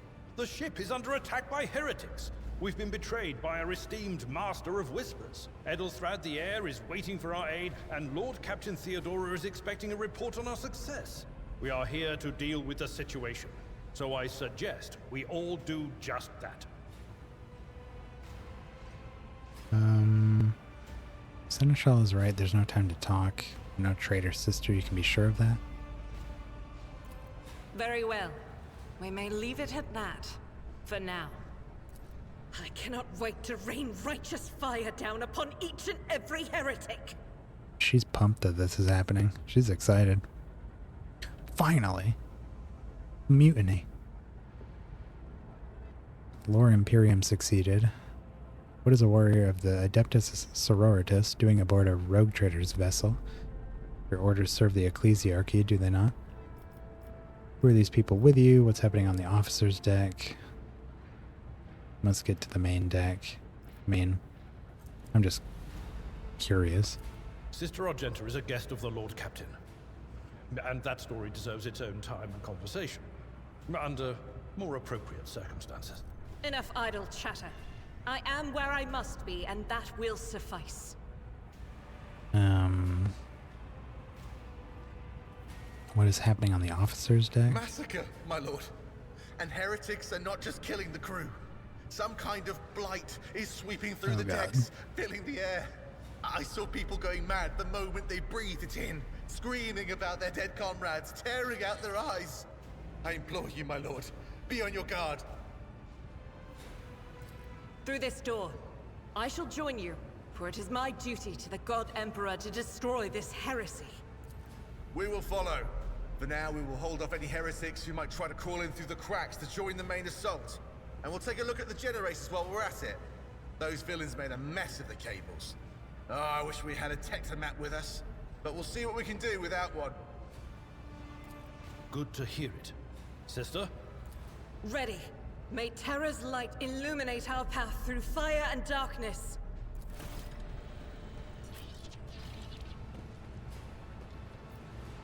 Yeah.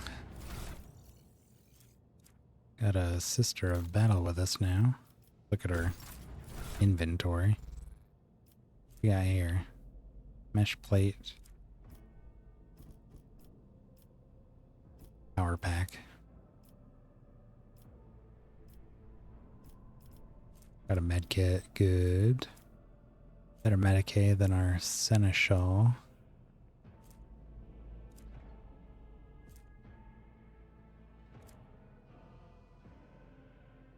Ballistic skills good. Agility. Perception.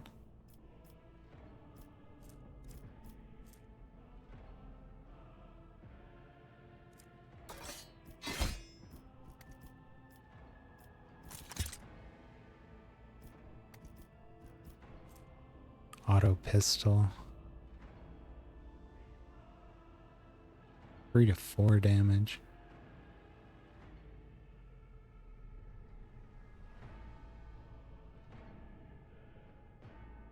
How many? Oh, rate of fire is 6.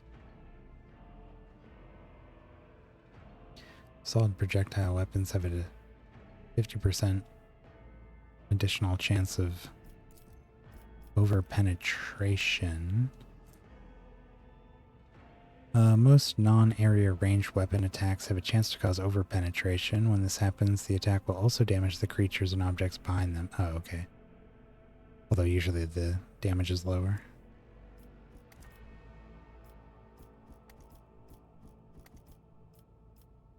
Just got a bolter. Unfading Valor. Godwin pattern bolter. Given to her on the day she took her vows to join the Order of the Martyred Lady. Unfortunately, despite its illustrious name, the gleam of its metal has dulled after years of travel and encounters with horrors untold, and the sacred prayers engraved on the barrel have been worn in smooth in places. With every shot it fires, another spark goes out, and the halo, Jesus. The halo of sanctity. There's too much reading in this for me to... Oh my god. The halo of sanctity that surrounds this noble weapon.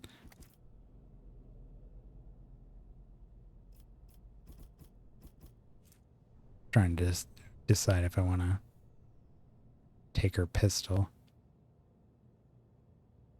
I could just give her my stub bolter.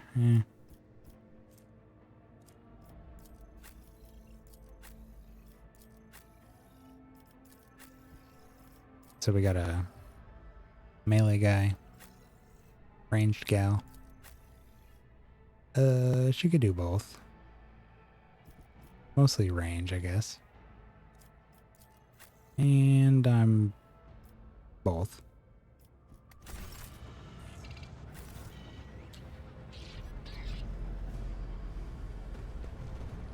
Goods.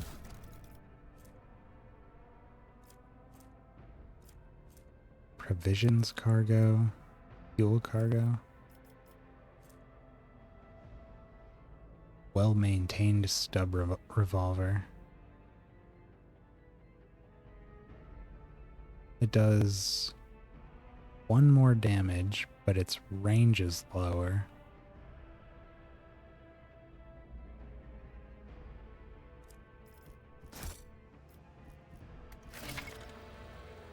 Received a new, more efficient weapon for your character. To upgrade the equipment, open the inventory, drag it over.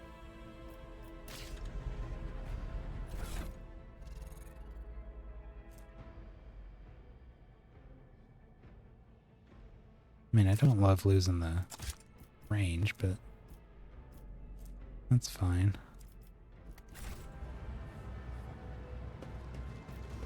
What's going on here? Explosion blasted a hole through the door large enough for a person to get through.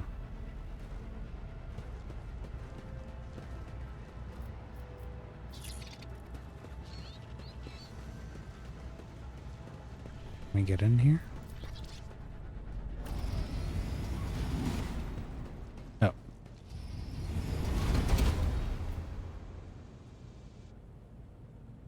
And I can't get back out.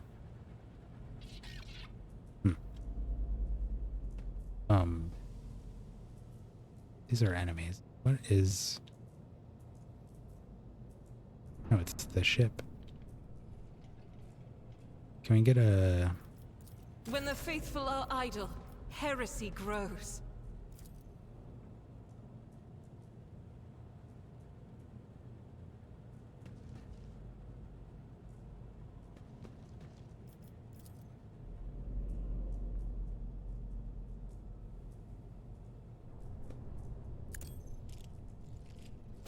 We'll find you soon enough.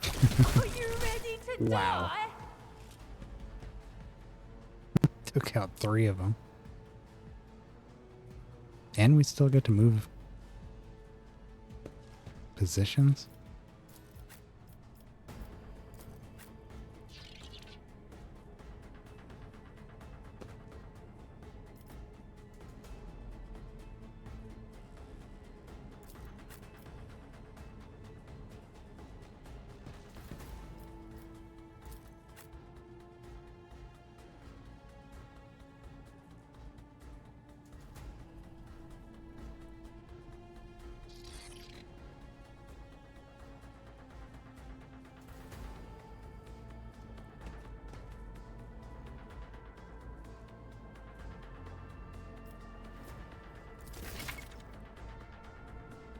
Argenta is a warrior of the Adeptus Sororitas and a soldier.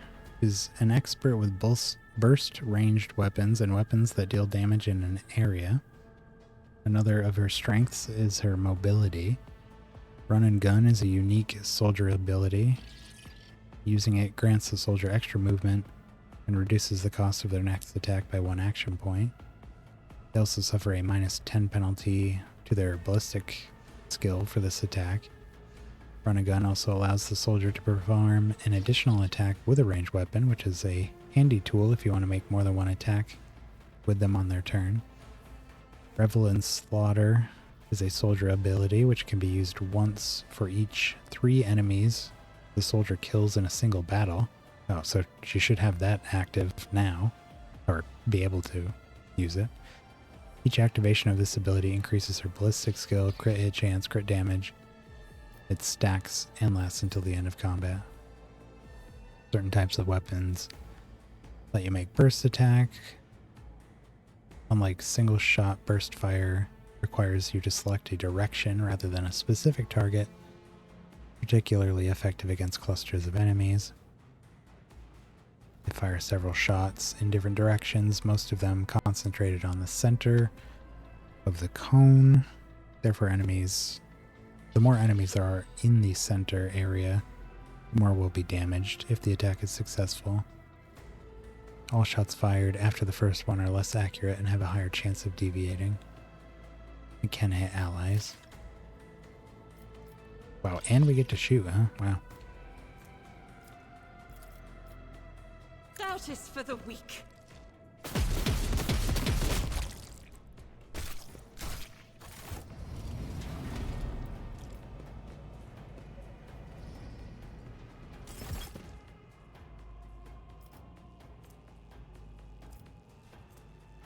Run and gun.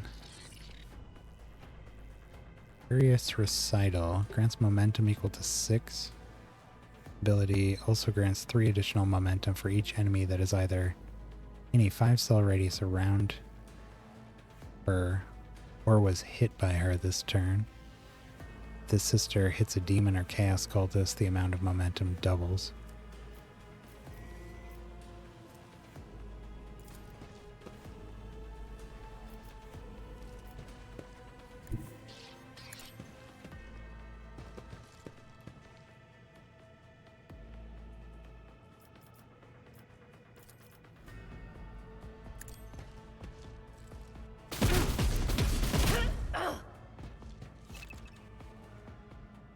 Run out of ammo, gotta hit the reload button.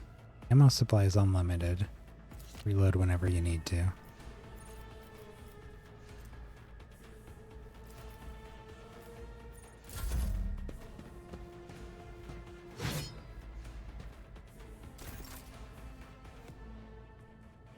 How dare you? At your beck and call.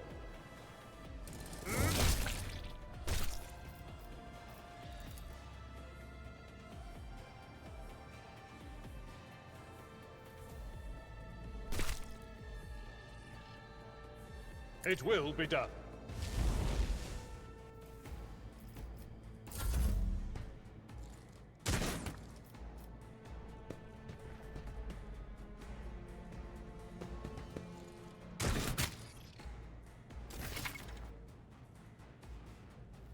Types of cover, full and partial, give you the opportunity to avoid attacks. Full reduces the hit chance by 60%, partial is 35%. At the same time, the chance to hit a character behind cover may vary depending on the difficulty. Some cover can be destroyed, and they have a durability bar.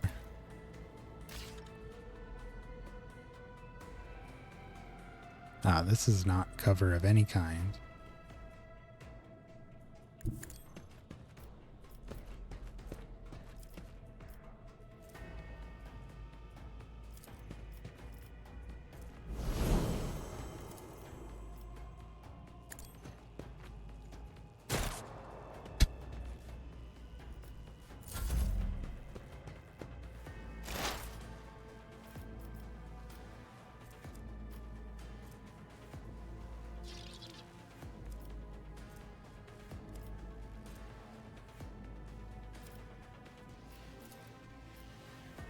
Will do. What an unfortunate Whoa. turn of fate.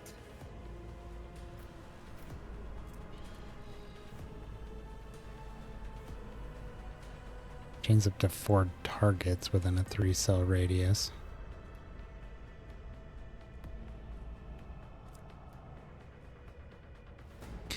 Yep, this lady is definitely a psyker. She's blowing herself up, hitting allies. It's just how it goes.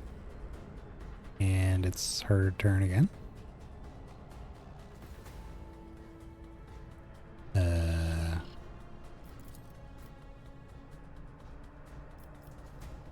Too far away to hit anybody.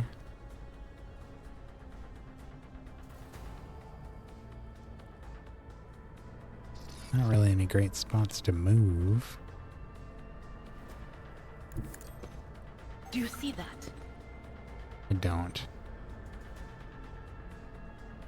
What you talking about, lady?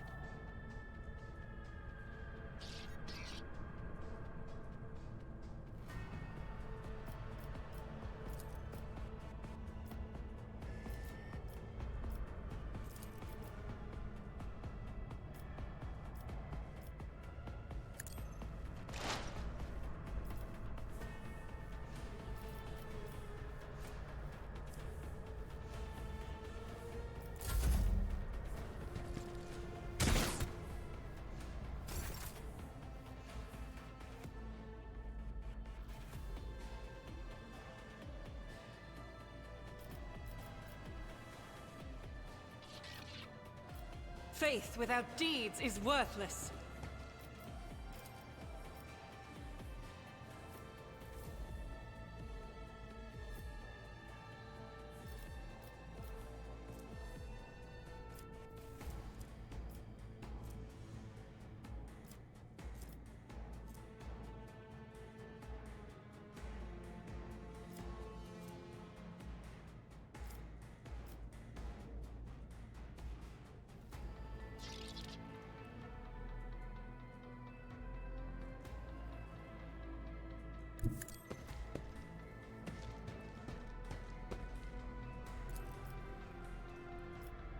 As the Emperor commands, I act.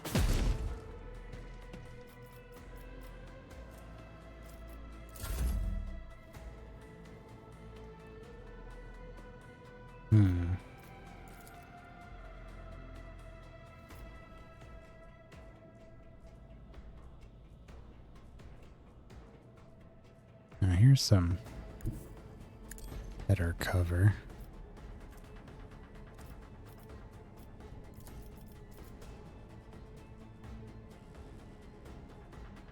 Victory is imminent.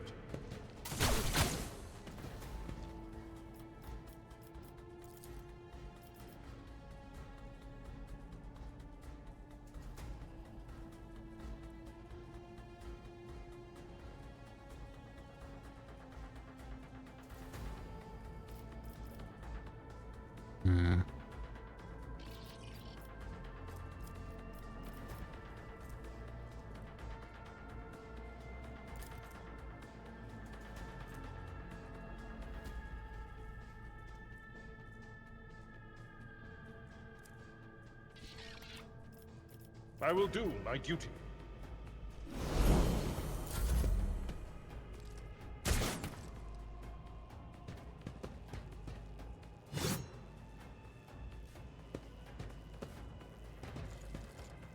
Pain and duty go hand in hand.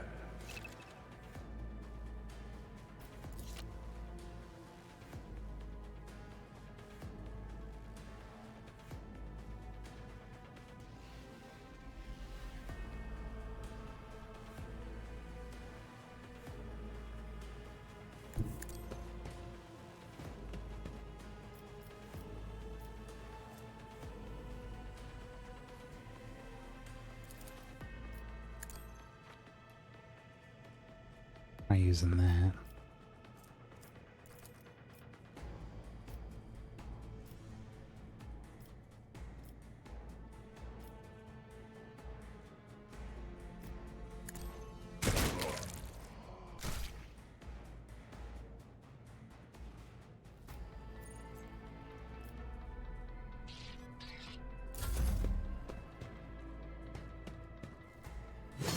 I've suffered worse.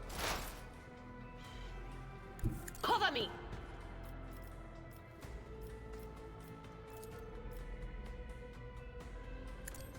Farewell.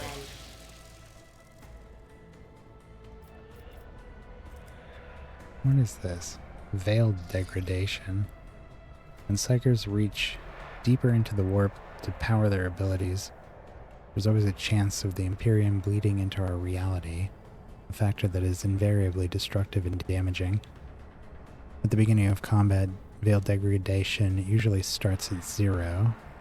Veiled degradation increases by 1 for each use of a minor psychic power, and 3 for each use of a major psychic power.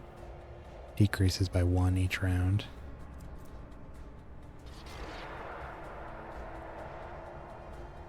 While the degradation is low,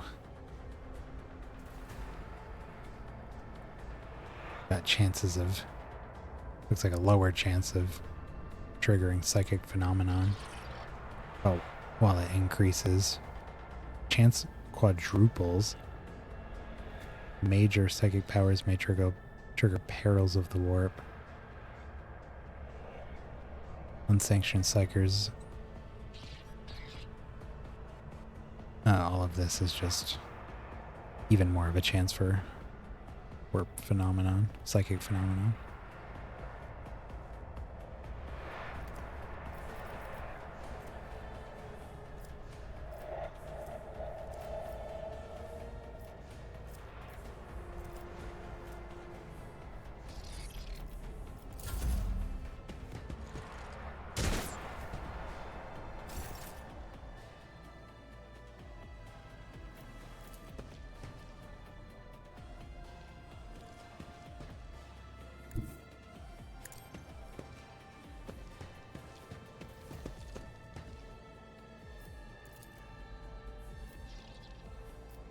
I'll do it.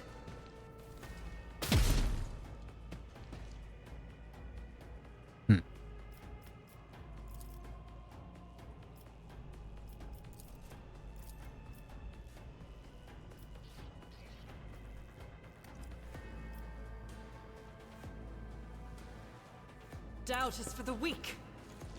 Each strike is a prayer. Wowie.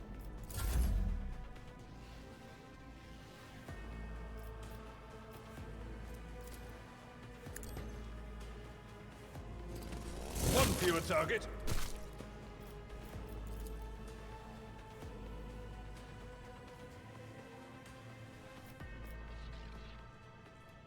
At your beck and call.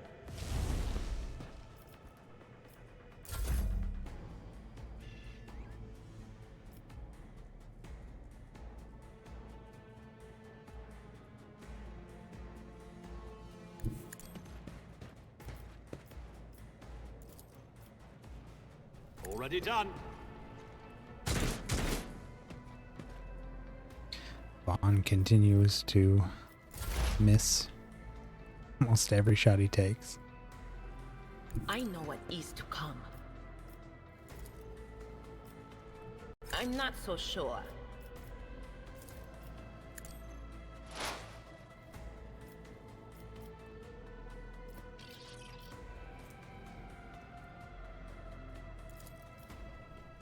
Not this Scryer's drop. Just a little too far away.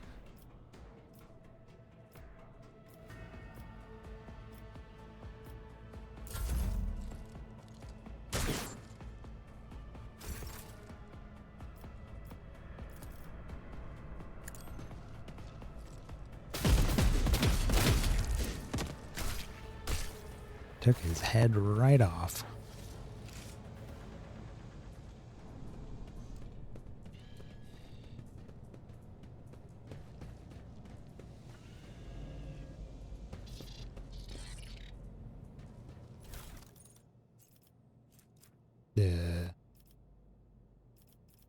Really don't need any of that. Oops. Where's the...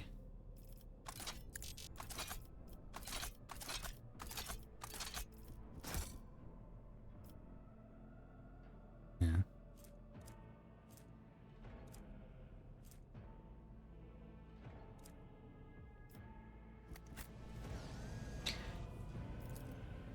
Exact replica of the Von Valencius void ship sits on the pedestal. Labels indicate the main compartment and decks of the vessel.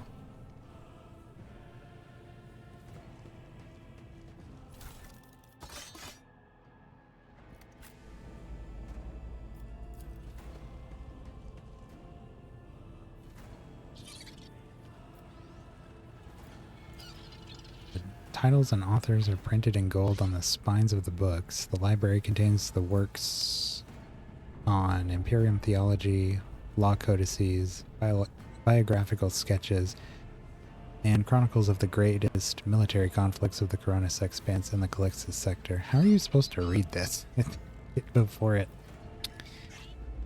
fades out so fast? It's about time.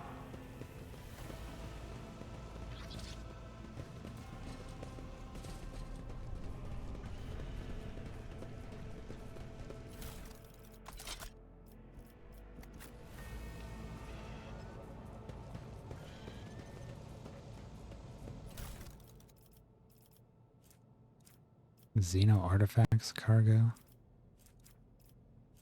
Electrified shard net. Sounds like a Follow my lead. Rukari thing or something. The cogitator is silent. It seems that its machine spirit is no longer being powered by the motive force. Open a jammed door, click the icon. The character with the highest tech use will make the skill test. If this test fails, the doors will remain closed. Particularly bad tests can cause the door to become permanently stuck and impossible to open. An expected result. Characters about to make a tech use skill test in dialogue, and during exploration you will often you'll often make various skill tests, and the result might determine how successful you are, make hidden dialogue options appear, or reveal new information. The success of the test is determined by rolling a 100-sided dice. Each skill test has a difficulty of up to 100, including negative values. To succeed, you have to roll less than the sum of both the stated difficulty and the value of this skill used. Okay, well, you do all that for me, so I don't really need to know that much. Higher the score, the better they succeed. Yeah, I get you.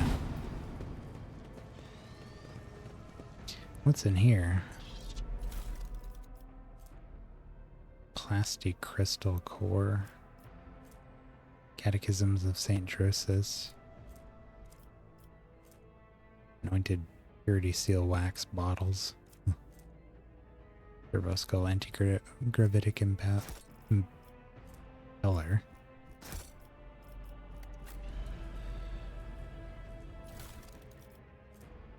Melta charges. Operator gloves.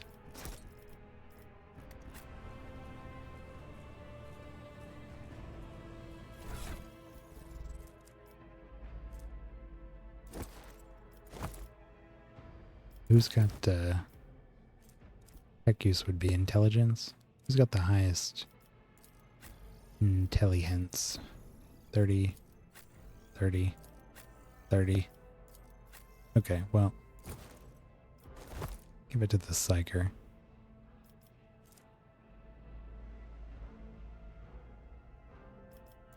Well, I don't know. It doesn't matter, I guess. Give it to you. You're our... Well, nobody really has a role beyond their combat role right now, I guess.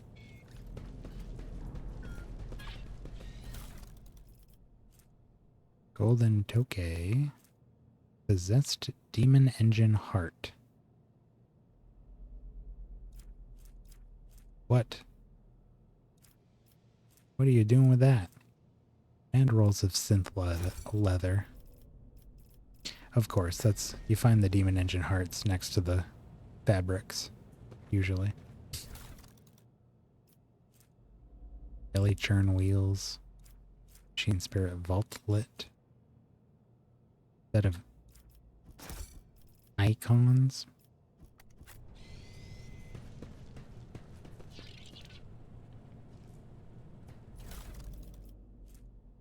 Multi-key. Universal lockpicking tool. Machine right set. Set of sacred oils and cogitograms that can appease the keeper of any technology. Provides an additional opportunity to call out a machine spirit and interact with a device. An expendable item. I won't tolerate weakness.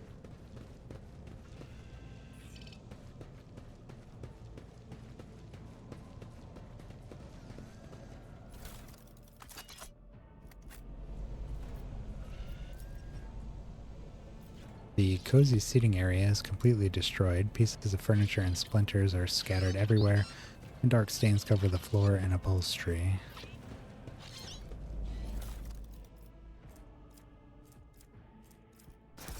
Void sweat ale. Ew.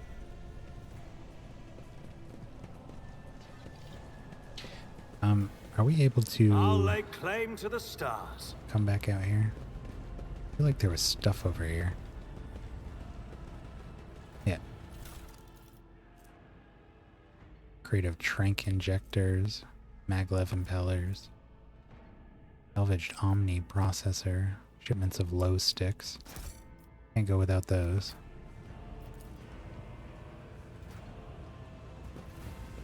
None shall stand in my way. All I wanted to check over there. Oh, what about... There's a door here, right? Alta bombs, multi-key, or just a tech use. 83% is pretty good. Compared to naval service, that was barely a challenge. Restore power. Nothing's impossible for this old officer. Now open this door. Machine spirit right, logic. Experience? Nothing matters more.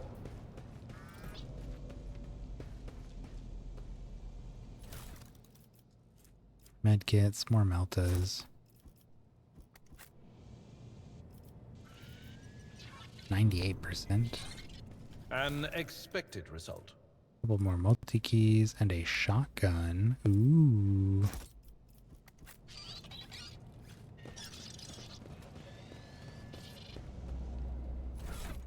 Have a look at that shotgun.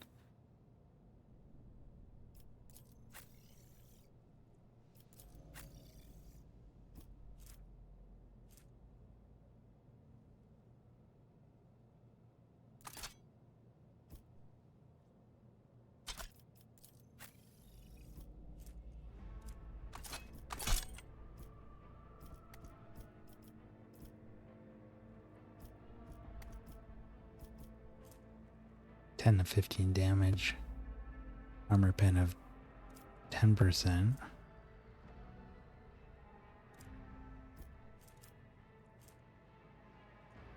Fires one shot, close range. Max ammo 8. Shotguns knock enemies back when shot at effective range.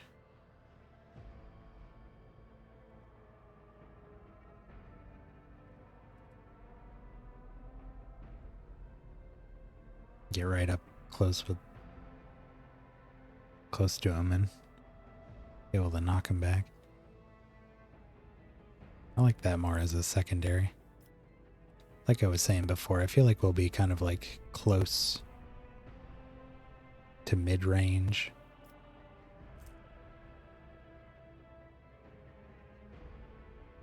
I'm pretty spec'd for close range here.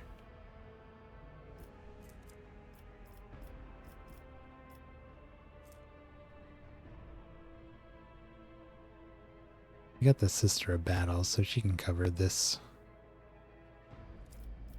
like long to mid-range, I guess. She's more of a mid-range.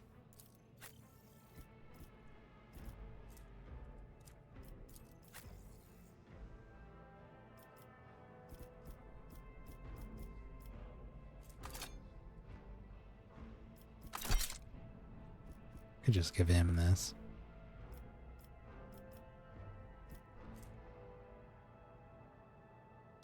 No, I think it makes more sense to, much as I want to use that shotgun, it makes more sense to give him this. It did say you can swap weapons without using an action point, so there could be cases where we want to swap to this and try to hit a big group of enemies with single shot.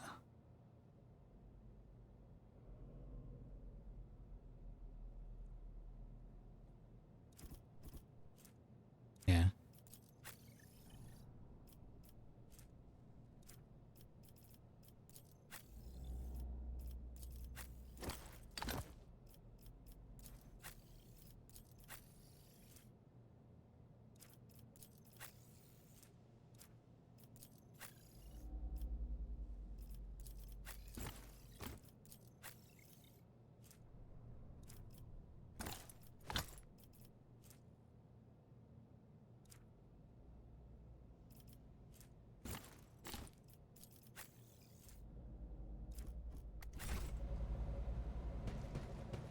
It's about time. Below the door.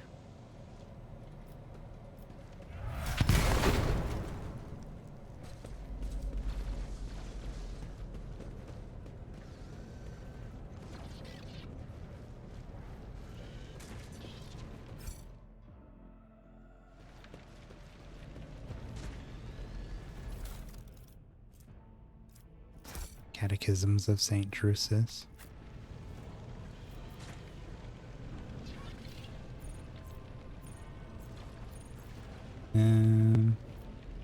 Chances of success for these is pretty low. Could attempt, what's the deal with the multi-keys over a regular tech use? Provides an additional, oh, okay, so it's just, we get the tech use. If that doesn't work, we could do the multi-key. Victory awaits. Just a dead guy in here. But he's got a helmet.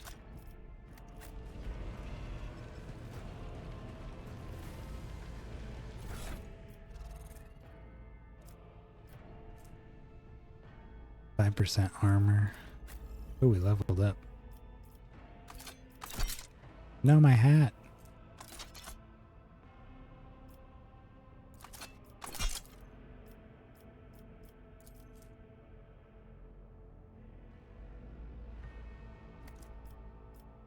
My hat. Can't do this to me.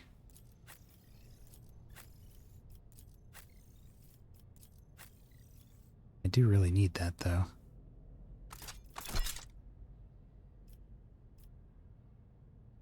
That's not right. It's just not right.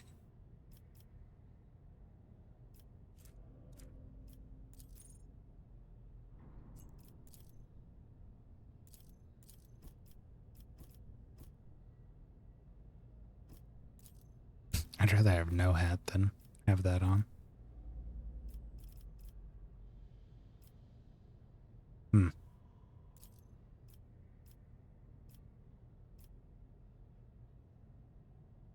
No? Okay. Show off our scars and cybernetics, I guess.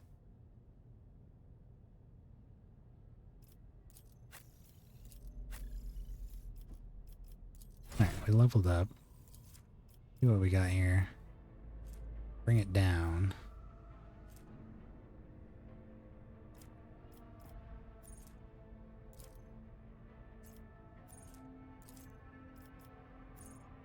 Officer immediately grants an ally an extra turn with action points equal to 2 and no movement points. If the ally is under the effects of Voice of Command and kills an enemy before the officer's turn, the ally gains 1 additional momentum, a one-time additional momentum.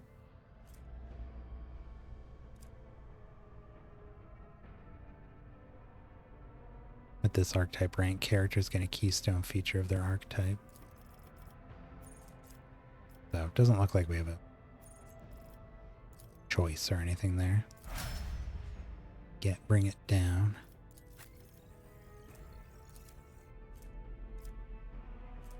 He gets Endure. Until his next turn, all incoming damage is reduced by his toughness bonus. And the warrior gains a toughness bonus in temporary wounds.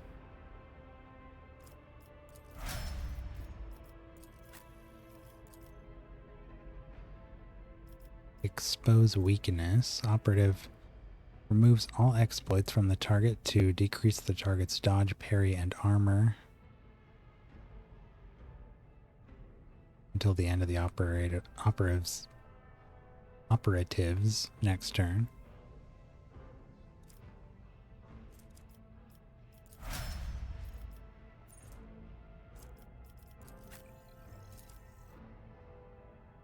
And she gets the Revelin Slaughter ability.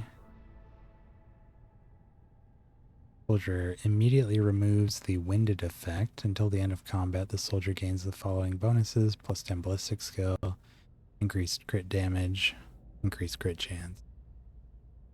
Becomes available after they kill 3 enemies.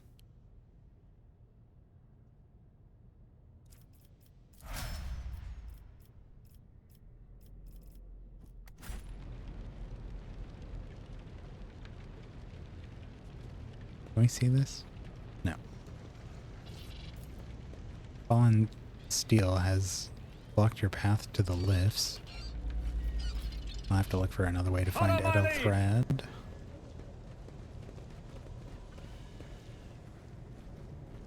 What is that? What is what? Benches and even the cogitator, torn from its proper place, are stacked in a rough semblance of a barricade.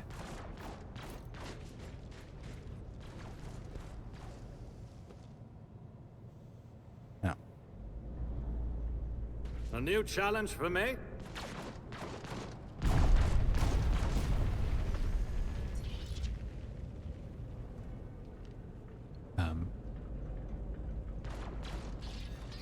Okay. I won't tolerate weakness.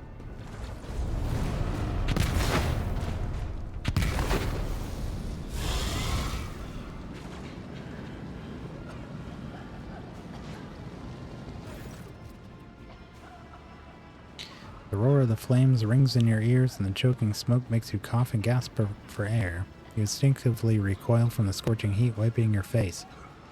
A moment later, a hazy silhouette forms in the raging wall of fire. You're surrounded by ear-splitting noise and screaming, yet you distinctly hear the sound of footsteps, and you can see the figure walk out of the fire towards you. It's Theodora von Valancius. Her expression is calm, terrifyingly so for someone whose body is engulfed in an inferno. One of her hands is resting on the hilt of her power sword, and the other is raised in an inviting gesture. Are you lost, my heir? Argenta goes still as a statue, then slowly raises her weapon. An apparition. A sorceress apparition. Trickery of the warp.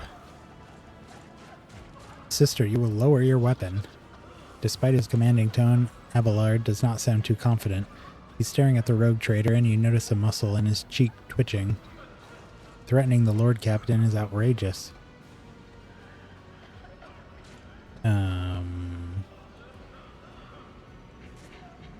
Aren't you in pain? How did you get here? This is impossible. I'm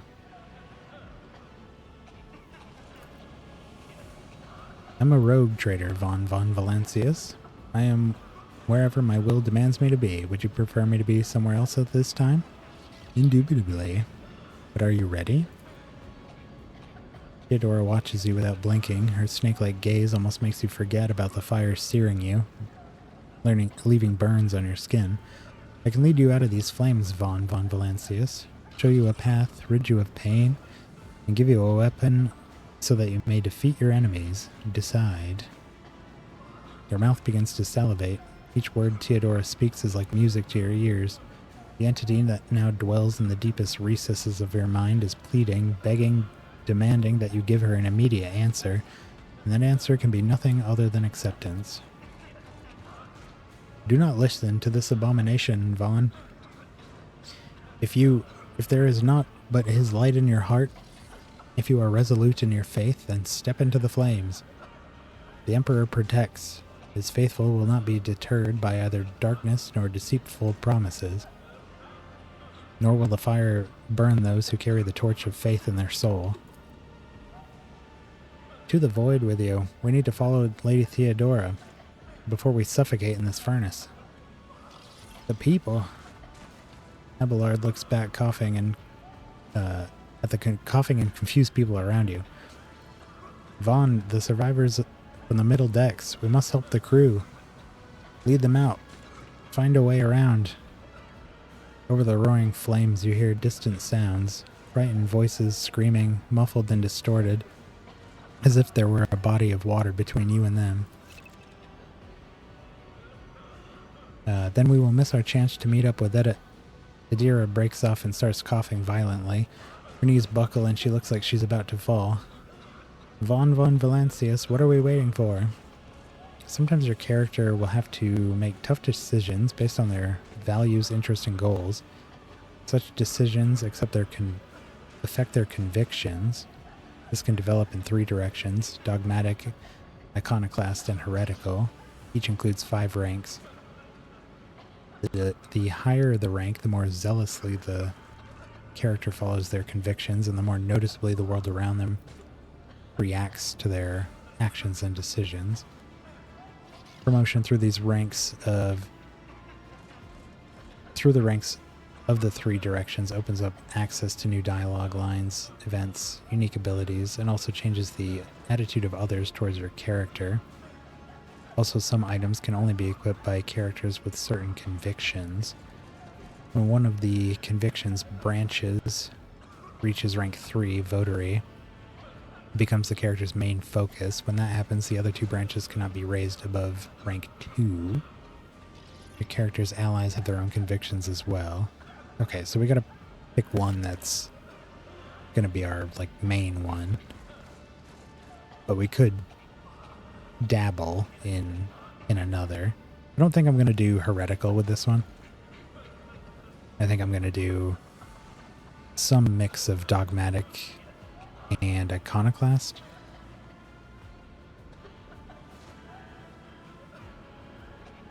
But for this particular one here,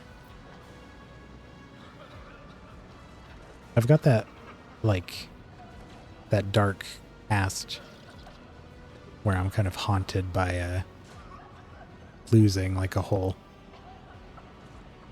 bunch of my men to some terrible fate. So there's a side of me that maybe awoke from that makes me really want to try and protect people I'm responsible for. So that may be our primary one, but I'm also pretty dogmatic because I am a commissar. So yeah, it'll probably be a mix of that. For this one here, though, get the people off the bridge.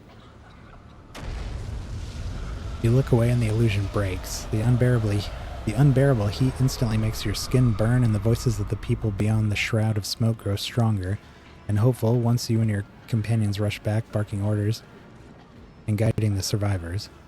In your determination, you completely forget about Theodora, and when you turn your head, you see nothing but bellowing fire.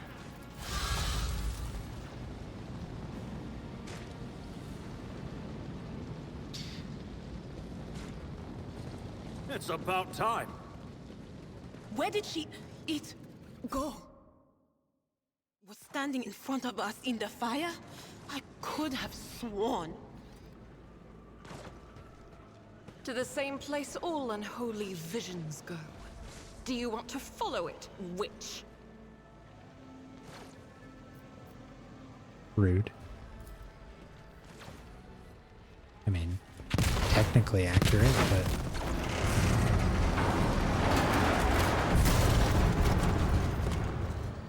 Good lord. What a ruckus. We're not going to get charged for breaking the ship, are we? Too late. We are too late. Or perhaps Edelthrad and his escort never made it here. Which would be even worse. Or they could be fighting on the bridge as we speak, without us.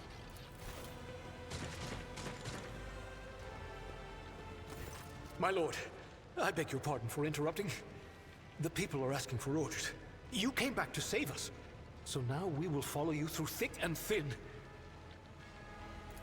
To the bridge. Yay. If Edelthrad is there, then he requires immediate assistance. I say there is one thing that I find most troubling. The Lord Captain's Voxcasts. They are still coming in, even though it would make sense for Lady Theodora to be on the bridge right now, at the head of the counter-assault. I feel uneasy. What if the Lord Captain is besieged in her own chambers? With your permission, I suggest that we confirm for ourselves that she is not. We can use the same elevator that Lady Theodora and Mort headed for earlier. Okie dokie.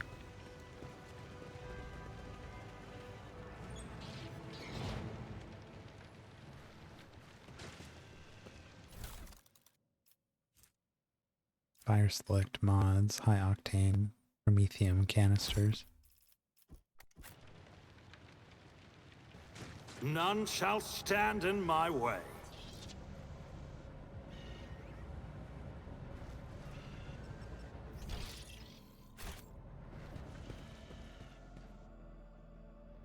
Victory awaits. Nothing in there. Oh. Mess with our formation again.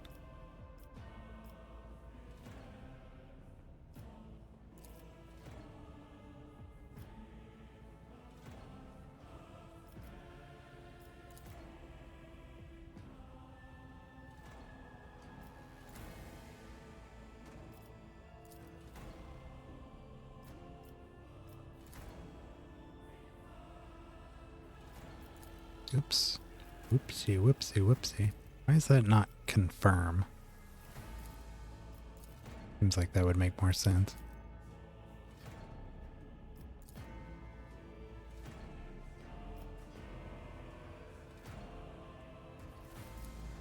Follow my lead. Yeah.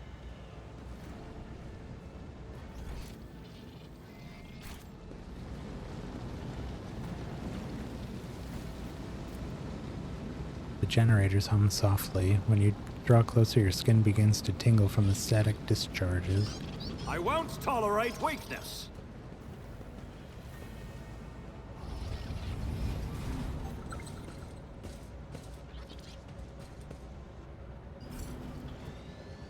Saving game is impossible.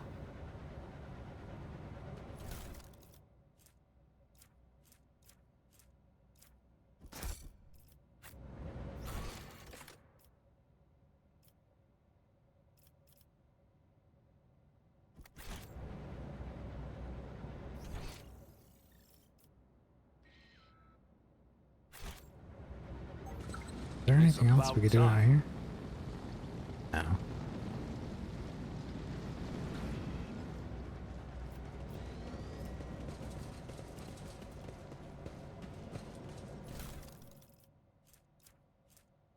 Profane blades. Monomolecular edged bayonets.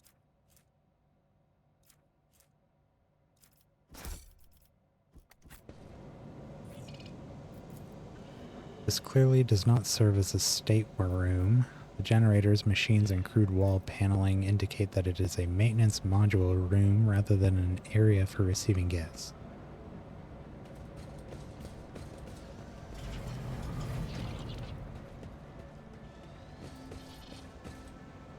What is this, Cerebro? Plasma conduits blazing with energy capable of powering a void ship. Whoa.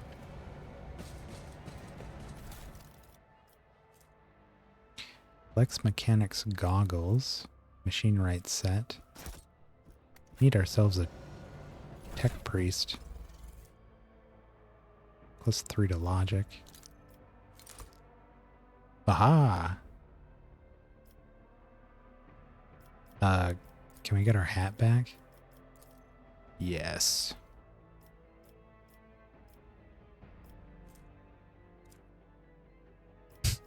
I like that more, but I really want that armor. Our armor's just so bad.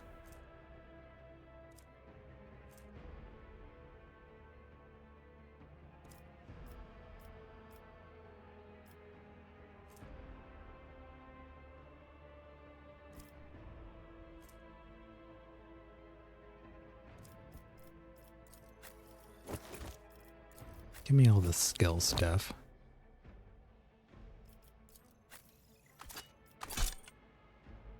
You can have the helmet. None shall stand in my way. I'll be a squishy skill monkey if I need to.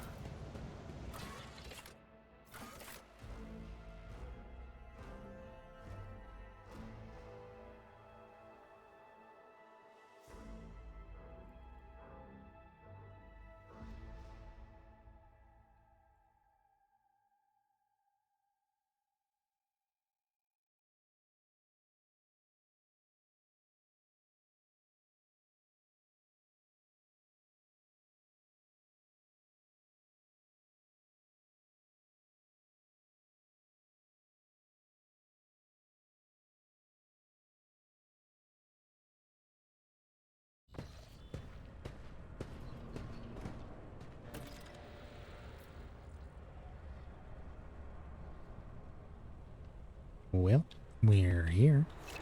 Ooh. Items and convictions. You found an item that can only be equipped by characters of a certain conviction rank. You can open the character menu to see which conviction your character follows. Note that your character and their companions have their own convictions. You can check what conviction a character adheres to on the convictions tab. Convictions change in direction and rank based on how the game's story develops during important plot decisions. So we have a Iconoclast 1.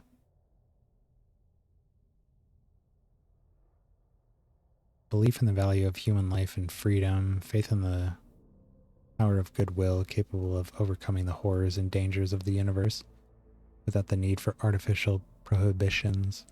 The desire to seek out common ground and compromise rather than uncompromising destruction.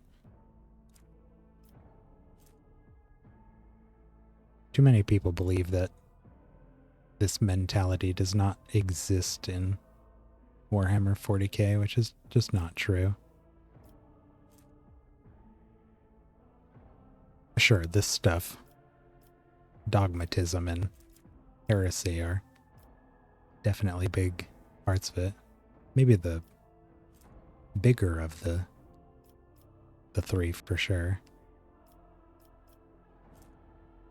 But there's still more traditional heroes.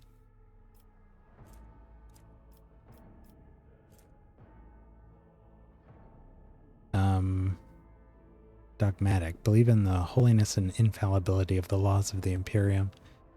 Adherence to the precepts of the God Emperor and the Holy Chosen Ones.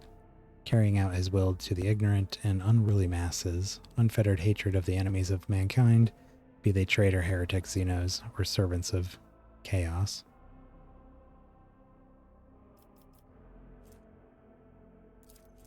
What is this here? Above the thundering guns. Rogue Trader and 2 random allies start combat with temporary wounds equal to their own resolve.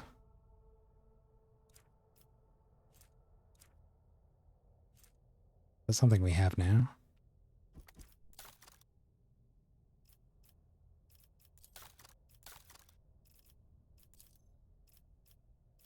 Looks like it.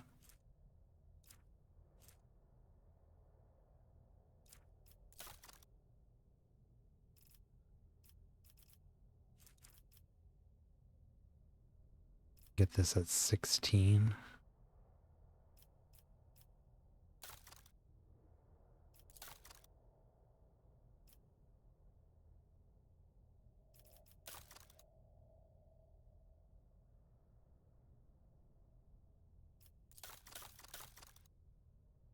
Alright, so what did they have? Abelard's Iconoclast 2. Master of Command. In the first round of combat. Does he get these? This Rogue Trader.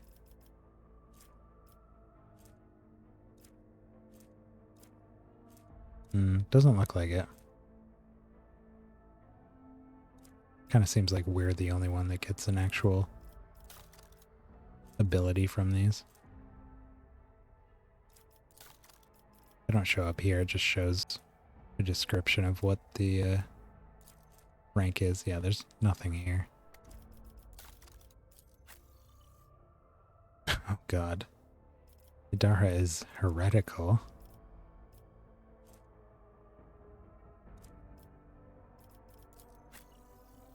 And unsurprisingly, Argenta is dogmatic.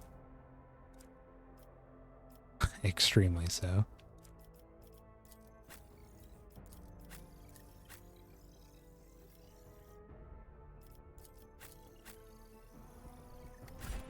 Okay. It said we found an item that cared about that, though.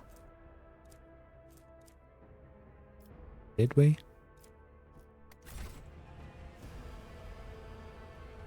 Is there one over here or something? Whoa.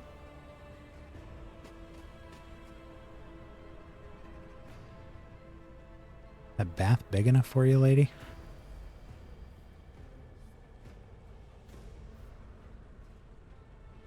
I'll lay claim to the stars. Just having a look around. Jesus.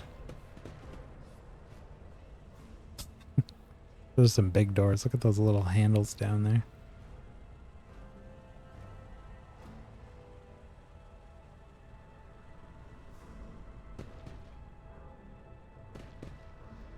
A surprisingly small bed. I mean, it's still big, but you'd think it'd be the size of this rug.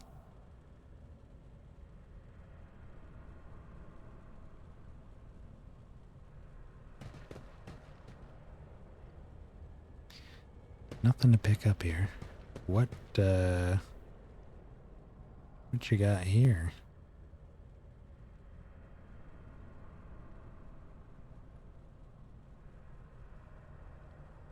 Head of some big Follow my lead. Xeno creature. Whoa.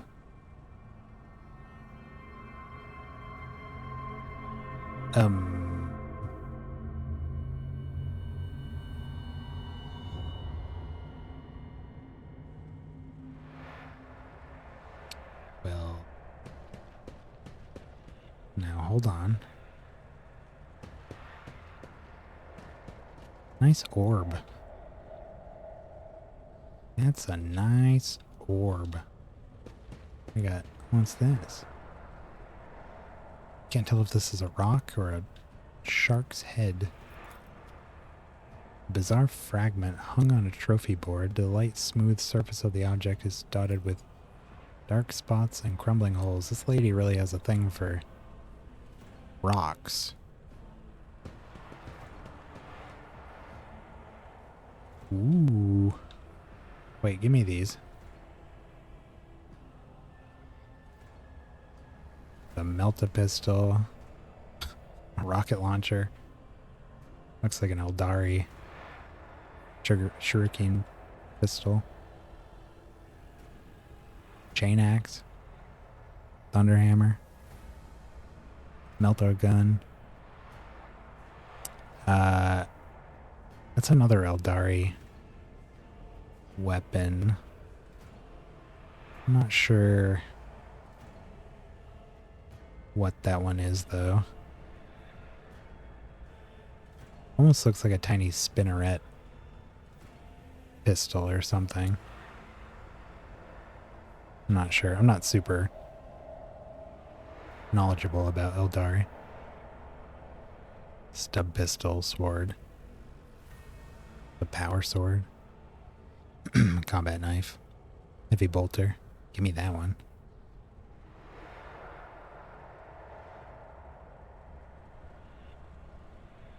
A new challenge for me.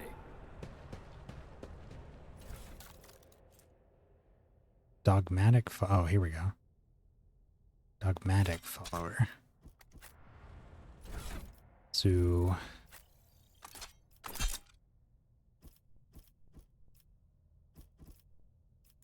that looks kind of silly.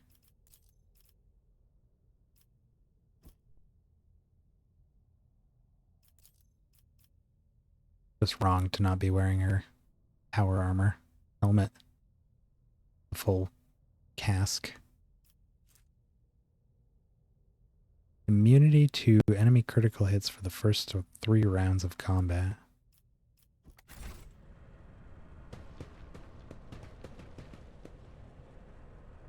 As much as I would love to investigate that corpse. Well, I won't tolerate weakness. I have a bad feeling about that room. The parlor organ seems to have been sitting idle for many years. Probably because it saw the size of the organ in the navigator's sanctum and gave up.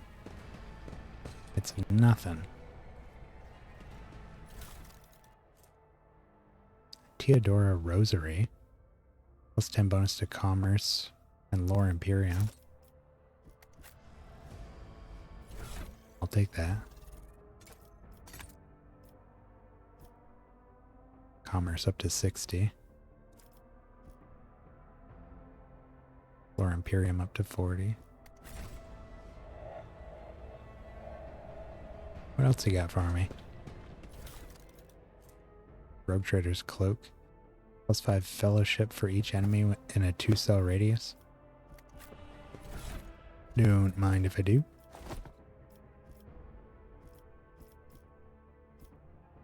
Blue, eh?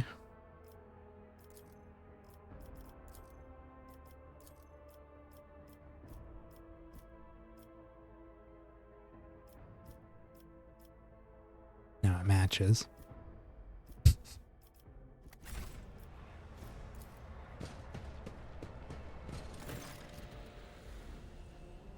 Oopsies. Sorry about that.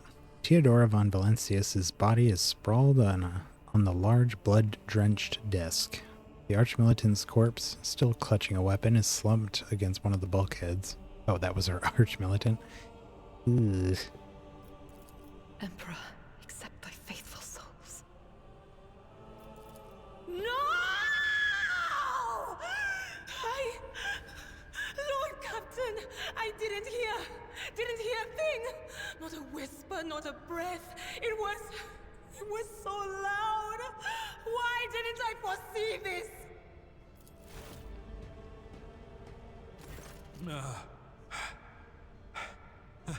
Lord Captain, who would even dare?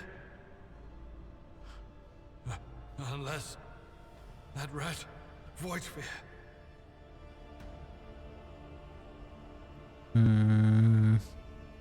Most certainly he loathed Theodora. I doubt it. Voidsphere wished humiliation and suffering upon her, not a swift death. I don't... Did he say that? I honestly don't remember. It was a while ago.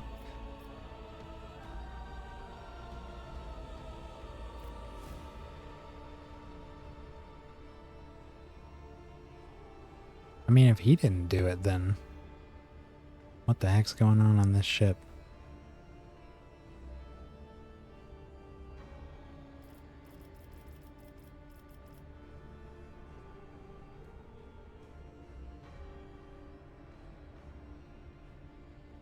Although it is weird for her to be dead at her desk in her room. You would think if he did kill her... Okay, so I guess there is some truth to the humiliation here. If he did kill her, surely he'd be letting everybody know that.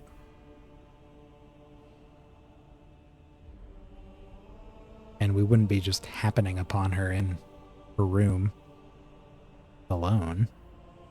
It seems odd. It could have happened in the heat of battle.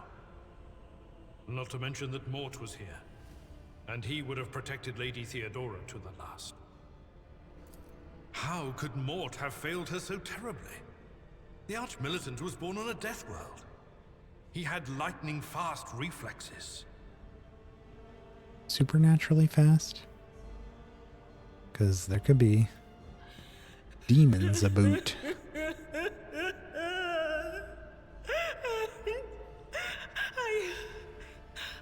I can look at things in my own way. If you find something that might bear the imprint of the killer, just give it to me, and I'll try to see what secrets it holds.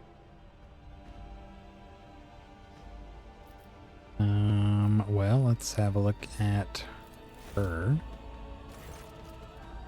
You lean closer to the body. The cause of death is apparent. What ended the rogue trader's life was an auto pistol shot, an extraordinarily accurate one at that. Theodora's face bears an expression of surprise, the last emotion she experienced in life. Something on the floor catches your eye, a heap of blood-splattered parchments and scrolls that must have fallen off the desk. As you lean down for a closer look, you notice something else. Small shards of glass shattered on the floor. Adira, would you try touching Theodora? You might be able to see a killer through her eyes. I feel like she wouldn't want to do that. What are these freaking tentacles coming out of the walls? Warp shenanigans. Examine the Archmilitant, inspect the shards. What do these shards tell you?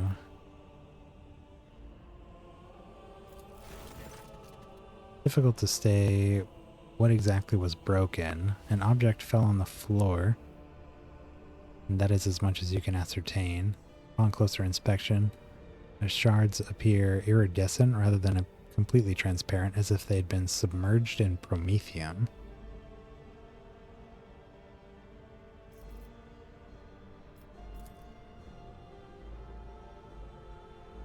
Reports, accounts, dispatches. You go over the scrolls until you stumble upon a document that is starkly different from the rest.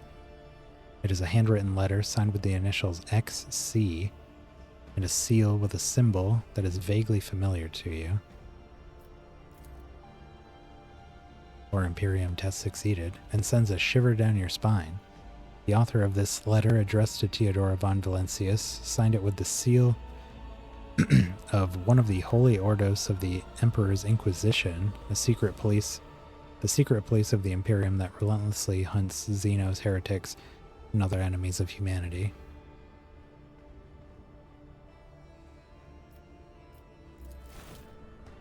Check out the Archmilitant. Give me his melt-a-gun. An auto pistol shot went straight through Mort's forehead, spraying the floor and the furniture around with blood, brain matter, and shards of his skull. The safety on the Archmilitant's weapon is off. The killer must have been a split second quicker than he.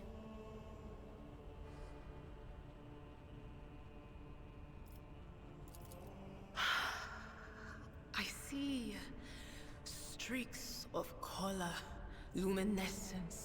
Blue lights, faces, drawing closer. Lady Theodora, and Conrad, and what is that? Ah! Something dark, enormous.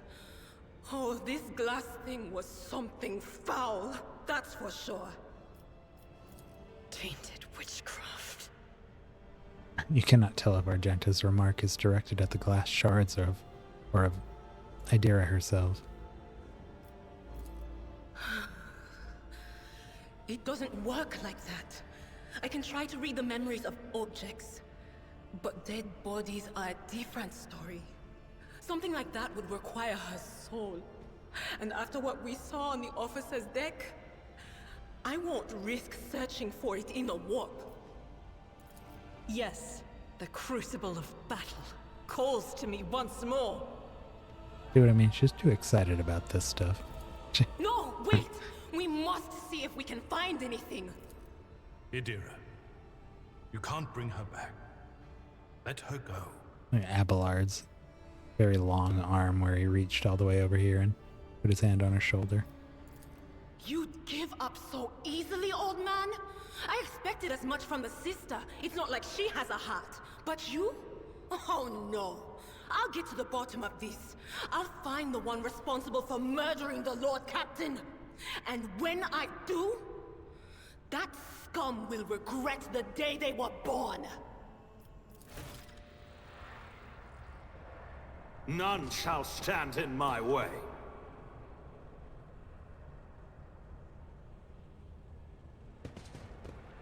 Well, we have those documents here. Oh. Esteemed Theodora, a change in circumstances has demanded your immediate assistance in our mutual cause. Forthwith upon receiving this letter and performing the necessary preparations of the crew, you are to depart for the Rykad system. One of my agents, Interrogator Heinrichs van Kalox, operates there at present time. Upon your arrival in the system, you will, without delay, make contact with him and offer any assistance required of you, after which you will provide him passage to the Furibundus system, aboard your ship. On footfall, the interrogator will remove himself from your presence and await further instructions. Anticipating any questions you may have, I will stress that the nature of Interrogator von Kalox's activities on Rykad Minoris is of no concern to you. If required, Van Kalox himself will disclose the details of his mission. May the light of the Emperor be with you. XC. I'm familiar with the Footfall and the Furibundus system. Footfall is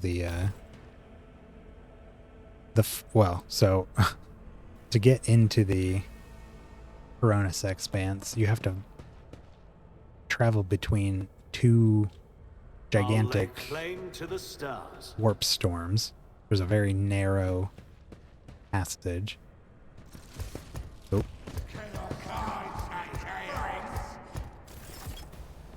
What is going on here? What were you guys doing?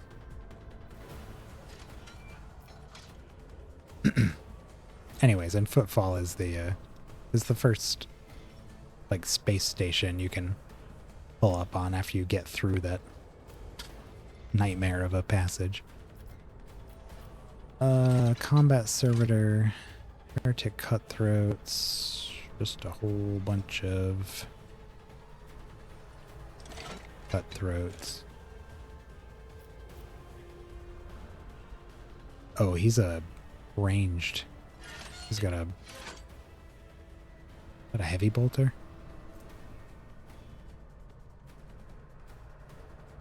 Thermal multi-melta. Nope. Nope.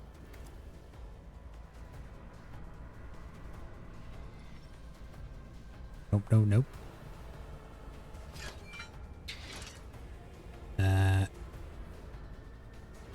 Let's put you... What's the range on that?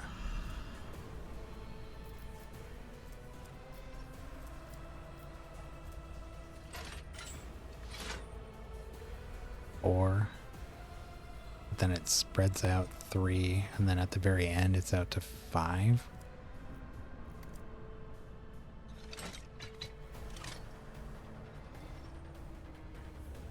So he could hit full range.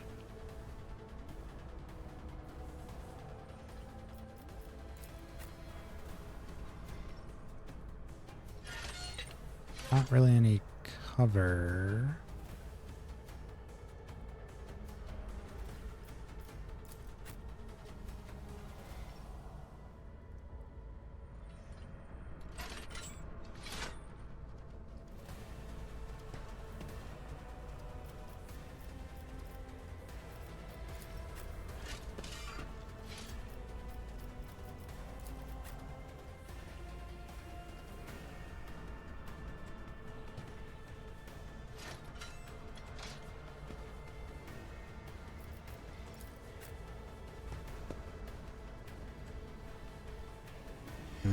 Let's switch these two.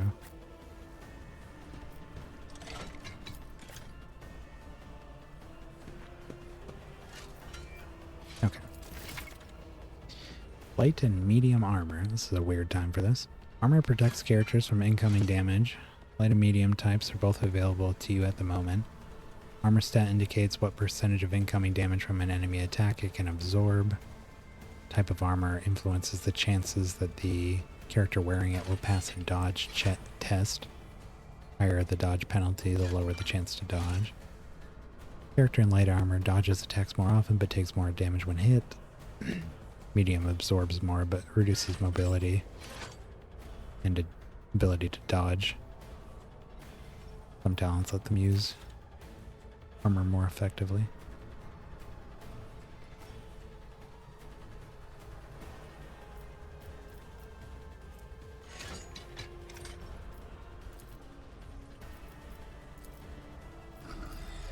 Move these around.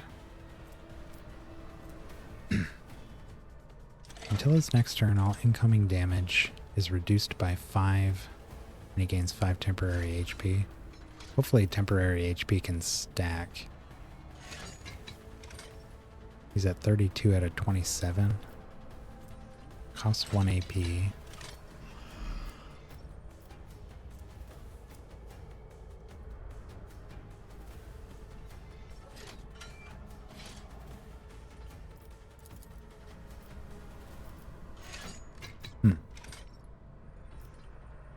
Well, let's see. If we follow my lead. Move here.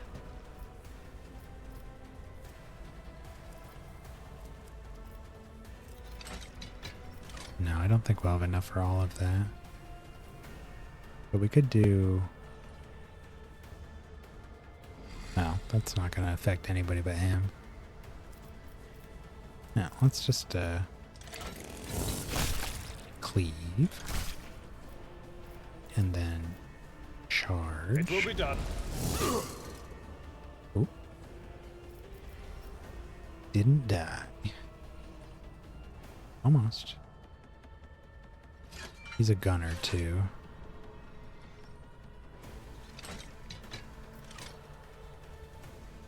What's this? 2?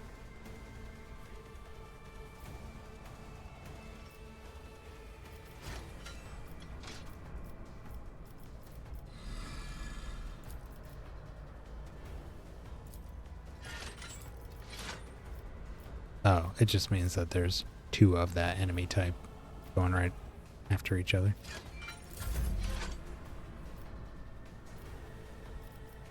We're at plus 10 temporary HP. Oh, we have the rifle out. We really need to kill this thing super badly. Let's maybe try some of these. Officer immediately grants an ally an extra turn. What's the... Gotta be in a 4-cell radius, though. Gotta be close. Suppose I could move up here and... Puts me in range of both of these. It's 2 action points. Do all 3 of these, maybe.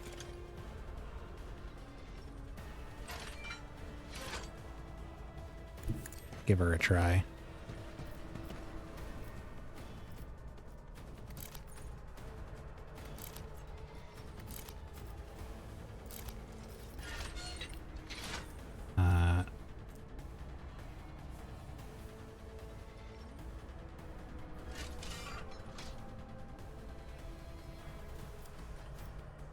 All too easy.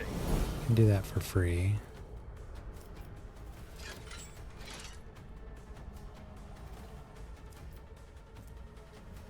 Voice of command.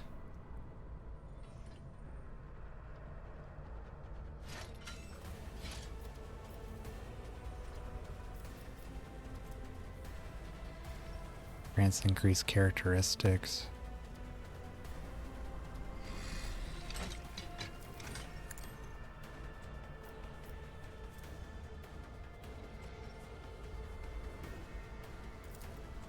Let's see how this works. So she just immediately gets to go. She's got 2 AP.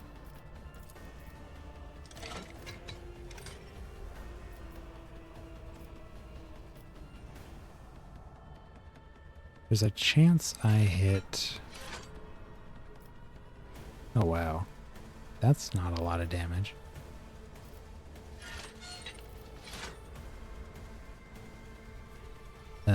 She doesn't get any movement.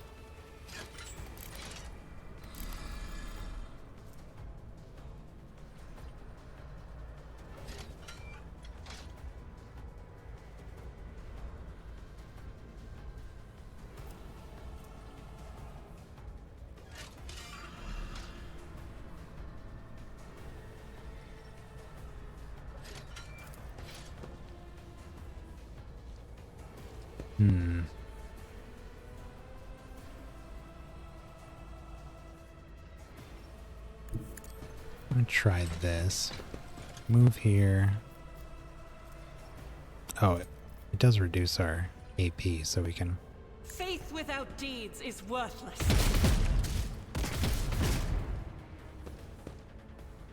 Okay. And back to our turn.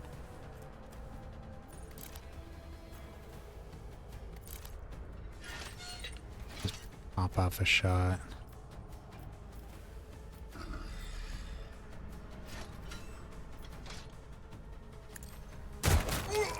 Nice.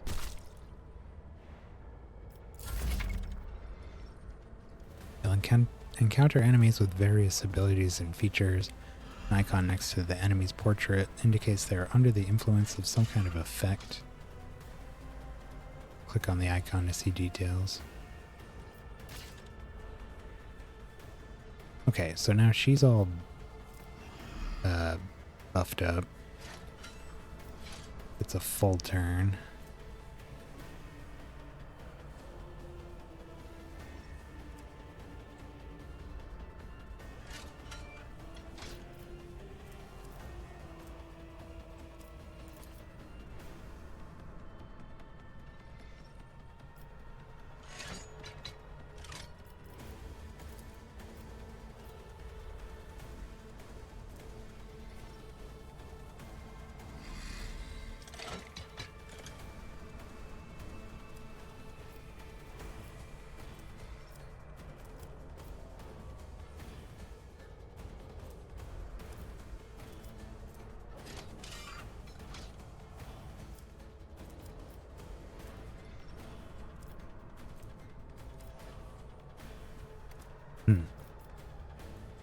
Kind of actually want to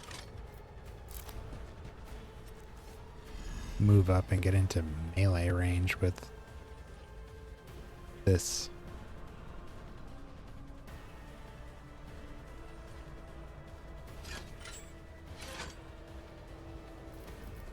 Oh, she's got the sword.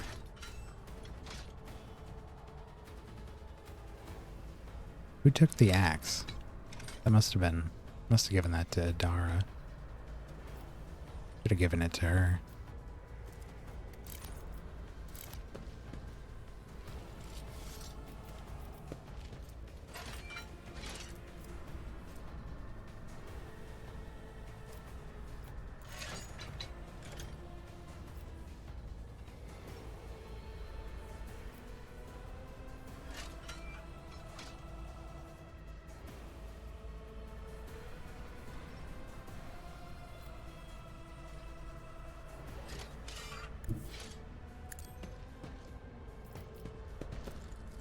Try to spread out a little bit. I'll do it. Eradicated.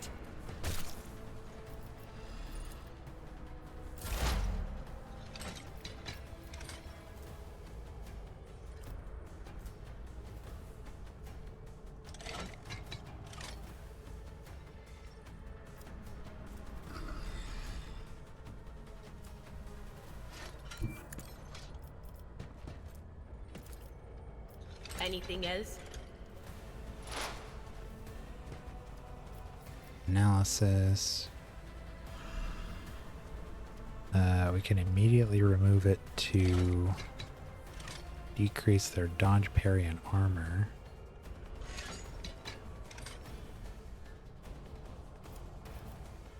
Or we could blast it with lightning, although there's a chance for that to arc to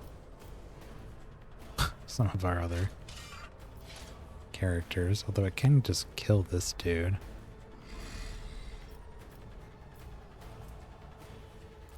Could use Psychic Shriek. Well, that's some pretty good damage there. Try that.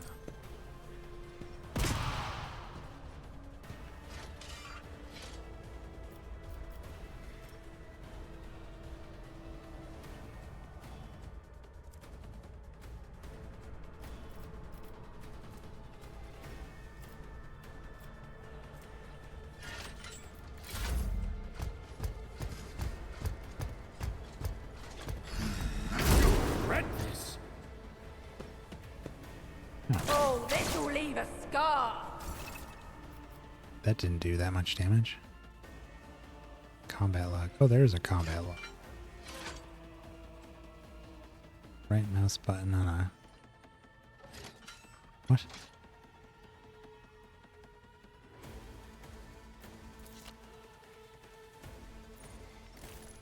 Oh, there it is. Veil degradation. Okay.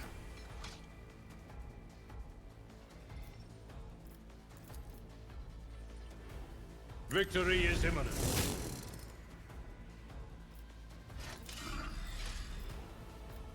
At your beck and reduced to dust.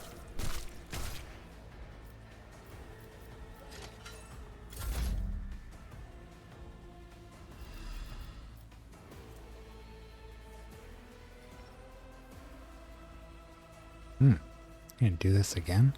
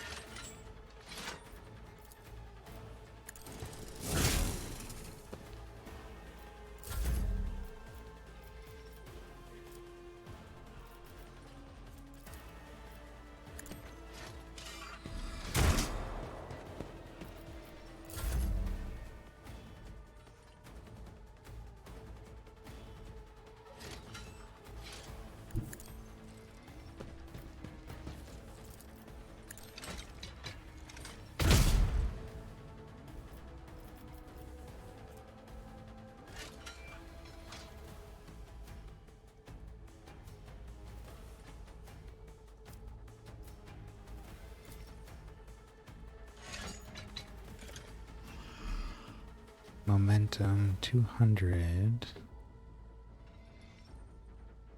Maybe we just don't have any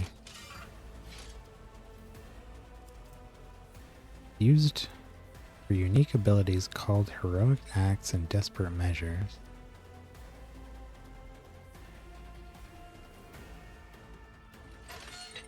There's nothing here, so I would imagine once we have those abilities it would show them here.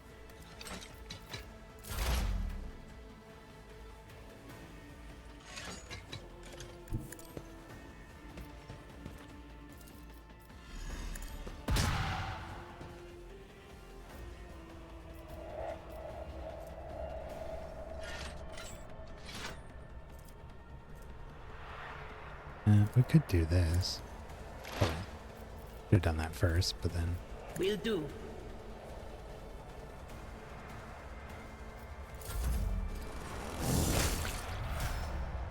There he goes. Took his legs off. Characters with melee weapons block adjacent enemies' abilities to perform attacks with ranged weapons. Pistols and shotguns are exceptions. Be fired at point blank. Oh yeah, I forgot. Forgot Halbard had a shotgun on him. I figured that was already the case with ranged weapons. Usually how that works. I don't think we need a whole bunch of las pistols. Let's take one.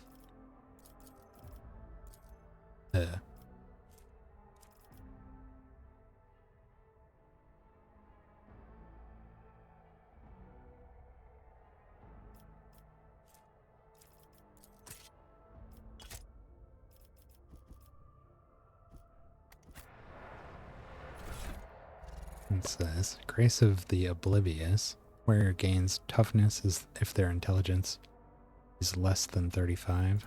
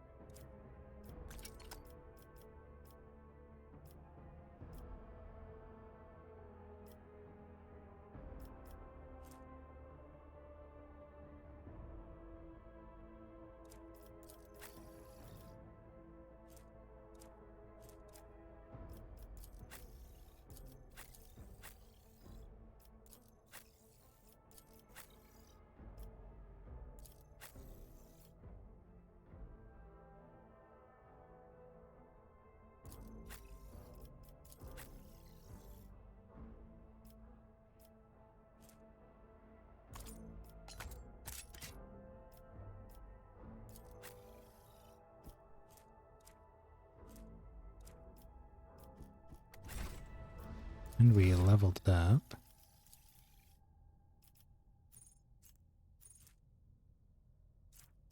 We got here, we got a finest hour. Officer grants an ally an extra turn with full AP and MP. During the next turn, there's no attack limit. Wow.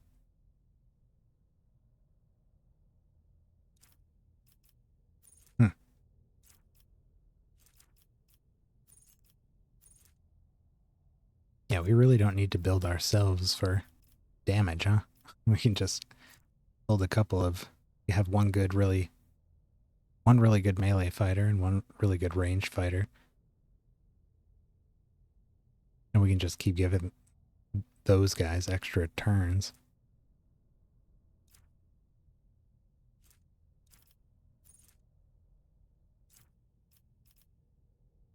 So we get that, and we have a choice?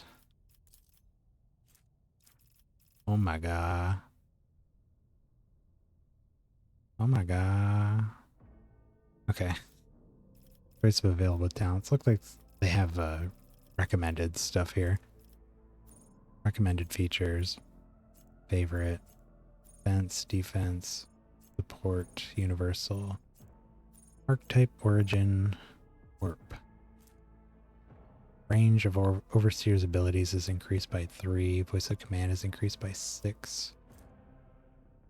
Officer's resolve is increased by 3.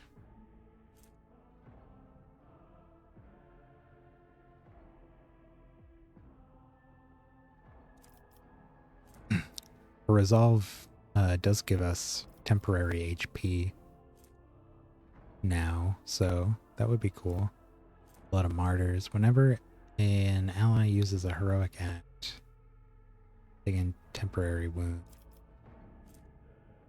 Whenever an officer uses an ability on an ally, that ally gains a bonus to their perception and ballistic skill equal to fellowship bonus. Bonus is stacked, but half the stacks are lost at the end of their turn. That's not bad. Inspire courage. Whenever the officer targets an ally with an ability for the first time in a round, that ally gains willpower plus willpower bonus. Temporary wounds.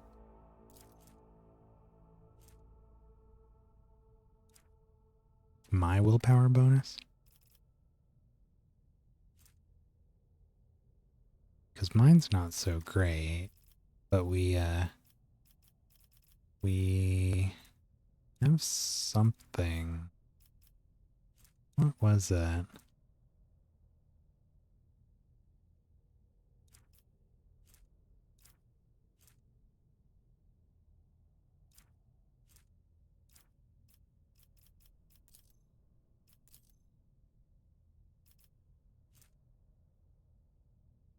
Use their willpower and fellowship. No, what was the... There was definitely something that let us...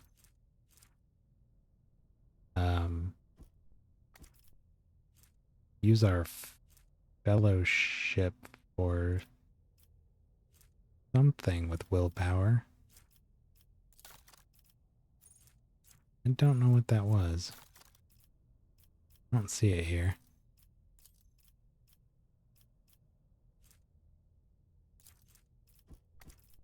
Huh. Yeah, I don't know. Start with combat. Start combat with temporary wounds equal to their own resolve. But yeah, it would be nice to have more resolve. Well.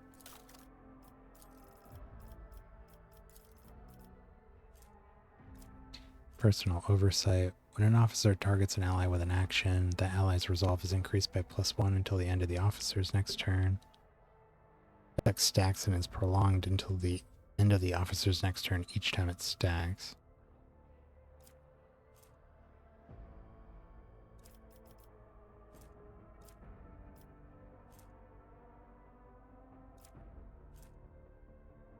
We're going to bring it down, gains +1 AP if they finish their extra turn using this ability with 0. Oh, if they finish with 0, they suffer willpower bonus direct damage.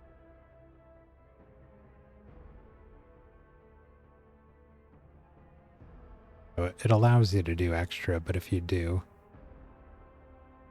you take some damage.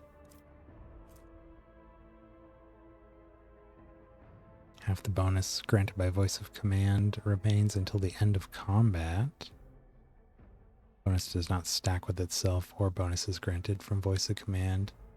It does count as an officer ability for the purposes of other talent.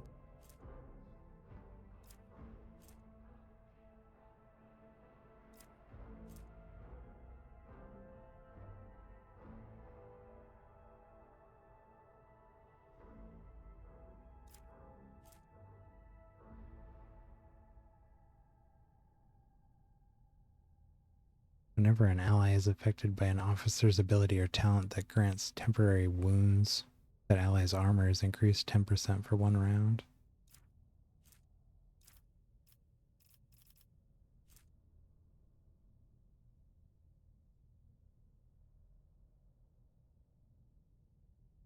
Allies under the effects of the officer's abilities gain a bonus for their weapons skill and deal extra damage on attacks of opportunity until the start of his next turn.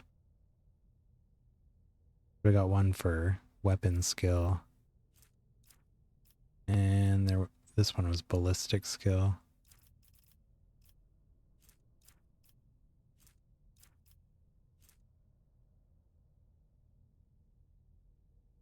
At the beginning of combat, the officer gains an extra turn. During this turn, they can only use archetype abilities.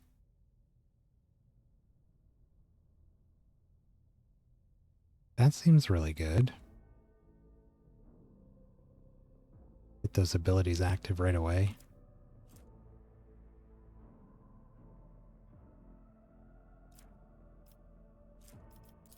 I like that you can favorite those so you could reference them later.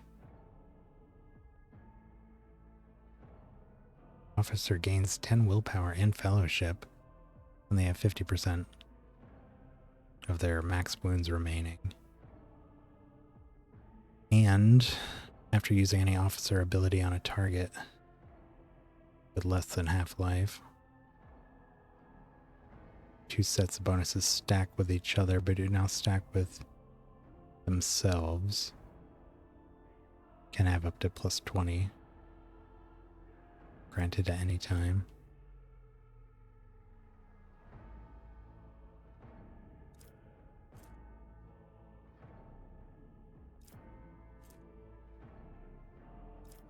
Chain weapons.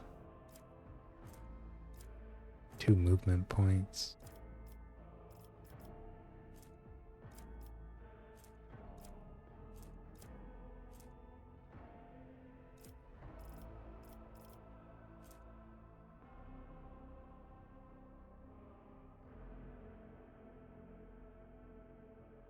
Oh. Okay, so there is a way to use both weapons.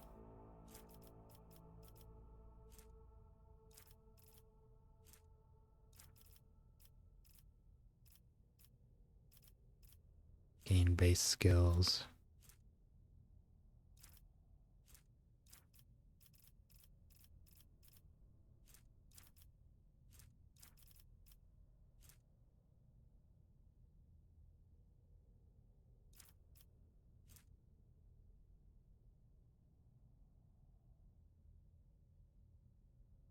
Oh, this is what it was here. I guess being a world character just gave us access to this. Can pass willpower resistance test using fellowship instead. If it's higher. Which it definitely is. Our fellowship is twice the twice as high as our willpower.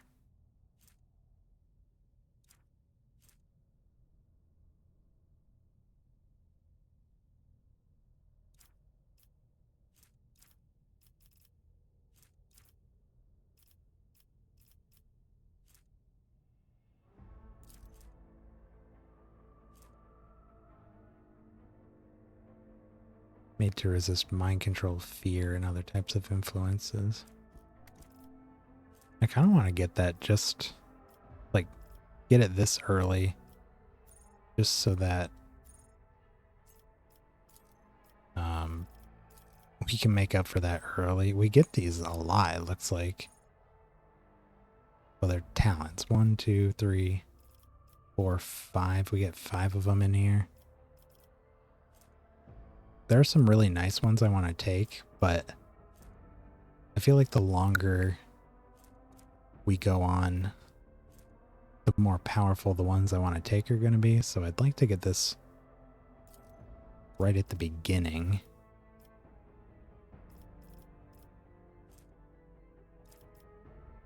And then we can start taking... Ooh, what's... There's another one here. The high world character has melee superiority against the enemy. Increased. Well, maybe we did read this one. I don't think we need that one so much. Camaraderie might be good, though. It'd be pretty silly for a commissar to be like extra subjected to fear and mind control. They should be better at that than most.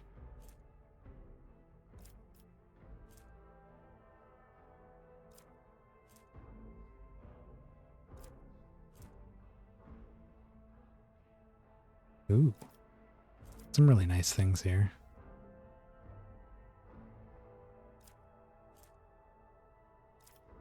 Yeah, let's get that. It's not very spicy, but makes up for a big downside that we've got.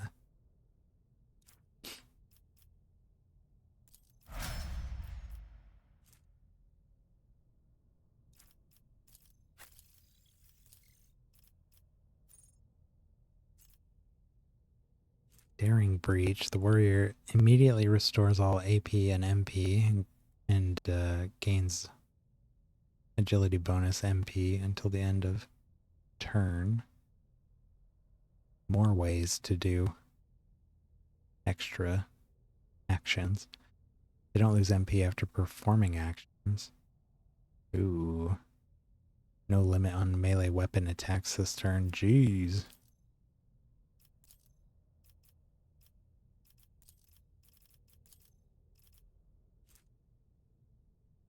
Whenever an enemy attacks the warrior's next melee attack against that enemy deals extra damage. Does not stack but can reactivate after another attack is made by the same enemy or a different one. Whenever they're attacked, they gain +1 stack of Epicenter of Slaughter until the end of combat. At the start of their turn, they gain a temporary wound for each stack. He can't exceed his toughness bonus. We could have up to 5. Deals additional damage to enemies that have no allies in adjacent cells. It's 3. +1 damage deflection and parry chances increased by 25% of his armor.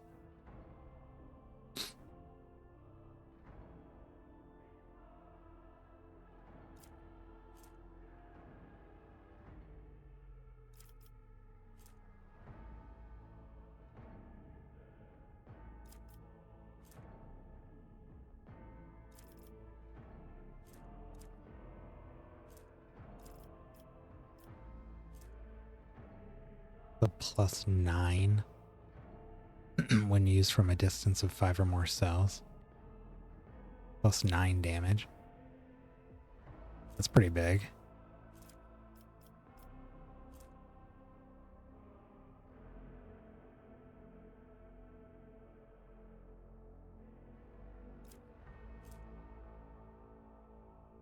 Increase charge distance by 3.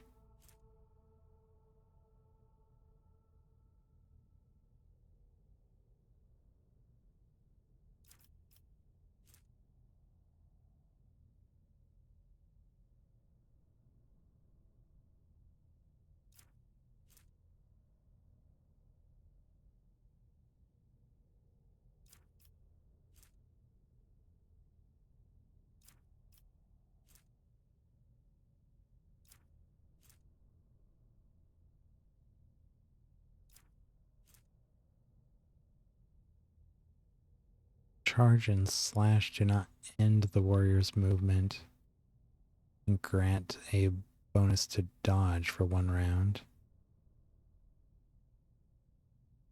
Charge and slash do not end his movement. Does that mean we can charge and still move after? Because that would be pretty nice. I don't know what slash is yet.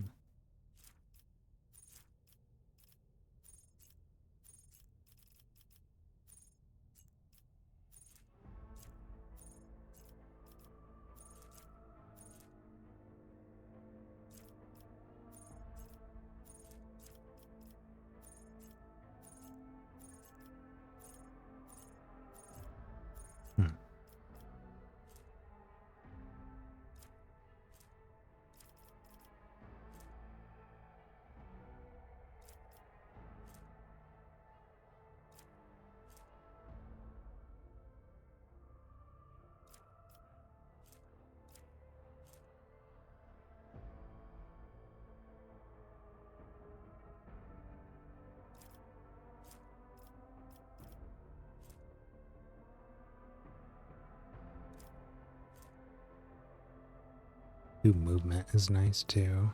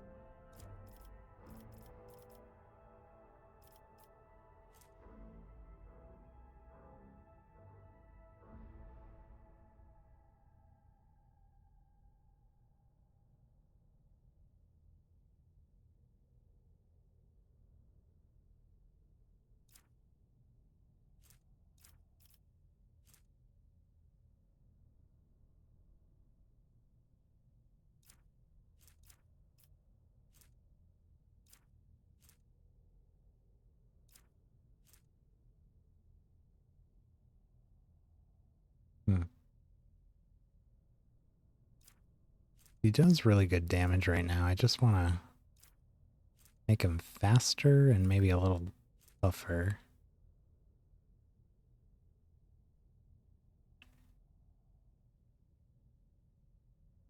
Damage dealt by charge is increased by toughness bonus and strength bonus.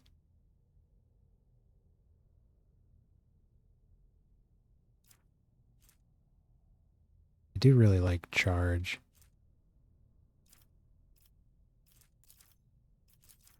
Maybe we'll build around that. Where was the this one here? So yeah, charge and slash do not end the warrior's movement and grant a bonus to dodge. I'm gonna do that one.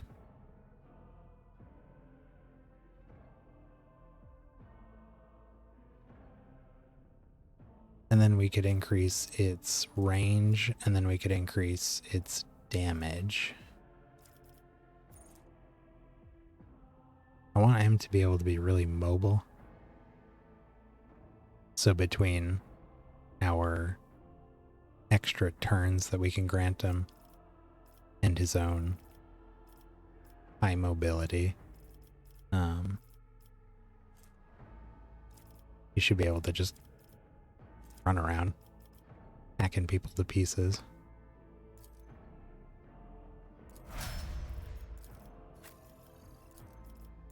I don't know if there's respecs or anything. I would imagine at some point. Maybe it's something we'll unlock later or something, but I don't know. Operative gains +1 damage and 2% more penetration.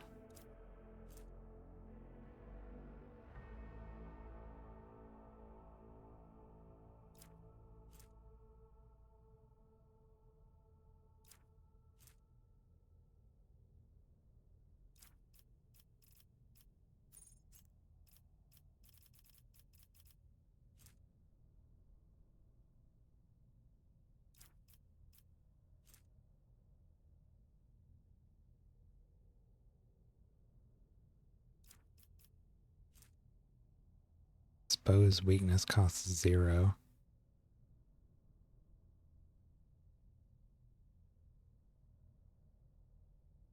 What does it cost normally? 1?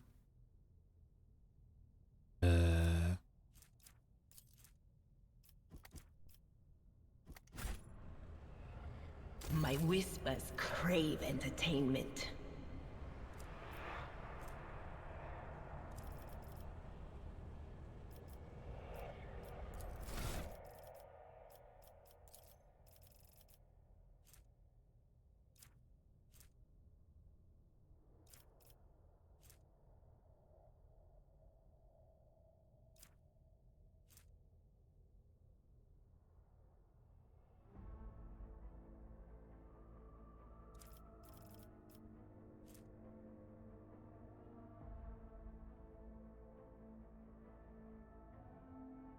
Operative inflicts an exploit even on enemies which are out of the operative's line of sight at the start of the turn.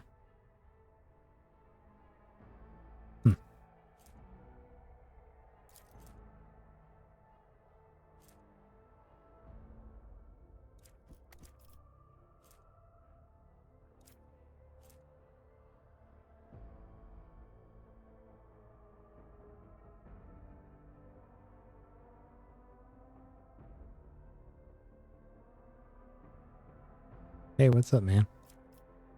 Not much.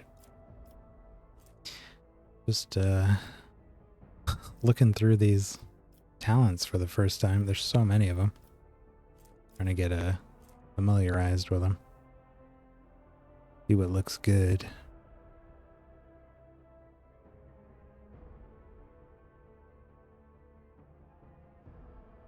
Operative's allies gain bonus to critical hit chance and... Oh no, just critical hit chance while attacking targets affected by exploits. I do like the idea of Really leaning into throwing out those exploits. That's why I like the which one was that? This uncanny sight. Just get a free exploit at the start of her turn. Seems pretty good.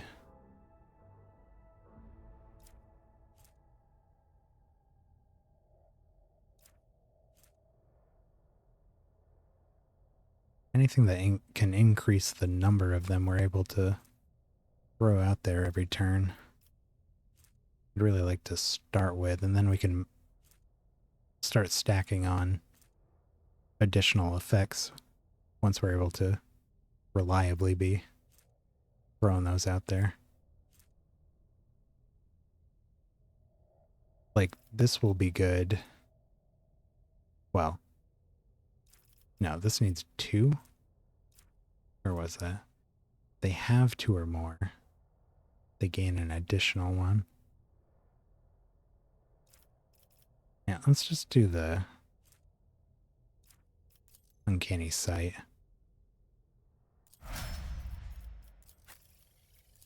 And lastly,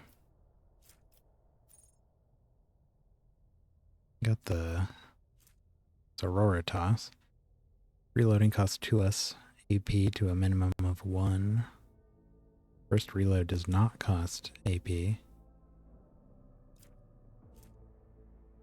Anything that's gonna help her not shoot us, it's gonna be nice. I don't know what she's got for any of that.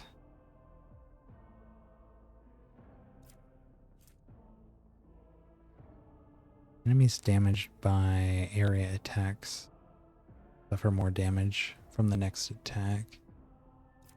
Tenderize. While at full wounds, he has plus 10 ballistic skill and movement points.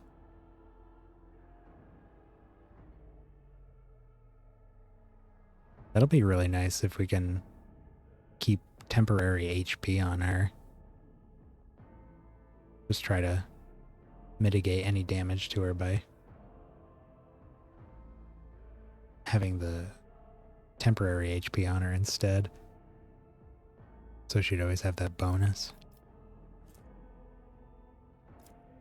Now, does a semi-automatic attack count as an area attack? I suspect that it does, but I don't. Get out of here. Nope. What?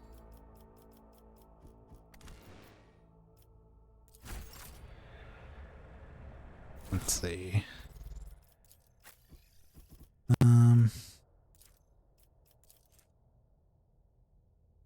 Gonna tell me here? No. What about here?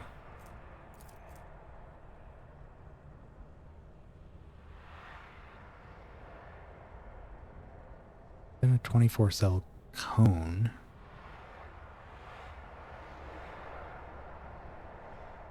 Burst fire.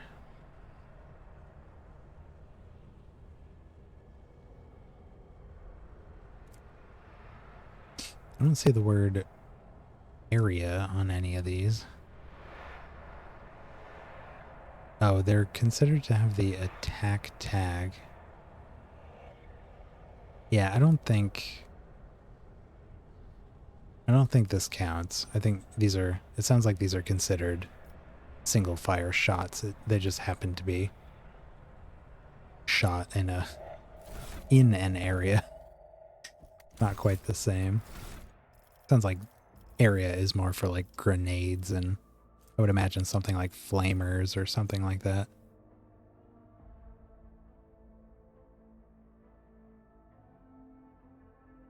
Second attack action in a turn deals more damage to enemies that have not suffered damage from them. Oh, did we see what she got here? No. Gains the ability to make a number of extra attacks equal to their weapon's rate of fire, minimum of 2, using the weapon attack that normally costs the least AP, and they don't spend AP. Till the end of their turn, first attack against each new enemy automatically scores a critical hit. Soldier immediately reloads their current weapon. That's pretty wild. Well, that might go well with whatever that one was we were just looking at.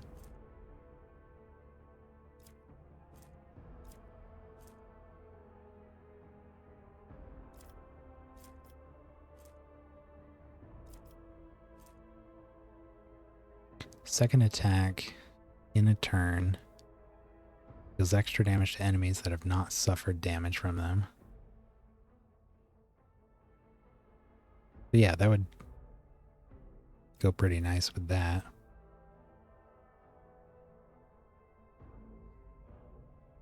First hit of each burst attack deals additional damage equal to the weapon's current rate of fire.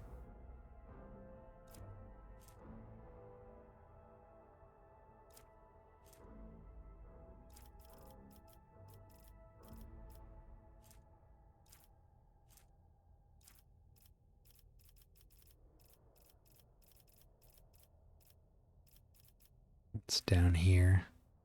Melee, flame, and melta attacks against demons and psychers. Don't need that right now. I hope.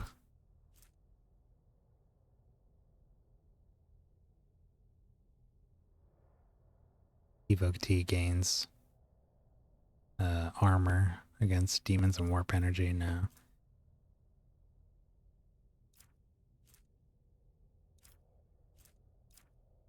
Wait. Warhammer Furious Recital. Do you have that? Revel in Slaughter. Furious Recital.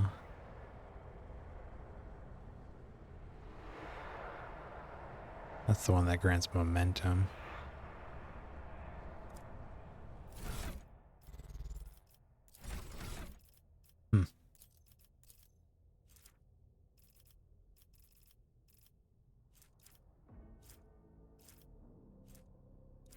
I didn't see anything about avoiding damaging our own people.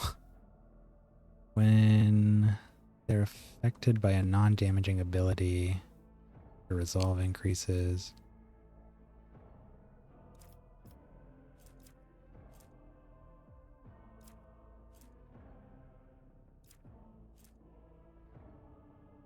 Gain 10% crit chance. It's all Xenos and demons.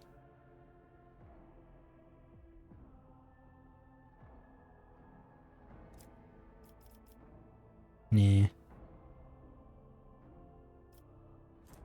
One more look at these. What does her reload normally cost? 2? 3. Ooh.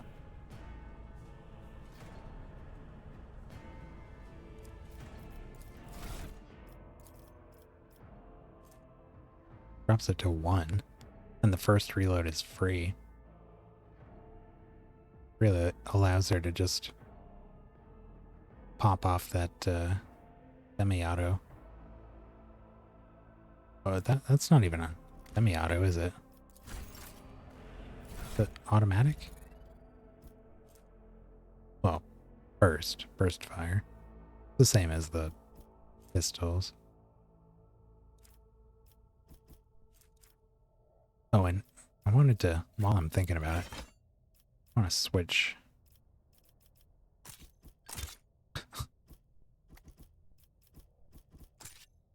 Can I do that?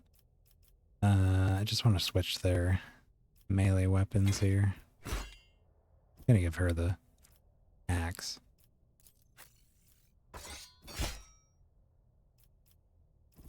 She can just have a sword.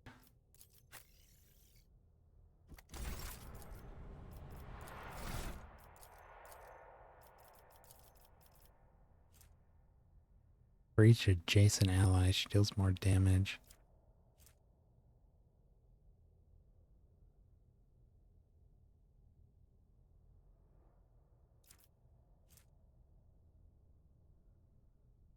Agility bonus, crit hit chance. Bonus is doubled against enemies from which they are protected by cover.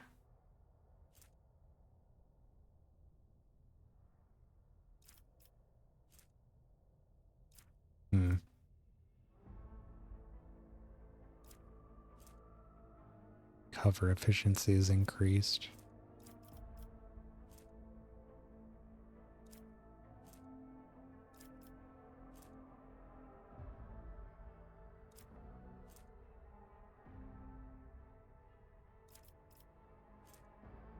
Whenever she successfully dodges or uses cover against an enemy attacks, they gain a guaranteed crit hit against that enemy.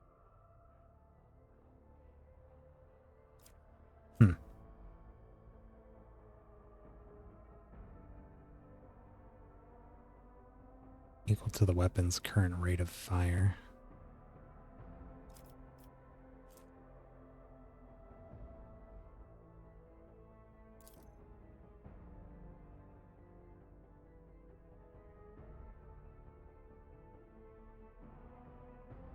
I'm gonna do this one.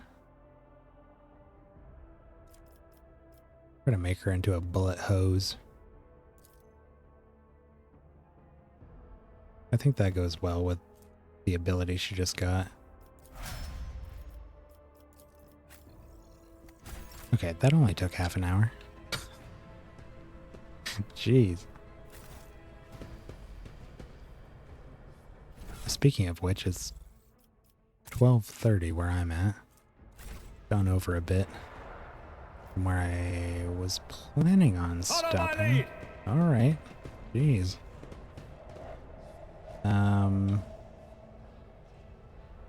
This is probably a good place to wrap up, honestly. I don't think anything else we really need to do. I'm worried if we go... Oh, yeah, this is the bridge. I feel like stuff's about to pop off in there.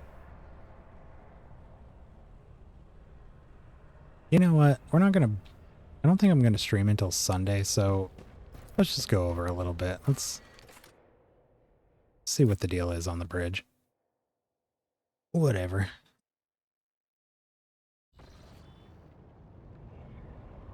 Otherwise, I'm just gonna be thinking about this for 3 days. A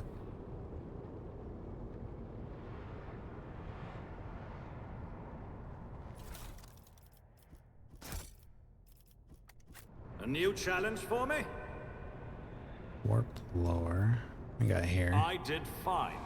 The horrific vision is a product of the warp energies that permeate the bridge. What am I seeing?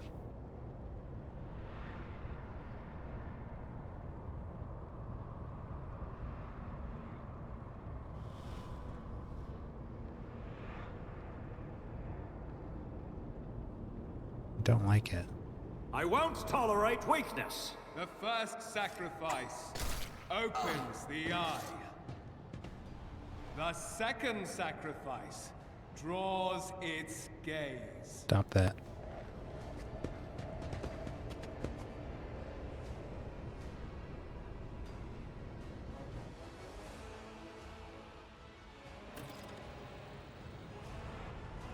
Edelthrad, who is clutching a bleeding wound on his chest, gives you a tormented look. Help has arrived. Too late to change the tide, I'm afraid. But if there's any honor in you, we can at least die with dignity and give our lives for the rogue trader. You look dreadful. Theodora von Valencius is dead. I found her in the Archmilitant in her study. The Lord Captain will not be joining us.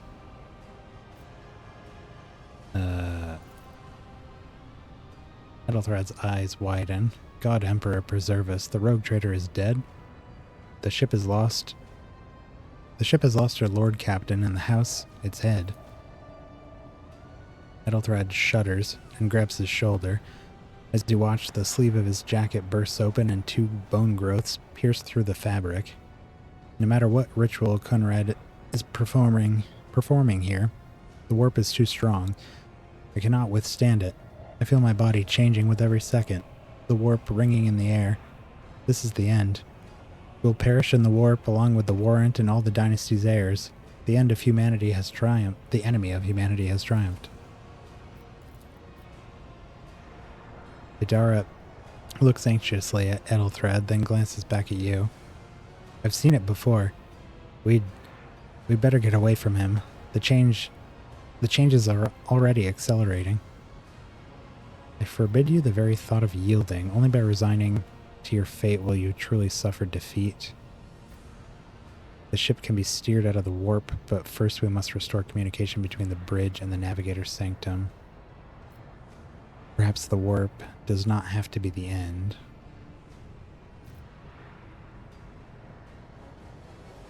This sounds like a commissar. Words worthy of a righteous soul. Of course. Save the lofty words for later, will you? The navigator's ready to take the ship out of the warp if he gets some help from the bridge. Ethelthred stares at you, and his eyes harden with cold resolve once more. Then we have no right to bow our heads.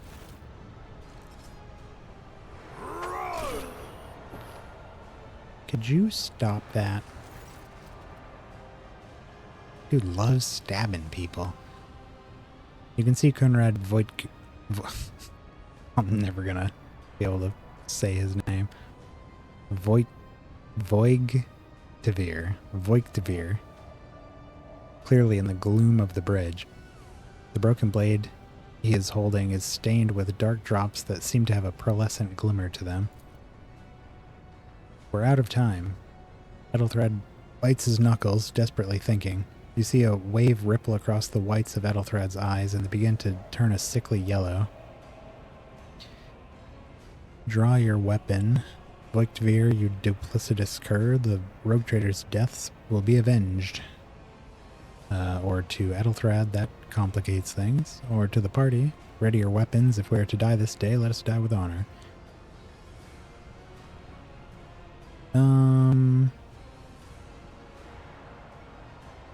Let's talk to the party.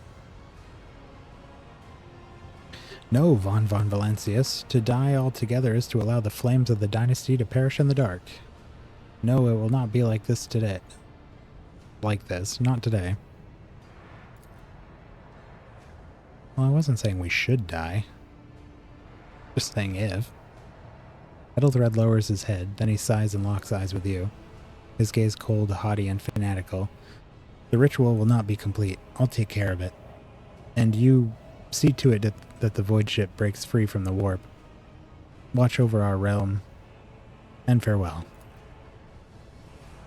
Accursed traitor, a time will come where you will bleed for her ladyship Theodora's murder.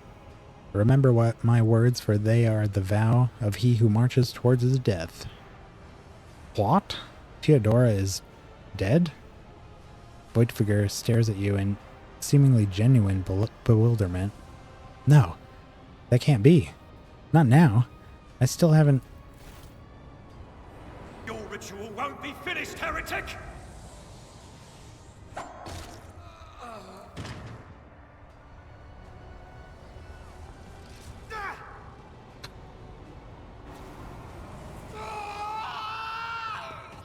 Oh boy.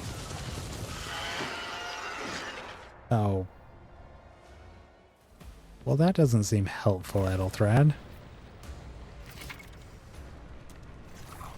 I know, I'll become a giant monster. And kill everybody. Including us. To use the unique ability called Hero... Oh, here we go. Here's the Heroic Acts and Desperate Measures. Momentum is required. Depending on the actions of your party in combat, the momentum bar will increase or decrease. A high momentum allows a character to use a heroic act. A low value grants access to desperate measures.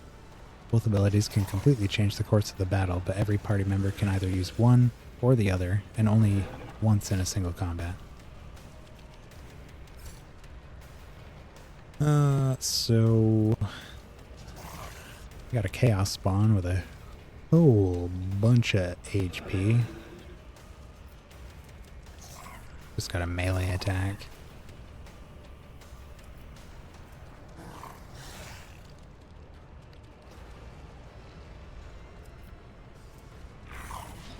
Decently strong. Toxic Spurt.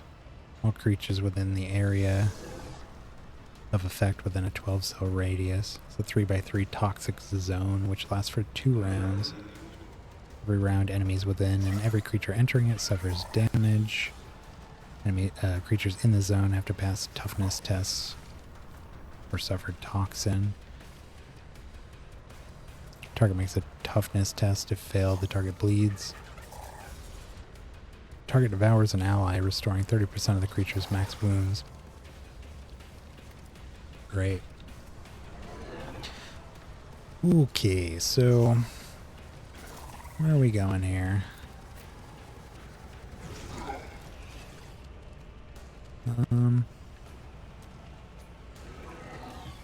Got Abelard over there.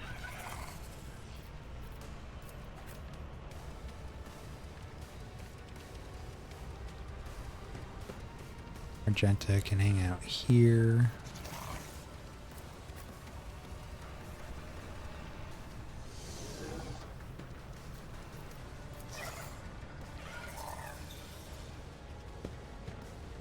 Something like this. These candles are so tall they provide cover.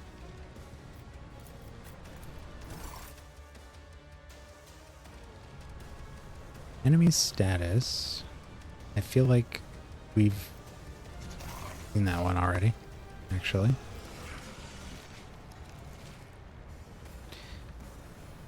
Okie dokie. So, we want to probably grant a free action.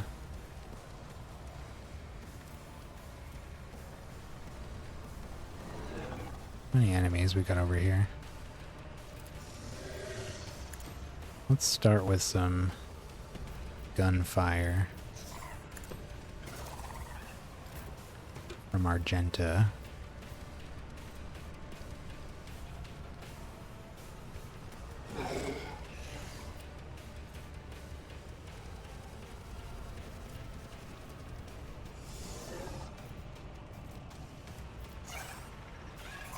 Do the burst fire.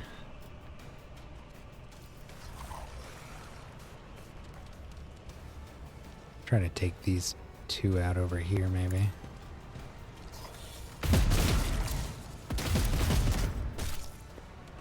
No, got one of them.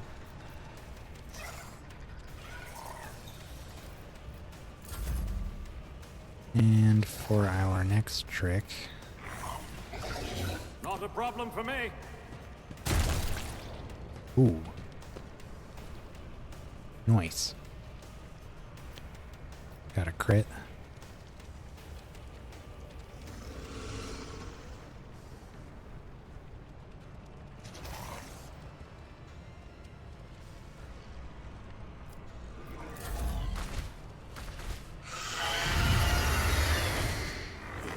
Oh, my ears are ringing. Ow.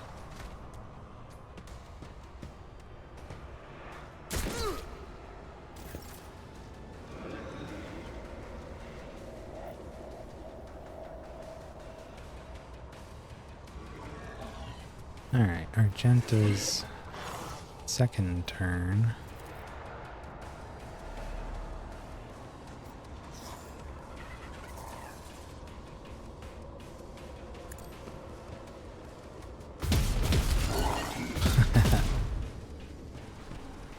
Okay, I was hoping one of those shots would hit that guy. Unfortunately, 2 of them actually went over there.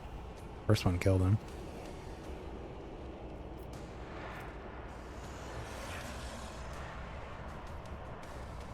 As the Emperor commands, I act. We can...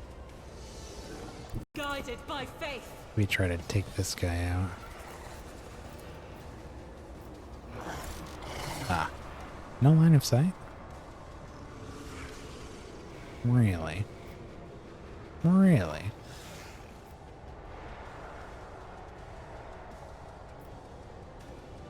Looks like it's one cell away. Well, I can still shoot here. Okay. Come on, dude. Thing's huge.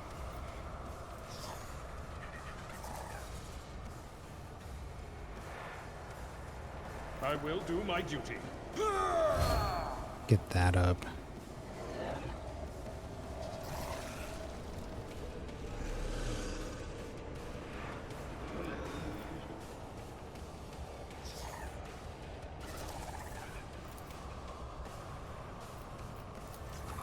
Oops.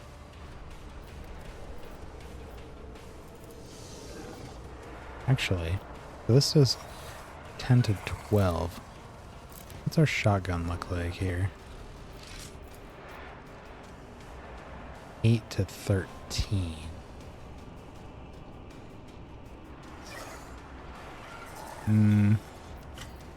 Not quite as good. I doubt that it can push him back either, because he's so big.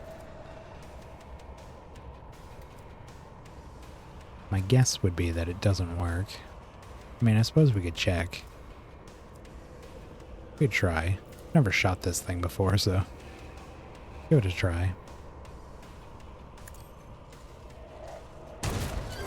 Oh, it did work. Okay.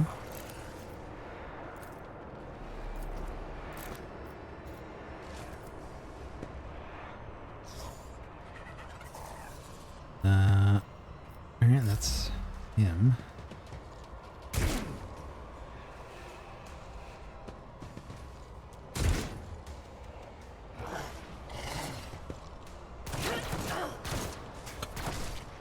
Jesus, dude. You guys. Oh. He came to us. Alright, let's get the analyze on that thing.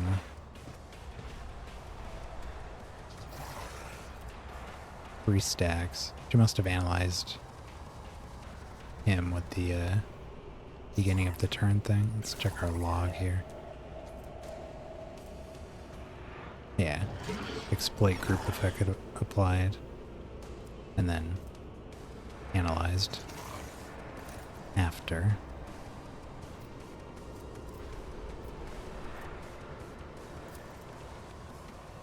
Now exploits just make her attacks stronger against that target. The attack removes all exploits from the target. So we could not attack it and keep building exploits.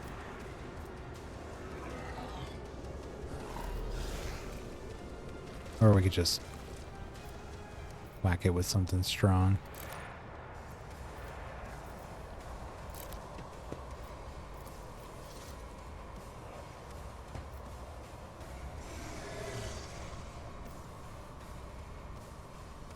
$16.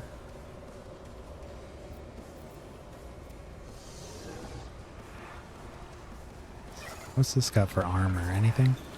Or is it just 20%? Okay.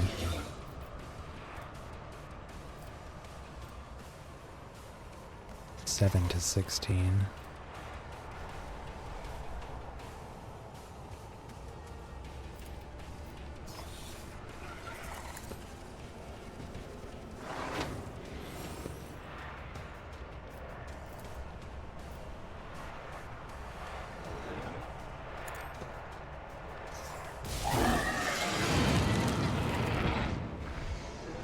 Whoa there.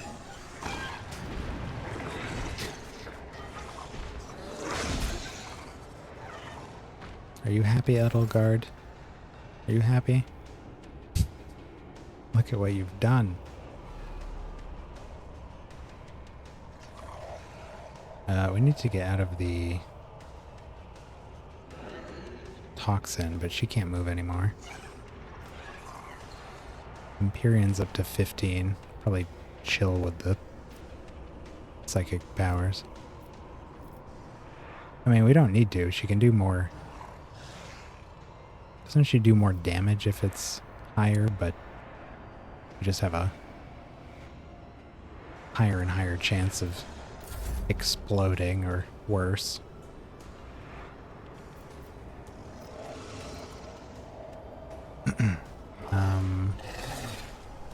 Did he gain health?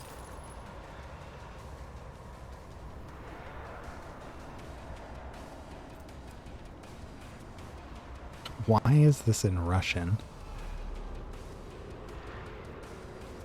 Or something. Is that Russian? It's not in English. I don't know what that's about. Okay, he did heal. He ate one of the heretics.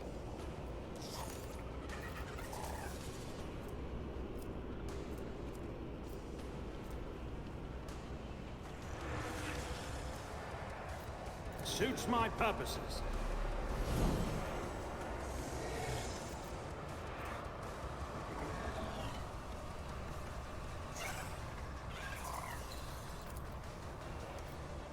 Nothing I can't do.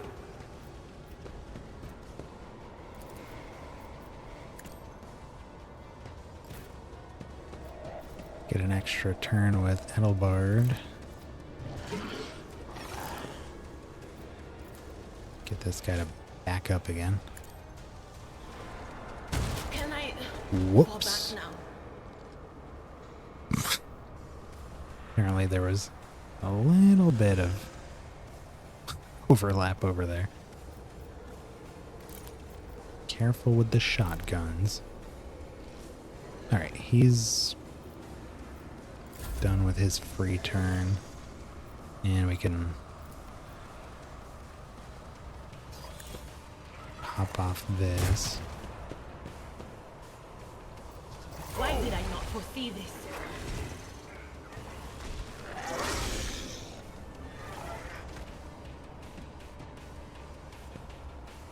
For the glory of the Imperium! Alright, let's get Argenta out of the toxic nonsense.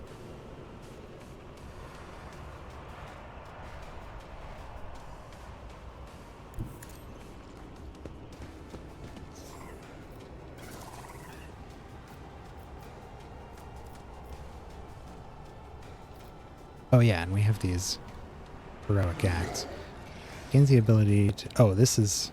Oh. Okay, so she gained this heroic act. Power resides in the will of the righteous. Let's do that. So she's getting...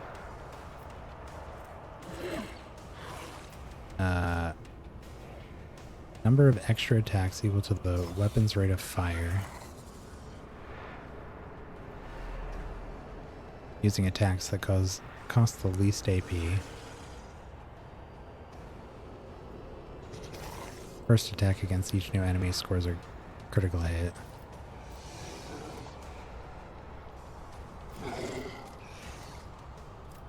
Alright, so she needs to do this.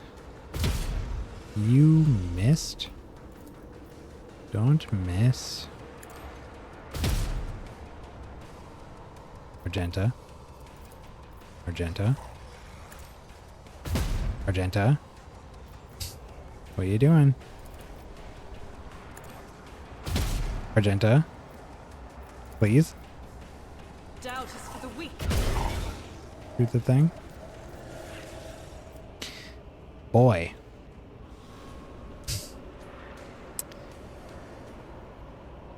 A bit of a pitiful display.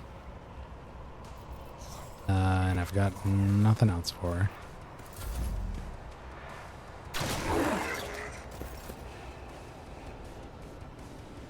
Alright, buddy, you gotta make up for that embarrassment.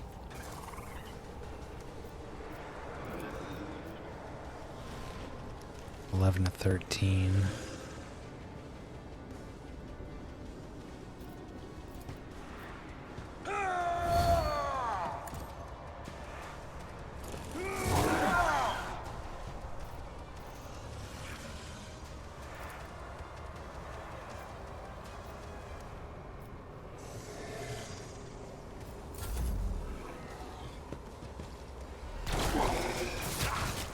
Dude. Don't shoot your own dudes.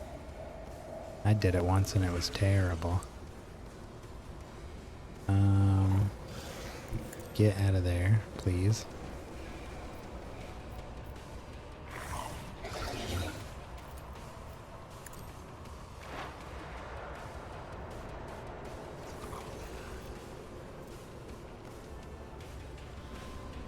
He's poisoned.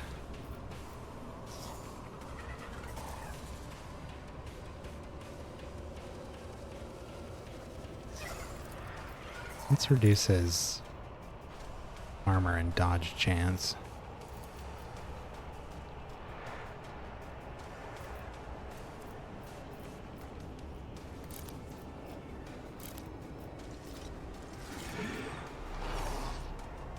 Jeez.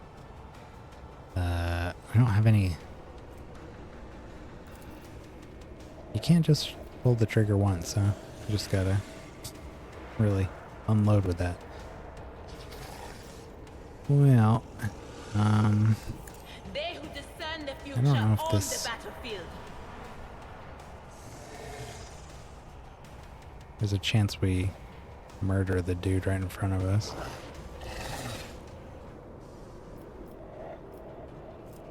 What's this here? 15 or higher. Chances of triggering psychic phenomena quadruples.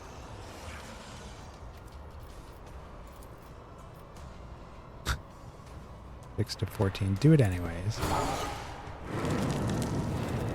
Cool. Get some chilly air or something in here. What was that?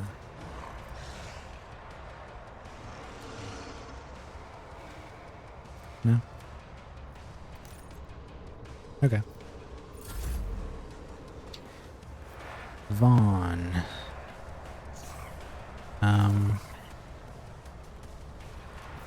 Vaughn.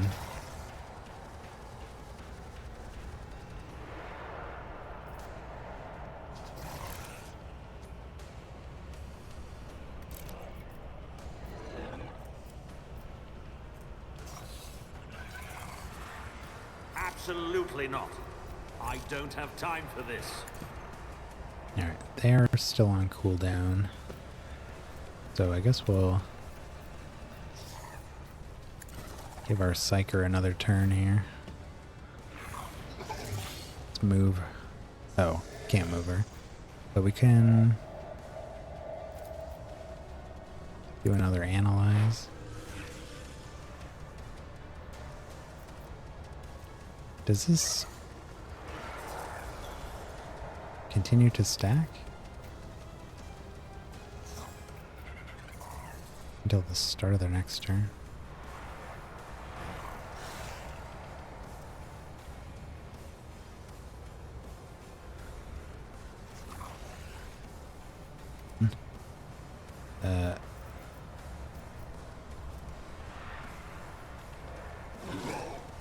Yeah, it's at ×6 stacks right now, so that's 2 turns worth of exploits. It looks like.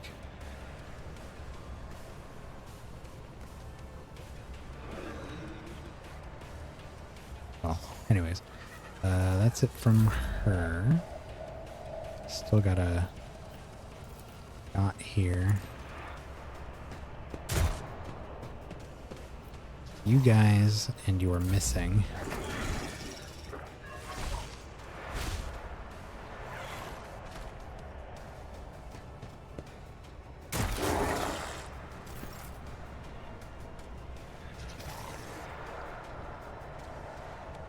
If you dudes are gonna keep missing your shots, could I have your cover?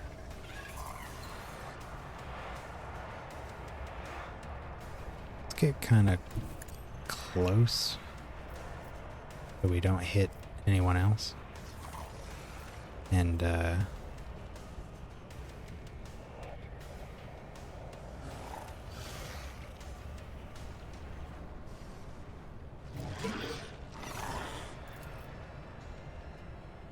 As the Emperor commands. that was better. Faith without deeds is worthless.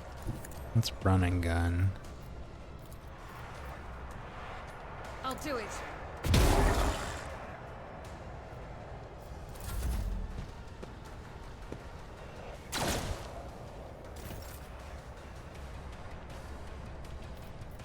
At your beck and call.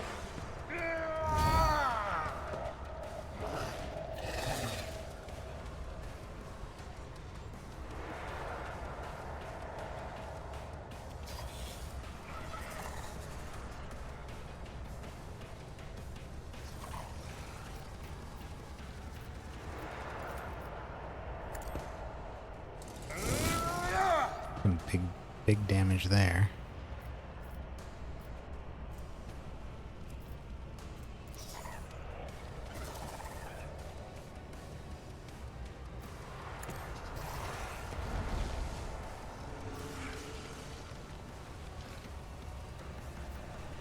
It will be done.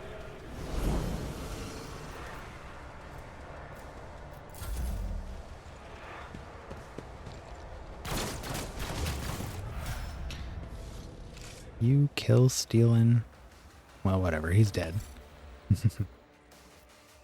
Ugh. All right. None shall stand in my way. Oh my god, we leveled up again.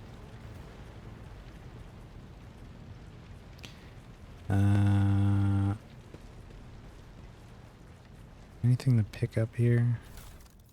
Foods. Blade shard. Blade made from a mysterious metal that shimmers with unnatural colors. Gloves of endurance. Whenever the wearer of these gloves gets an injury or falls unconscious in combat, their allies gain a +1 bonus to damage. Mantle of heroism requires iconoclast. Each heroic act used in battle increases the wearer's dodge chance by 20% until the end of combat.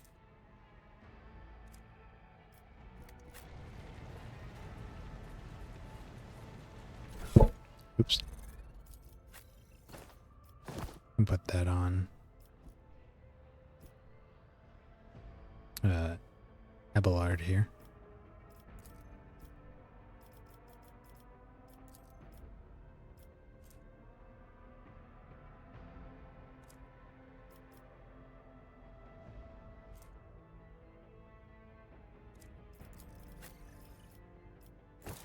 He's pretty injury prone. Apparently, so give her that.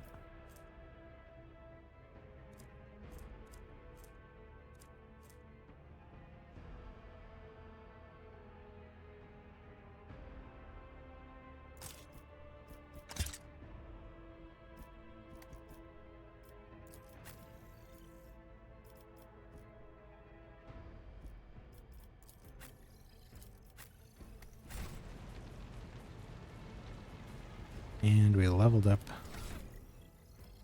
one more time. Do we have two choices here? Oh, okay, so we're leveling a characteristic.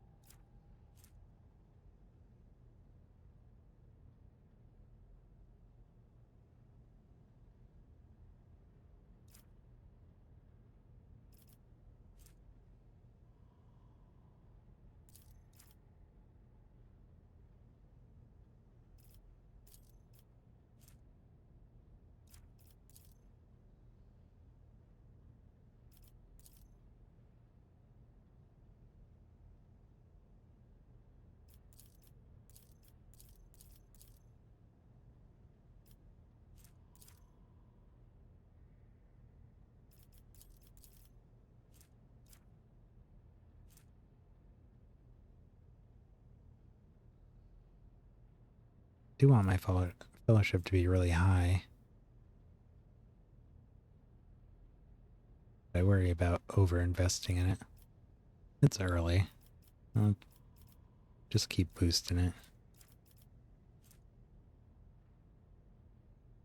And we're already getting another... Oh, but these are common talents, so there's not as many options here.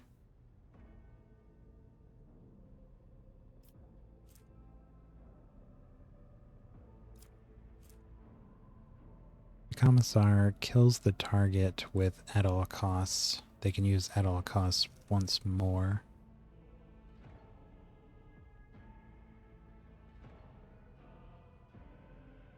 For 0, that might be good.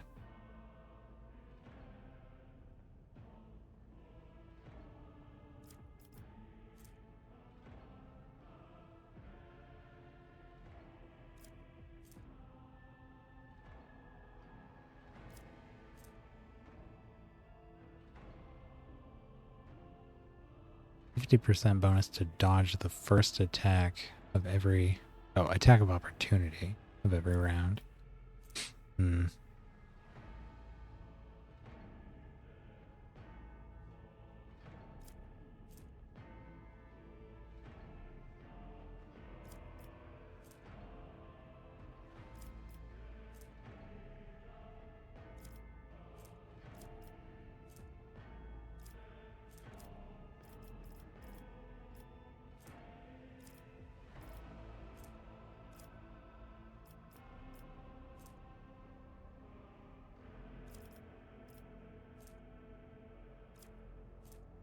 'Could gain another +5 to fellowship. Go for a +10. Bring our coercion to 80. Persuasion to 60. Commerce to 70.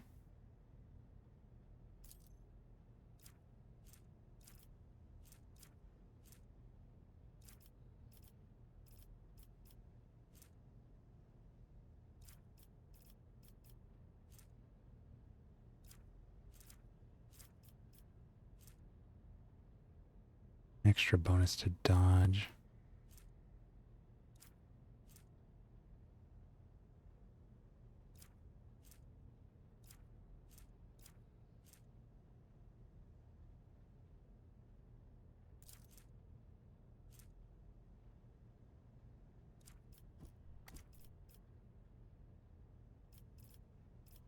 Probably something down here.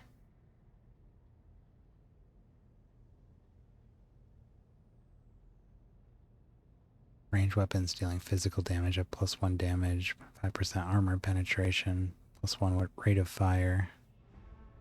+1 rate of fire. And -5 to recoil.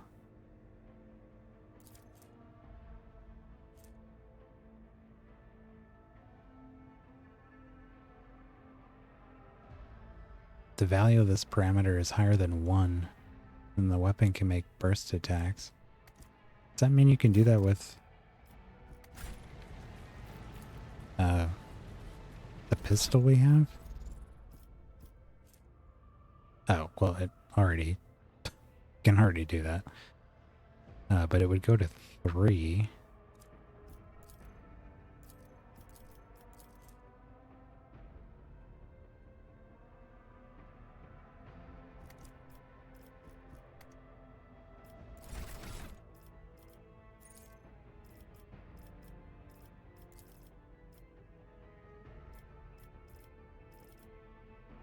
I'm not ready to pick a specific weapon type to improve. Just don't know what we'll find out there that we really like. Plus, again, we're not really a source of damage. We're a support class.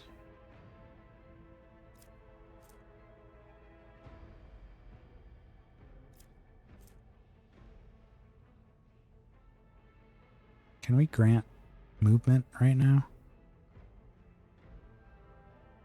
I don't think so.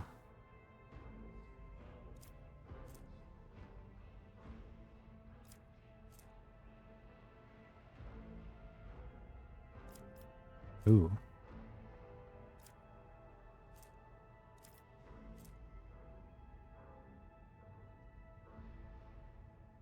Killing a marked target or targeting an ally grants a big old bonus to momentum.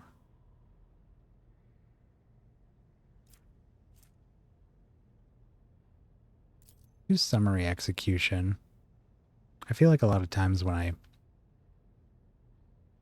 I use this and then shoot an enemy, they actually just die or I miss. So if we do end up killing them, at least we'll get to cast it again. Because when we activate, wait, at all costs? Is that the right one? We can't see her. Oh, maybe. Voice of command, bring it down. Must be at all costs. Yeah. Yeah, so if we activate this and then shoot an enemy, they become marked, and then an ally who kills them gains an additional turn with +2 AP and 4 MP. So we need to hit an enemy and not kill them in order for them to actually get the benefit from that. Or we can target an ally with a... Well, I don't know how exactly... It says their next single shot or single target melee attack applies the following effects.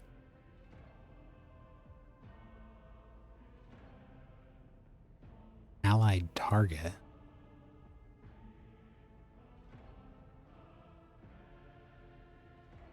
Shooting an ally? Meleeing an ally? That doesn't make sense, does it?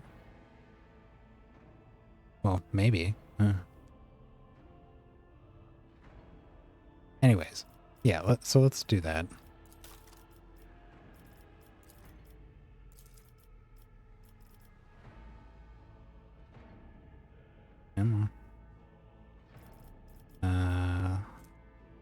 Summary execution.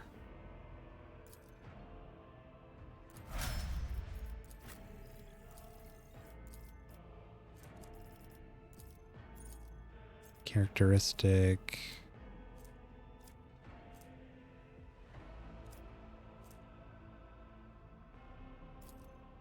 Boost his agility.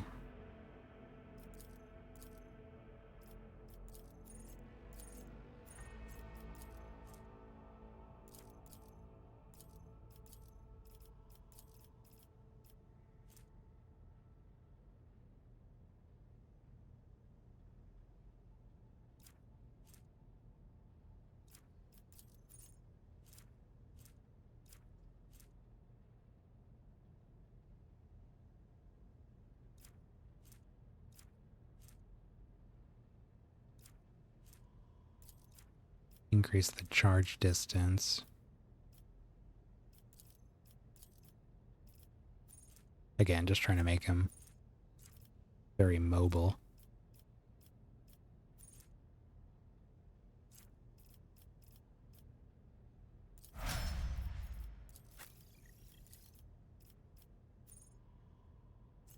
When did she get new, like, psychic powers?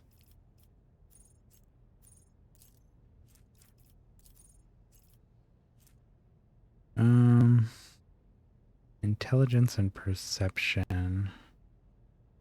Her intelligence is not super good.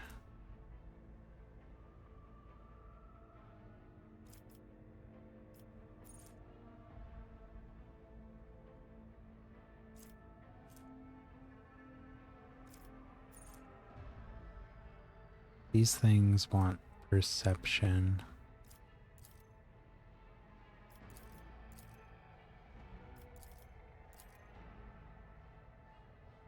It brings her perception to 50. Gives her another bonus point.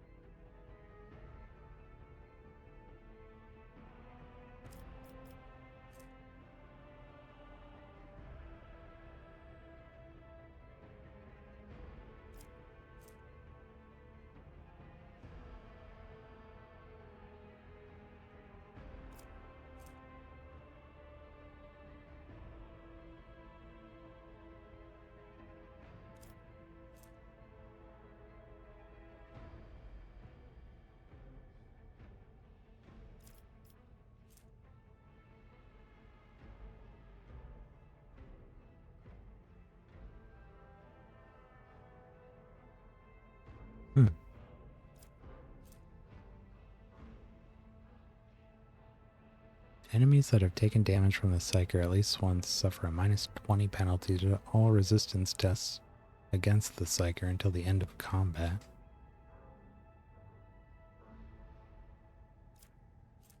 -20.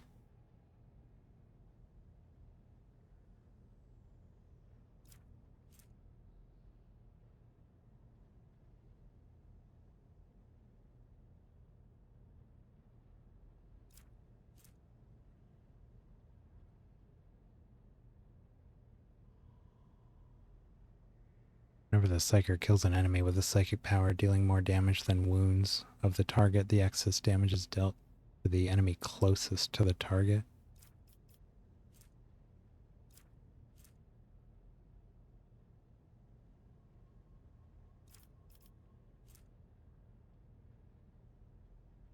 I like the idea of her being kind of a debuffer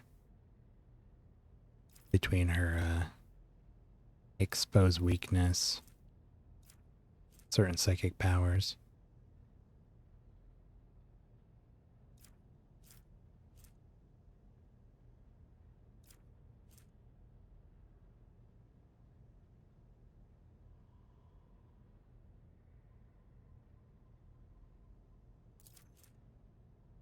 Does the I wonder if the attack granted by her staff counts as a psychic attack? I would imagine it does. Because that might be good. That can hit multiple enemies at a time.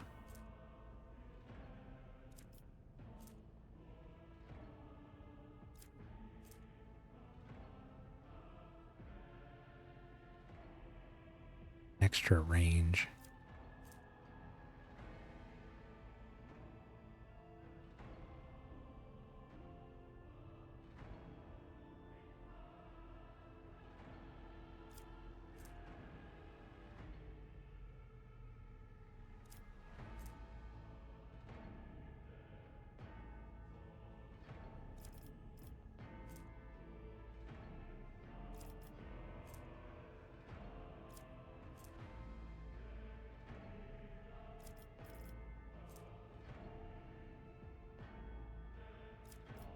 Hmm.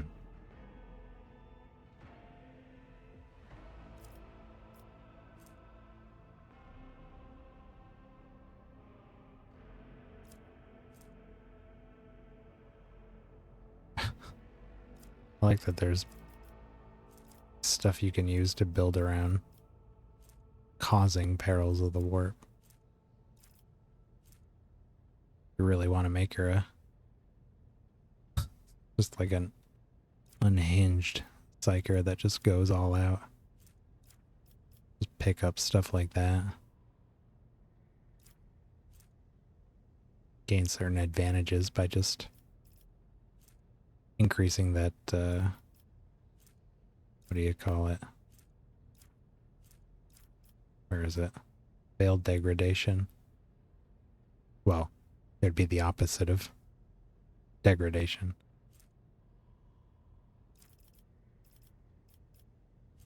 Oh no, no. Where is that? Veiled degradation.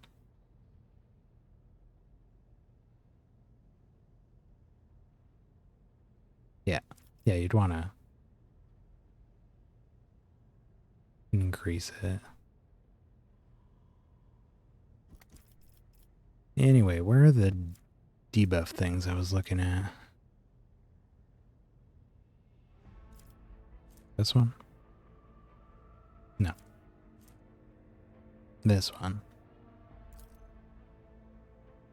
Enemies that become the target of her psychic powers gain a stacking -5 penalty to their dodge and parry.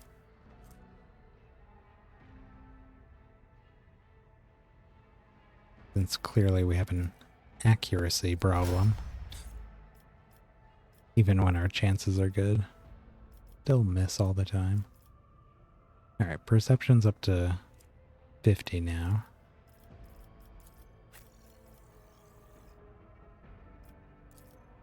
And Argenta Also going to take something that brings her to 50 for ballistic skill, so her accuracy will be better. And for her,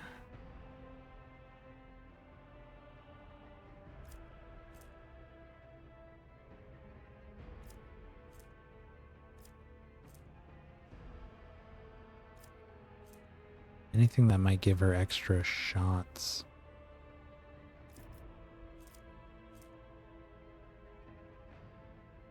Would be pretty nice.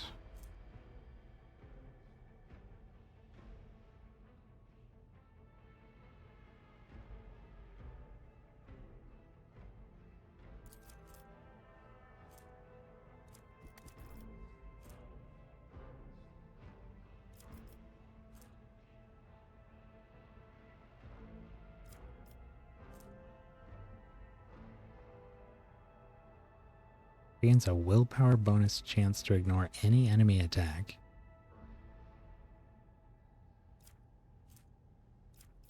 Huh.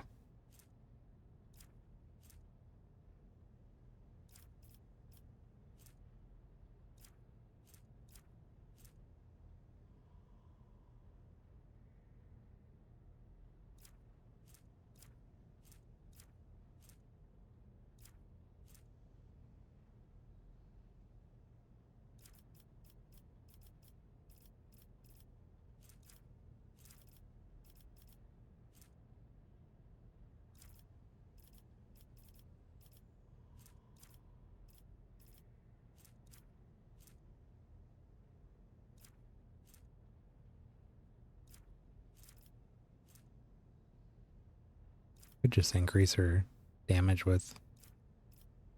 Oh. Oh, she's got bolter proficiency. Flame weapon. Got a bunch of these already, it looks like. No, not heavy.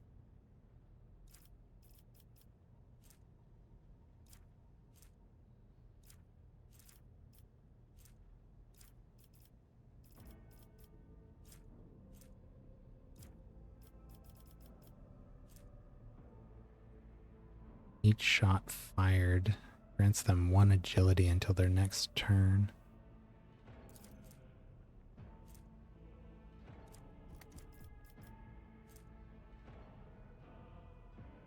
Medium armor doesn't reduce dodge.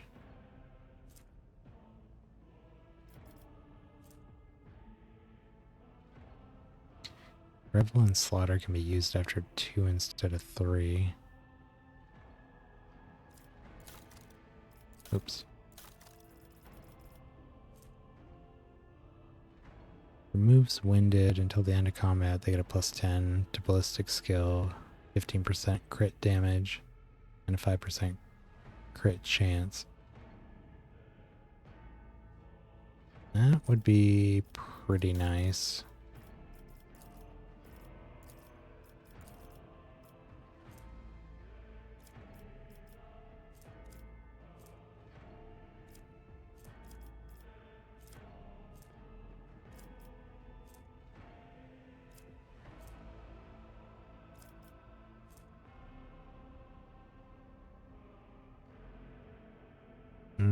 This is extra damage on burst attacks.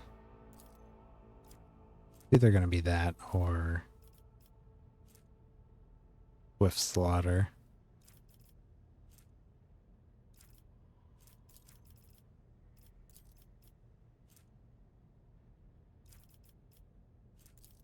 Do Swift Slaughter.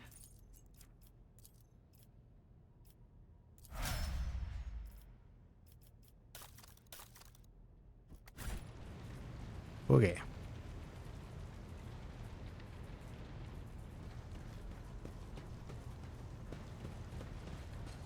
What are we doing here?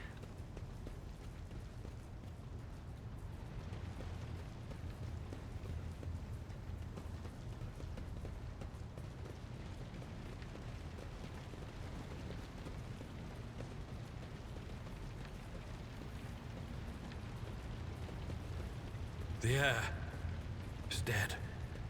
He sacrificed himself to save the entire dynasty. Old man, he was never going to make it. He was mutating right in front. Whoa. Ravor. Master Helmsman. System status report. By the Emperor, it's this seneschal. Living and breathing. The white-haired man with sickly pale skin salutes you. Well, there's a tricky question. The whole place is so overgrown with foul wickedry, we'll be scrubbing it off the vid screens for throne knows how long. How did you people survive? We need to re-establish contact with the Navigator's Sanctum. It's our only chance of escaping. Your words seem to knock the officers out of their stupor, and the air around you fills with voices and commands being issued. You hear someone sobbing, one of the survivors, buckling under the stress. Abelard cuffs the crying soldier without even looking. Restore the Vox channel to the Navigator's Sanctum. Ready the crew. Prepare for translation to real space. Abelard pauses for a few seconds before turning to you. I haven't said my name in so long, I forgot how to pronounce it. Valencias. Von Valencias. You may call me superstitious, but translation is not a good time to disregard rules. You are the only one who speaks for House von Valencias. You may not be Lord Captain, but you, more than anyone else, deserve to take your place in the ritual that is about to commence. He directs your attention upwards to the throne that sits at the apex of the tall staircase.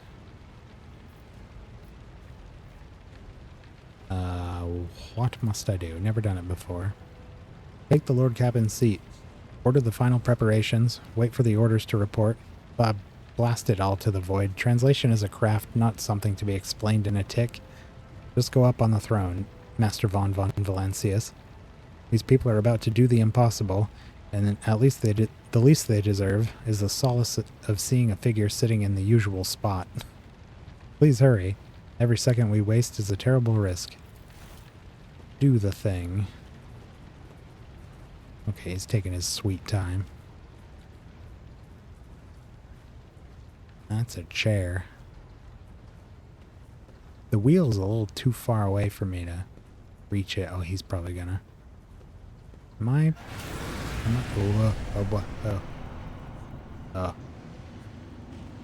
Oh. Theodora. The image before you is hazy, swaying in sorcerous currents invisible to the mortal eye. As if whatever is beneath this thin shell is constantly changing, while still remaining the same. It has taken on the guise of Theodora, but the false rogue trader's eyes reveal the entity's true surreal nature. One of Theodora's eyes is engulfed in otherworldly fire, the other, a vessel of ancient evil, bores into you. A voice seeps directly into your brain without ever reaching your ears, and this voice booms with all the horrors of the warp. Who are you to oppose destiny itself for the sake of lives that are not your own?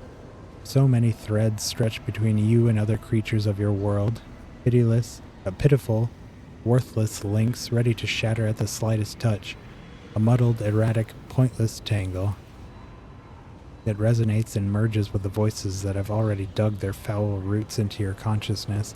A moment later, you realize that all these voices are the myriad manifestations of the same call that has already finally invaded your mind. You are to blame for Theodora's death. I'm saving my people. Will do your worst, but you cannot stop me. Be gone, Phantom. What do you want with me?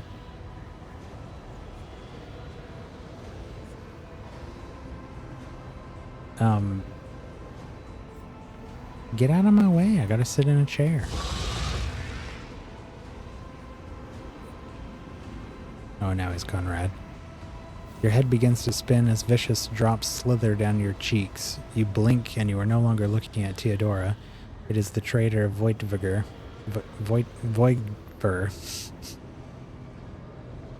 I'm gonna have to play that in my sleep all night. Just as fluid and ephemeral as the previous apparition. The same terrifying voice seethes from his lips. The aspirant vowed to return with a trophy, a relic you could serve. It's too late. I can't read this. An aspirant vowed to return with a trophy, a relic that could serve the edge of daybreak.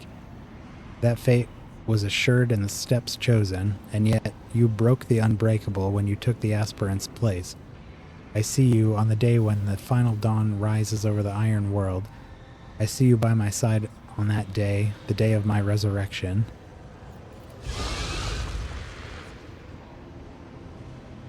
Itera. The image is scattered by invisible sorcerous winds, and you see Itera, her eyes aglow with the same sinister flame. Your image is woven into the tapestry of things to come. I am the will of the weaver of destinies, and today I will weave a new thread of elusive possibilities and fickle chances. The thread that will lead you out of the maw of irreversibility. The thread that will help you find the keys to salvation. The thread that will guide you in the weapon of our return to me. Alright, well just do it then, dude. Telling me about it. Oh, and now he's Abelard. A cavalcade of hazy glimpses of a future yet unknown passed before your eyes. A flash of crimson, purple. The images replace one another in a violent kaleidoscope without ever letting you get a proper look at them. Through the rippling mirage, you see a twisted image of Abelard, the loyal seneschal of the dynasty. The path is set, child of the dawn. The thread is woven. Follow it, servant of mine.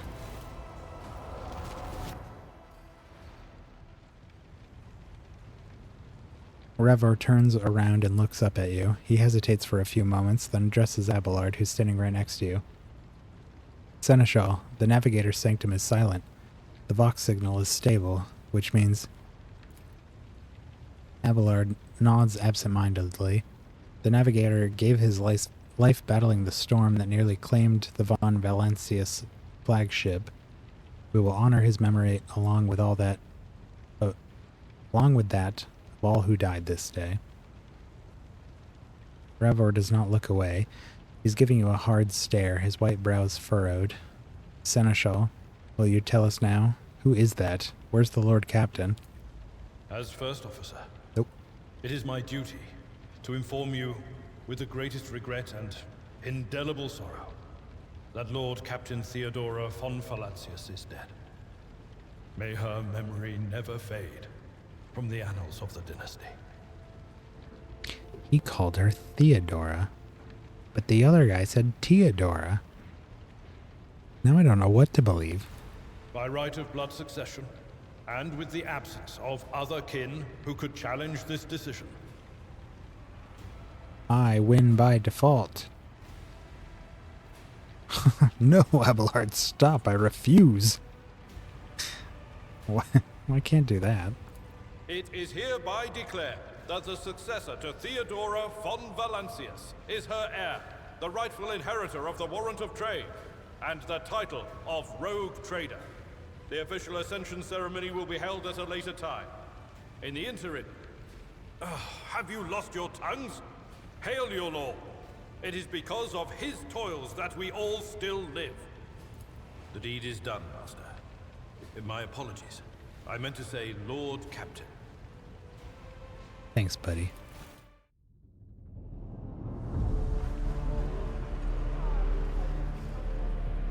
The treachery of the Master of Whispers was fruitless, but victory came at a great cost.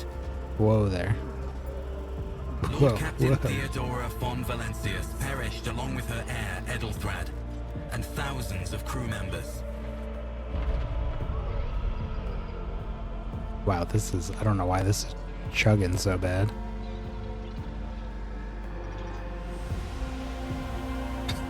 Yet hope remained.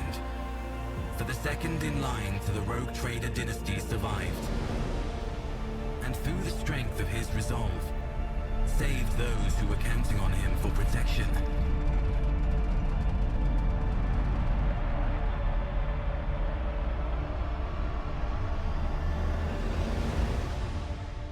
Wasn't that Bitey? That was the quote-unquote servitor guarding the warrant chamber. That was his voice. He's definitely an AI.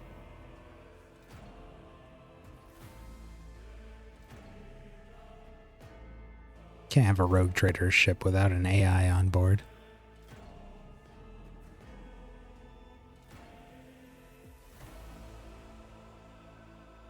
I don't know what was up with those cutscenes there. It's so weird that that was like chugging so badly. It was all 2D. Maybe it was loading something in the back. I don't know. It was rough.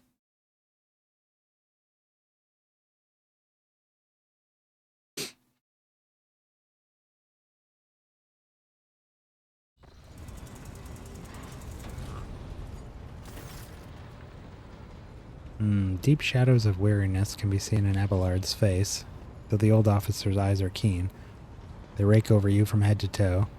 He frowns, mutters something, then nods to himself. Well then, your lordship. You cannot help but notice that the seneschal does not know how to talk to you or where to begin. His hesitation brings an involuntary smirk to your face, as though someone else entirely is gloating at the old officer's confusion. Seeing your smile, Abelard pulls himself together.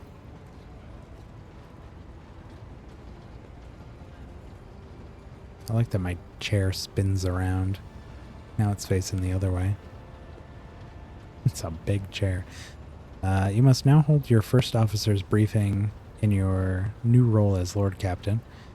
Many of those who are about to join us on the bridge, for many of those, this will also be their first briefing. We sustain massive losses among the senior and middle-ranking officers.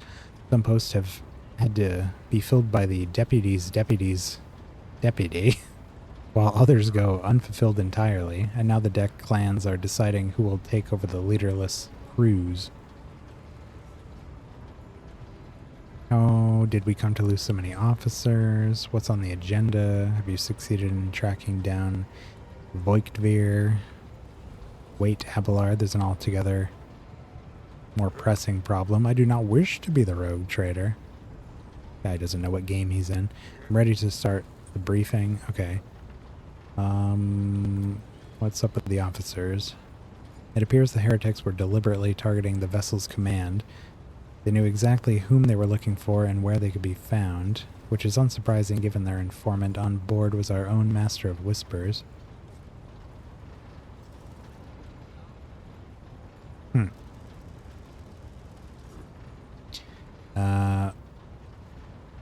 Have we succeeded in tracking down Jerkface McGee? Abelard grits his teeth. No, Lord Captain. In all the commotion, his trail went cold. Our people are still on the hunt for him, and his mutineers may still be skulking in the ship's many corridors. But frankly, I would not be surprised to hear that we're now on one shuttle short. I'm afraid that it will be some time before he answers for all that he has wrought. What's on the agenda? Oh my god. Reports on the condition of the ship and crew. The Lord Captain is not usually drawn away from her important affairs to attend to such routine briefings, but this is a unique situation. I'm still receiving updates across the ship, and they are not encouraging. Well, yeah, we lost our Engineer Prime. That's, not good. It's like the guy in charge of how everything works. Well, in the machine department. Still. Getting this bird to fly could take a gargantuan effort, even so far as you personally negotiating with the authorities of the system we are currently in. So prepare to hear a bevy of complaints and excuses, your lordship. Take this opportunity to get a good look at the officers who work 6 decks away from the bridge, and they in turn will have the honor of beholding the visage of their Lord Captain.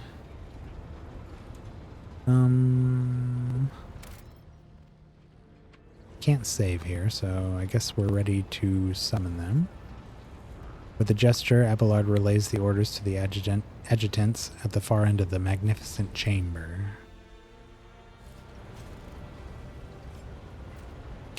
The game is now deciding to tell us what consumables are. A dozen pairs of eyes bore into you, the expressions revealing restraint, joy, curiosity, and wariness. Attention, officers. You have been granted an honor. Lord Captain von Valencius will personally conduct today's briefing. Our most gracious Lord Captain is ready to hear your reports.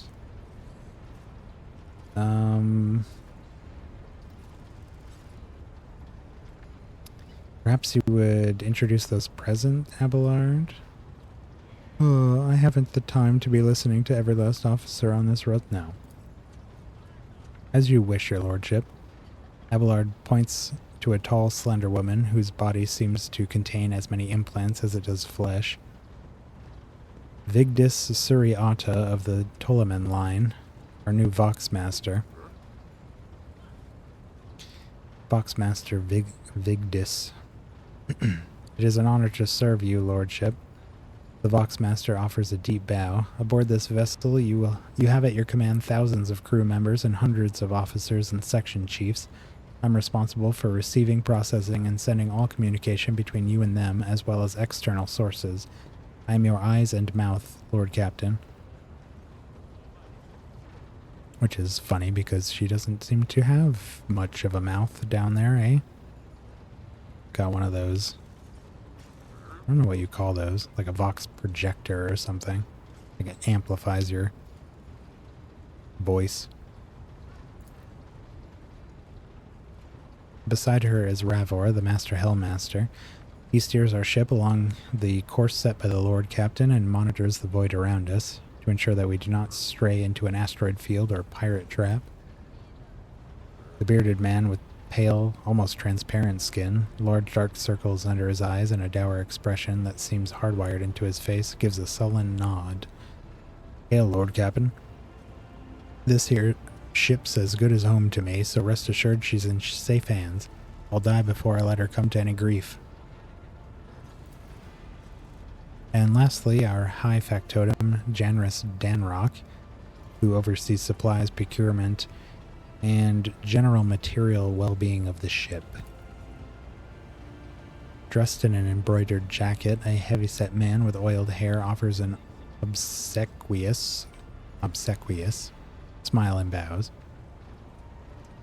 It is an honor, Lord Captain. Your lordship. Hey. You may trust me with all matters concerning your comfort. Everything will be done at the highest standard.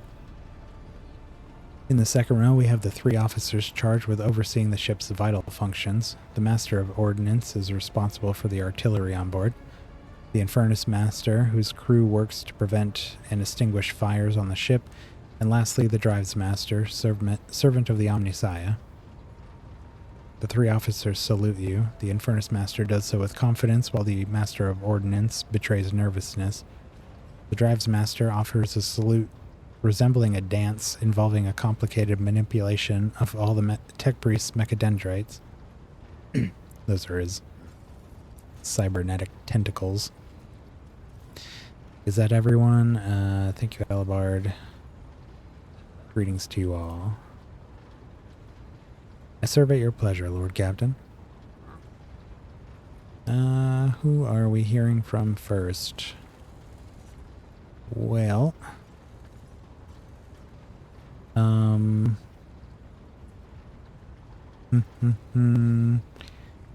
Helms Master, Drives Master, High Factotum.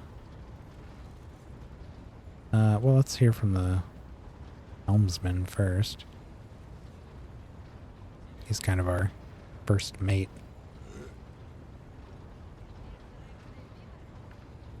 Right you are, Lord Captain. To cut a long story short, the outlook is bleak. The ship's sound, more or less.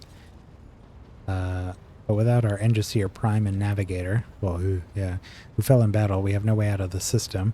If we try to set so much as a toe inside the warp, I don't know what will happen. Our warp drive being torn to pieces, or all of us melting into the bulkheads. Yeah, you can't go into the warp without a Navigator. I mean, you could, but we'll definitely die. Your Lordship, if you allow me to interject, when we arrived in this system, my fellow crew My crew followed standard protocols and conducted a count of all the available communication channels in the region. One of them was a Navis Nobilite station.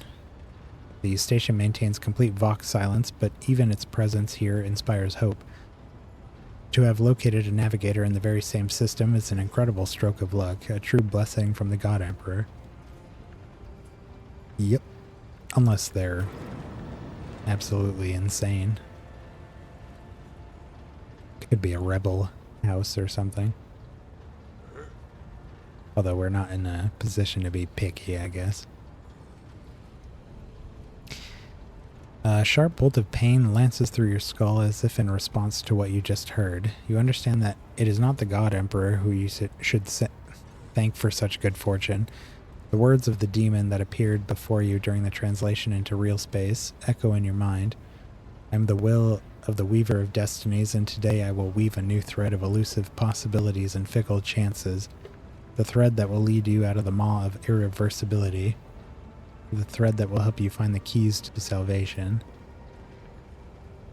If I were you, I'd grab this chance with both hands, or else you'll soon be eyeing up asteroids to use as your new residence. In slightly less shitty news, we can go round and round the system till our heads are swimming, as long as the promethium and supplies last. And if any thick as grok shit lowlifes come sniffing around, we'll be able to take them out, so don't you worry on that score. Finally, somebody with a little life in them. Well, let's hear more from the Drives Master then. A voice distorted by a Vox retranslator emerges from under the Tech Priest's scarlet hood.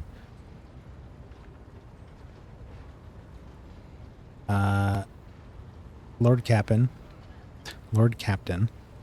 the foes that set upon this noble void ship destroyed the repositories of hundreds of machine spirits. The great warp engine entrusted to my charge is unharmed, thank the Omnissiah, but its spirit mourns its dead brethren. We have not yet identified a prayer protocol capable of assuaging its sorrow and anger. With great sorrow, I must also report that the Engiseer Prime, overseer and spiritual authority of all tech priests on board, fell in battle. The Tech Magos was betrayed by the little flesh that remained on him. Most terrible loss. There is no one among my comrades aboard whose experience and comprehension of the sacred protocols equals that of the fallen Magos. We would require a replacement as soon as possible. Would someone care to translate the esteemed... No, I get it. The Tech Priest bows her head. High factotum.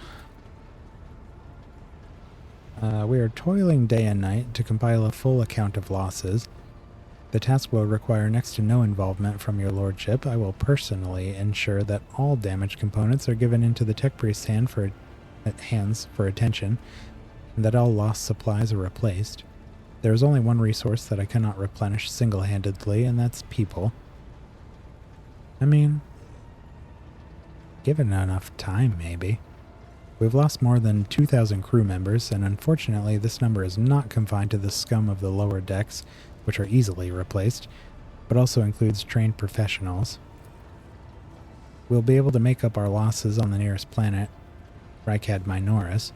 However, the planet, the whole system in fact, belongs to the Winterskill Rogue Trader dynasty. We cannot simply begin recruiting on a planet without first coming to an understanding with the governor. In that respect, I'm powerless. Negotiations at this level are a matter for the Rogue Trader. Especially given Caligos Winterskill's penchant for attacking first and asking questions later, and the kind of thick-skulled thugs he usually installs as governors on his planets. Rumbles Abelard, frowning. How are the fires going? Yes, Lord Captain. The tall young man bows his head in deference. I can report that all the fires across all decks have now been extinguished. The preliminary damage assessment in terms of material losses and crew casualties has been completed. The results have been submitted to the Seneschal and the High Factotum. The post passed to him after the previous Infernus Master and his next 3 deputies expired in the line of duty, Abelard remarks in a low voice pitched for only your ears. The lad is managing well so far. He can take the heat, so to speak. Abelard has a sense of humor after all. Master of Ordnance. Gives you a gloomy look. No, my job's simple. Maintain the arsenal and fire where I'm told. But just ask anyone. We've got no able crew. No Lord Captain. Master of Ordnance, you forget yourself. The Master of Ordnance chokes back on the words he was obviously about to blurt out without thinking. He casts another look at you before lowering his gaze. I apologize profusely, Lord Captain. Pardon the fool. The ship is in ruins, every other officer is dead, and the Lord Captain is no longer with us. Fear has taken hold of me. He looks up at you. But I've heard of you, oh yes. Your fame has reached even as far as the Expanse. I can't be showing myself up in front of an illustrious person such as yourself. He adjusts his uniform and stands ramrod straight. The Master of Ordnance can report that the rest of the arsenal has been saved and the battery is in good order. We're ready to fight if that is the Lord Captain's will. To summarize, we have sustained serious losses in crew members and require a new Engineer Prime and Navigator. Is that all that is preventing us from continuing our voyage? Precisely, Lord Captain, but bear in mind that this will not be the end of our trials. The ship's systems must be properly inspected for major damage, which can only be carried out at Footfall Station, home to the only dockyards in the sector. But we'll never reach Footfall without first solving these 3 immediate problems. What can you tell me about the system we find ourselves in? I cede to the Vox Master on this point. Mistress Ptolemy. We are in the Rykad star system, and our voyage here was undertaken on the orders of your lordship's predecessor. There are 3 inhabited bodies in this system, and our attempts to send Vox messages have produced confounding results. The Navis Nobilite station has not simply failed to answer, it seems to be maintaining total Vox silence. However, we did receive a distress signal from a prison planetoid in the system, and Rykad Minoris itself is also not responding to our hails. Ew. But what is most alarming is that our augurs have intercepted signals from the surface that seem to indicate ongoing hostilities on the planet. Yeah, it sounds like there's some stuff going down here. Nobody wants to alert whoever it is, whatever it is, to their presence. The situation is not very encouraging, but without a navigator, a tech priest, the biggest tech priest you could have on a ship, and new crew members, we won't be able to travel anywhere. Therefore, we must go to the planet and the Navis Nobilite station and find out what in the void is going on. Thank y'all. Dismissed. The assembled officers salute you as one. Your lordship, there is one other thing, a confidential matter of the utmost importance. Lady Theodora, Abelard hesitates, your eternally esteemed predecessor, brought the ship here to this system for a reason. She was given a secret commission. You're perhaps wondering who has the authority to commission a rogue trader to do anything? Well, it was the Inquisition. I read the paper. Although I don't know that he knows that.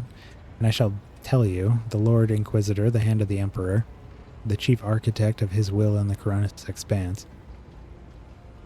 Yeah, we're supposed to pick up his interrogator. I would be honored to fulfill the Inquisitor's commission. What is it that he asked of her? I came across a strange handwritten letter on Theodora's desk. It was signed XC. You're referring to the contents of that note, I presume? Is that so? And what is the task with which she was entrusted? And what if I simply choose to ignore this?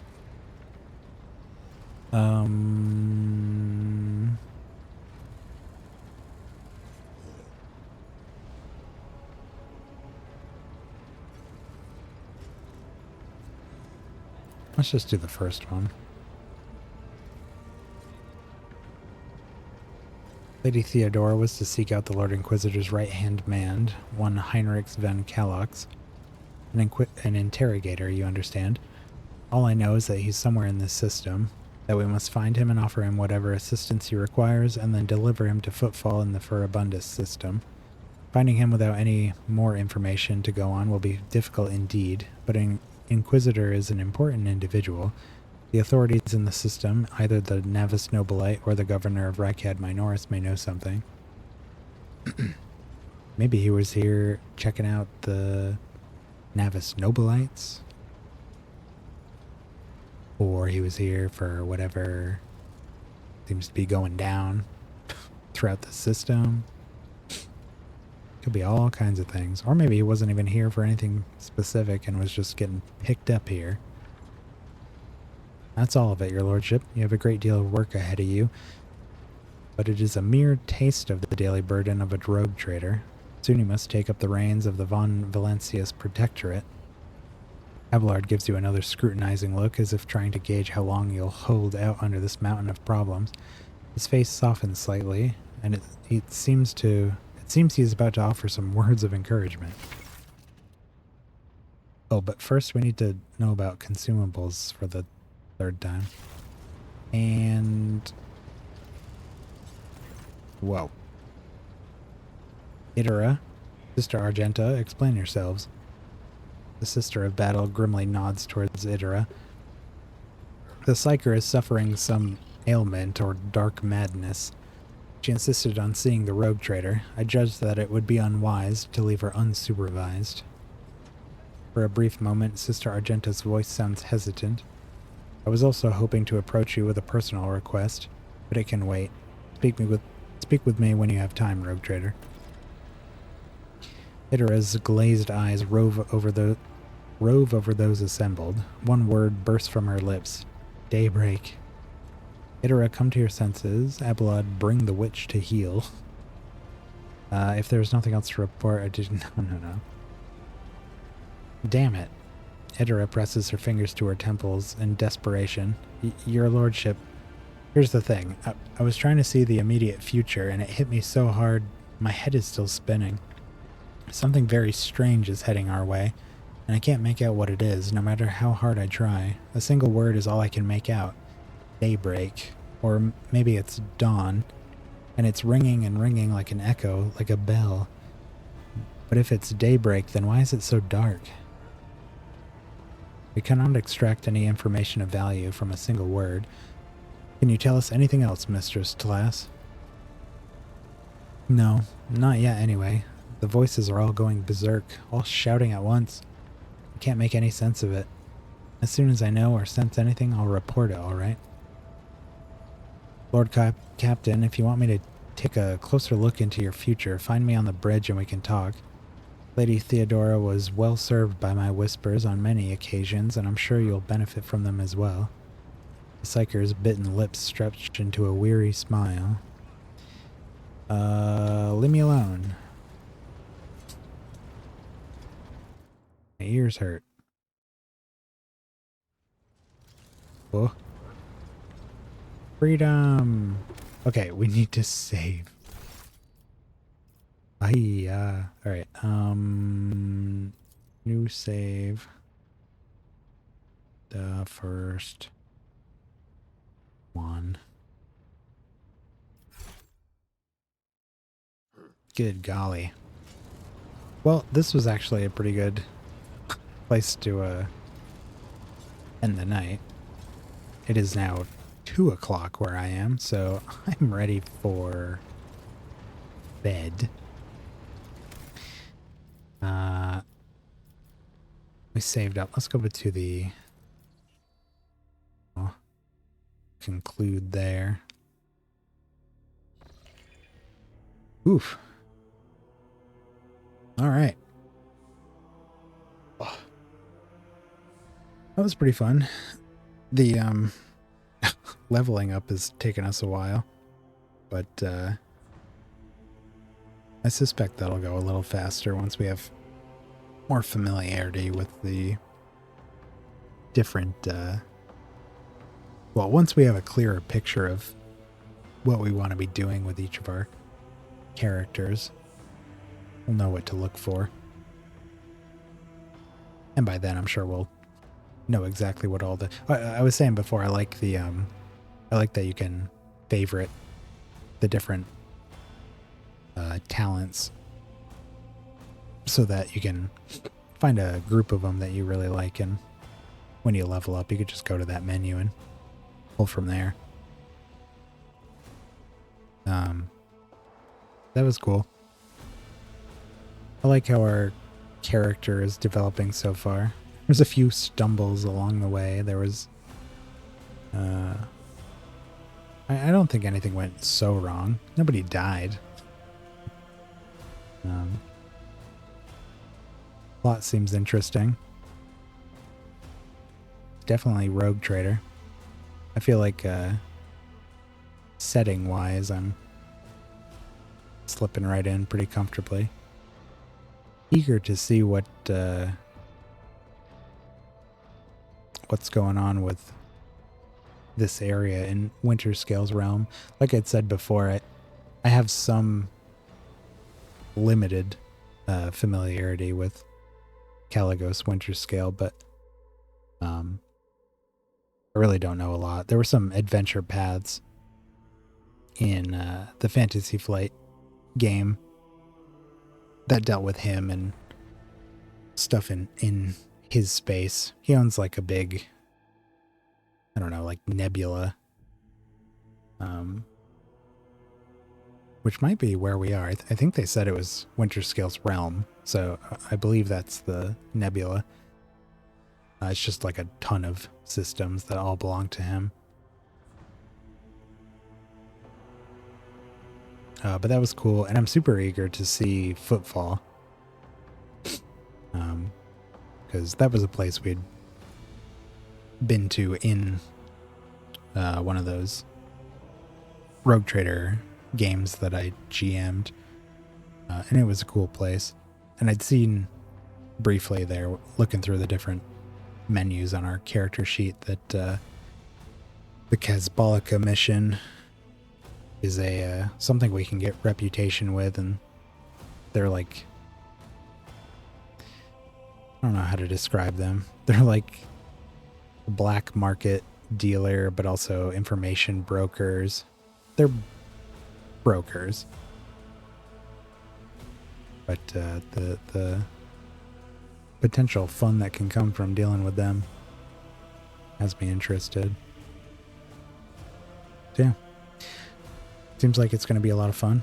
The combat is good. I was worried a little bit because while I've heard many, many good things about Owlcat's Pathfinder games, I have played a little bit of each of them. I'd talked about this before, but I'd played maybe a couple hours of Kingmaker and what was the other one called?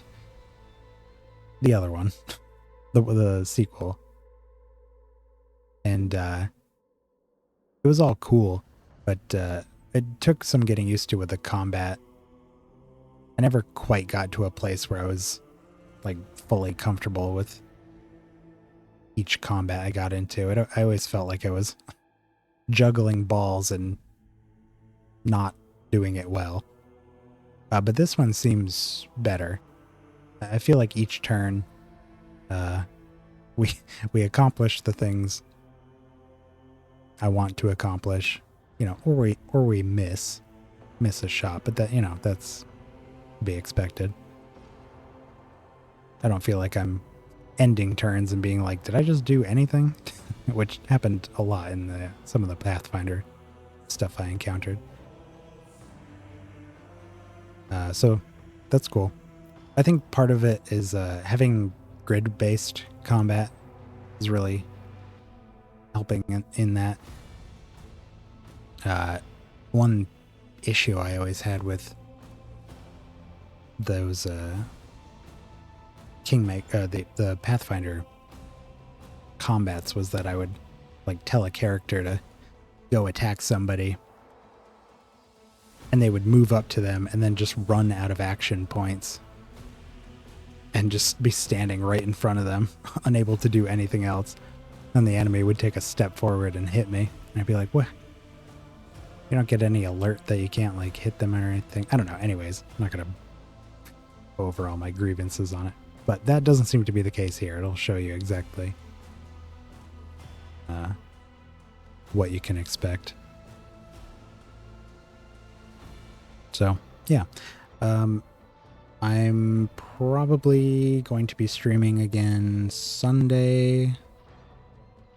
Won't be Friday or Saturday, I don't think. But I'm planning on doing... What the heck is going on here? I'm planning on streaming this on Sunday and Monday, at least. Maybe Sunday, Monday, Tuesday, and then we'll do something else Wednesday and Thursday. But I haven't decided what yet. I was thinking about doing something short, like some kind of game we can maybe beat in, 2 to 4 streams, like a week or two.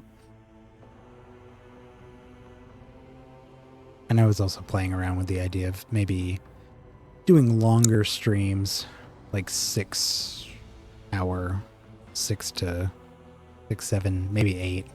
Like tonight ended up being 8. For Rogue Trader, just so we can sit down and get a lot done in a single session. And then have maybe shorter days for some other thing. So anyways, those are all just thoughts bouncing around in my head right now. An idea of what to expect. So, well, until then, thanks for stopping by, and I'll see you next time. Bye.